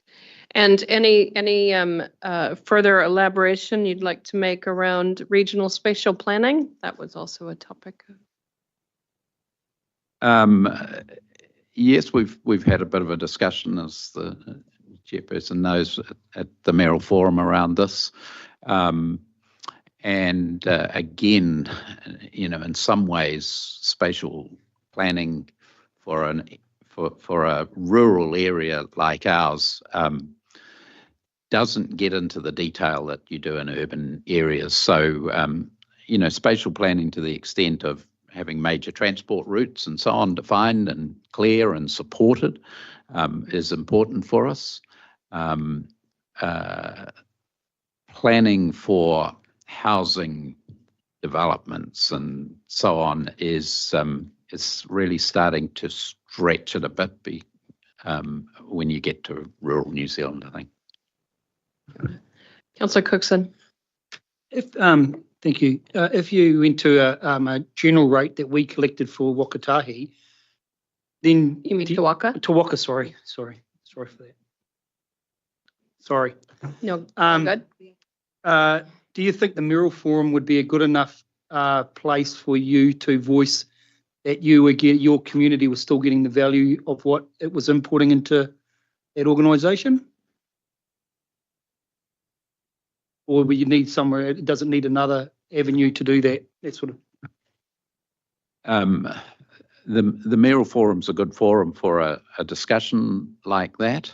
But, the Mayoral Forum has no powers and is just a collection of good people and of willing participants. Yeah. So I don't think we should look at the Mayoral Forum as I think it can give guidance, but certainly it's not able to sort of move to the decision making or Yeah, because it's that discussions come up in all the Eastern councils as well. That if we change the mechanism, how do we get the representation that those communities require? So it's if you go down that line, we've got to design a whole new mechanism of how we're going to manage it as well. Yep. And, pull in Hamilton, Waikato tourism, pull in the, Got Councillor Graf, would you like to thank our presenter? Thank you for turning up, Mayor John. Appreciate your presentation and feedback, and wish you the best on your travels. Thank you. Thank you very much. All right, councillors. We have our last submitters for the day. Lucky last, Deputy Mayor Liz. So we have Deputy Mayor Liz Stolwick and Andrew. Sorry, what's your last? Oh, Andrew Brown. Yes. I didn't realise that we were the last for the day. So and I did hear you on Free FM this morning. Okay. So a little preview. Yes. Thank you for that. It's a fortnightly radio station, and I was promoting the meeting today here at Regional Council, the LTP hearings, but also I took the opportunity to talk about clams as well. Thank you very much.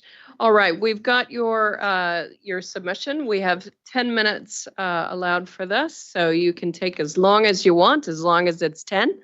We'll ring the bell at 9, but if you would like to get feedback or questions from councillors, you'll need to allow for that within that time frame. Okay, thank you. Look, and I won't be taking the full 10 minutes. Our submission, as you can see, was quite brief. Look, so thank you for the opportunity today, and I'm here with Councillor Andrew Brown, who's our Te Amutu Ward Councillor and Chair of our Finance Committee.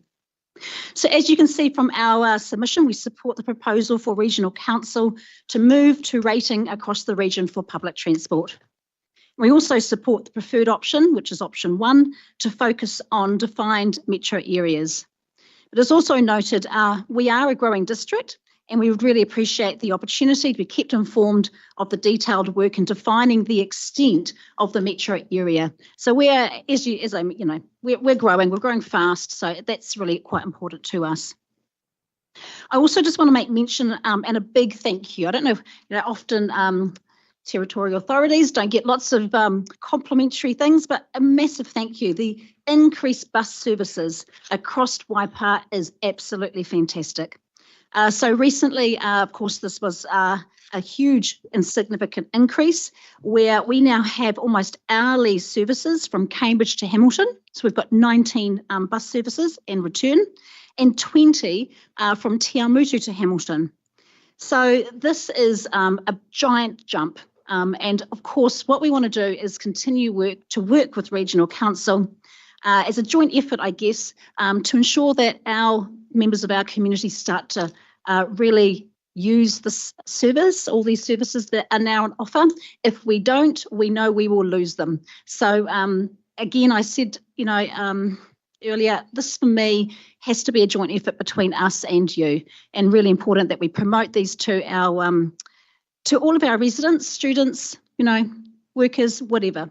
We need to get them used, and we need to see, those, we need to see bums on seats, right? So that's really important to both of us, I'm sure. Look, today I've been upstairs with MPI and Biosecurity New Zealand, LINZ and Regional Council on the clam issue.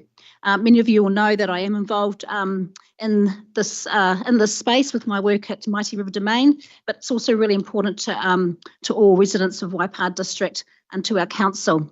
I'd like to acknowledge the part that you have played with the clam incursion and the ongoing work that I see in trying to manage this situation. We know it's not going to go away, but everyone seems to be playing their part, and I'm really pleased with the progress to date.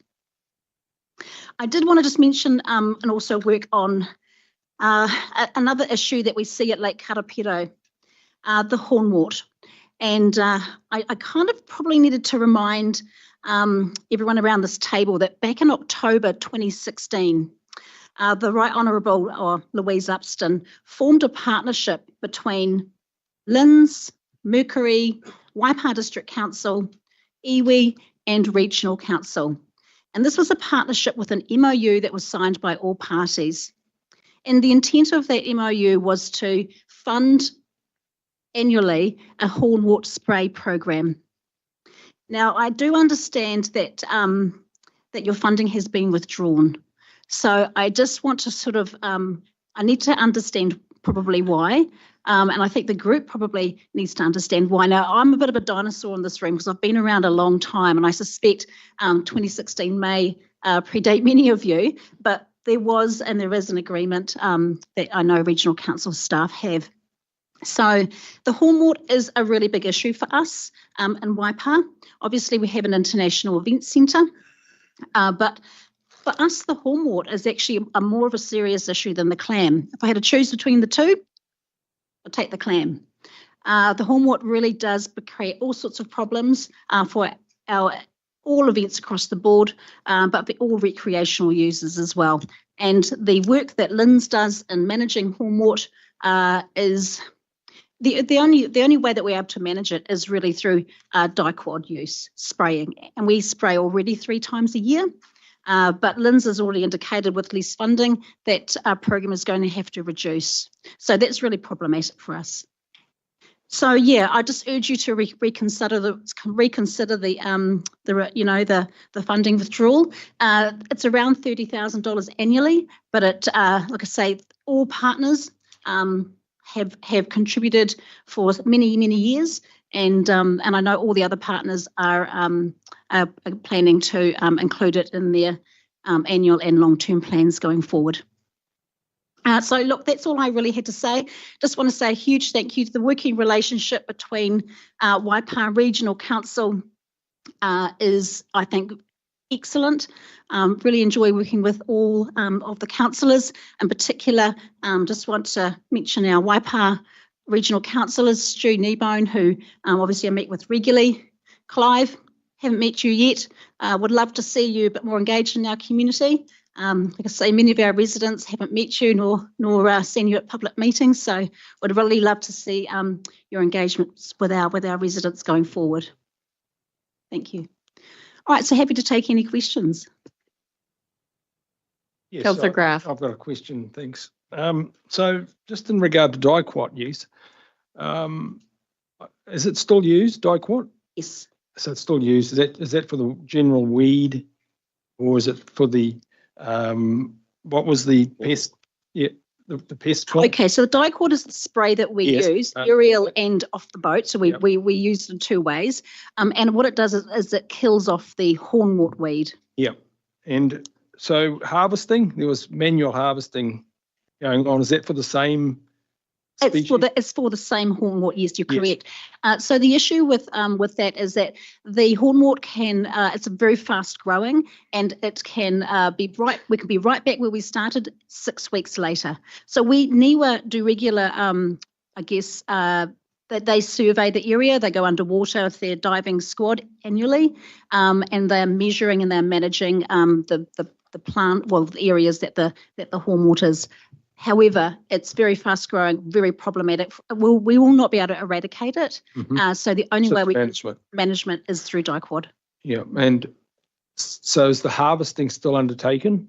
Yes, it is. Okay. Yep, by Mercury and also by Karapiro Rowing. They're doing it for a different purpose. They are doing it, well, they have their own interests, but they are mowing that hornwort as fast as they can. Yep. But only, I mean, you can imagine the size of the area they're trying to manage. They're really just looking after the mostly the 3 kilometre area in front of Mighty River Domain. Okay, and just one last thing in regard to dicot. Is there any resistance, community resistance, with the use of a herbicide in water?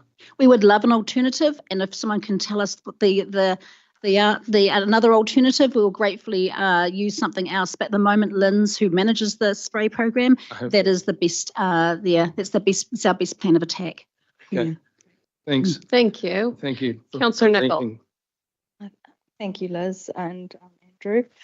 A question about the transport item. We've had quite mixed feedback from other submitters as well around the options we'd put out, and asking a lot of the time about.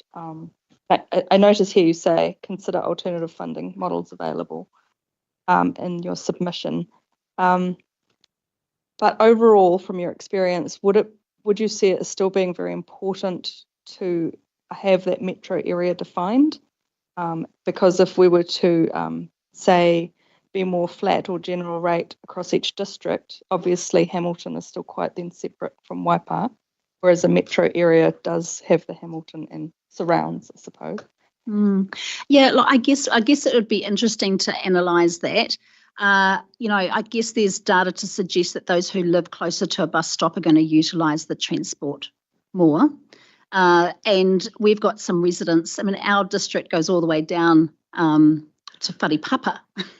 So, we've got it's unlikely that they would be travelling. They would be travelling many, many miles to get to a bus stop and use public transport. So we just want to be really, fair. I think that your system looks fair. Yeah. Thank you for that. Yeah, thank you for your presentation. You're really welcome. Appreciate it. And the fact both of you took the time to come here. Yeah. Thanks. Yes, much appreciated. Thank you for taking the time. All right. councillors. That brings us to the end of day 2. I appreciate your engagement today. Tomorrow we should be finishing up. Now, both myself and our chief executive will be here tomorrow because the minister has had something else come up, as they sometimes do.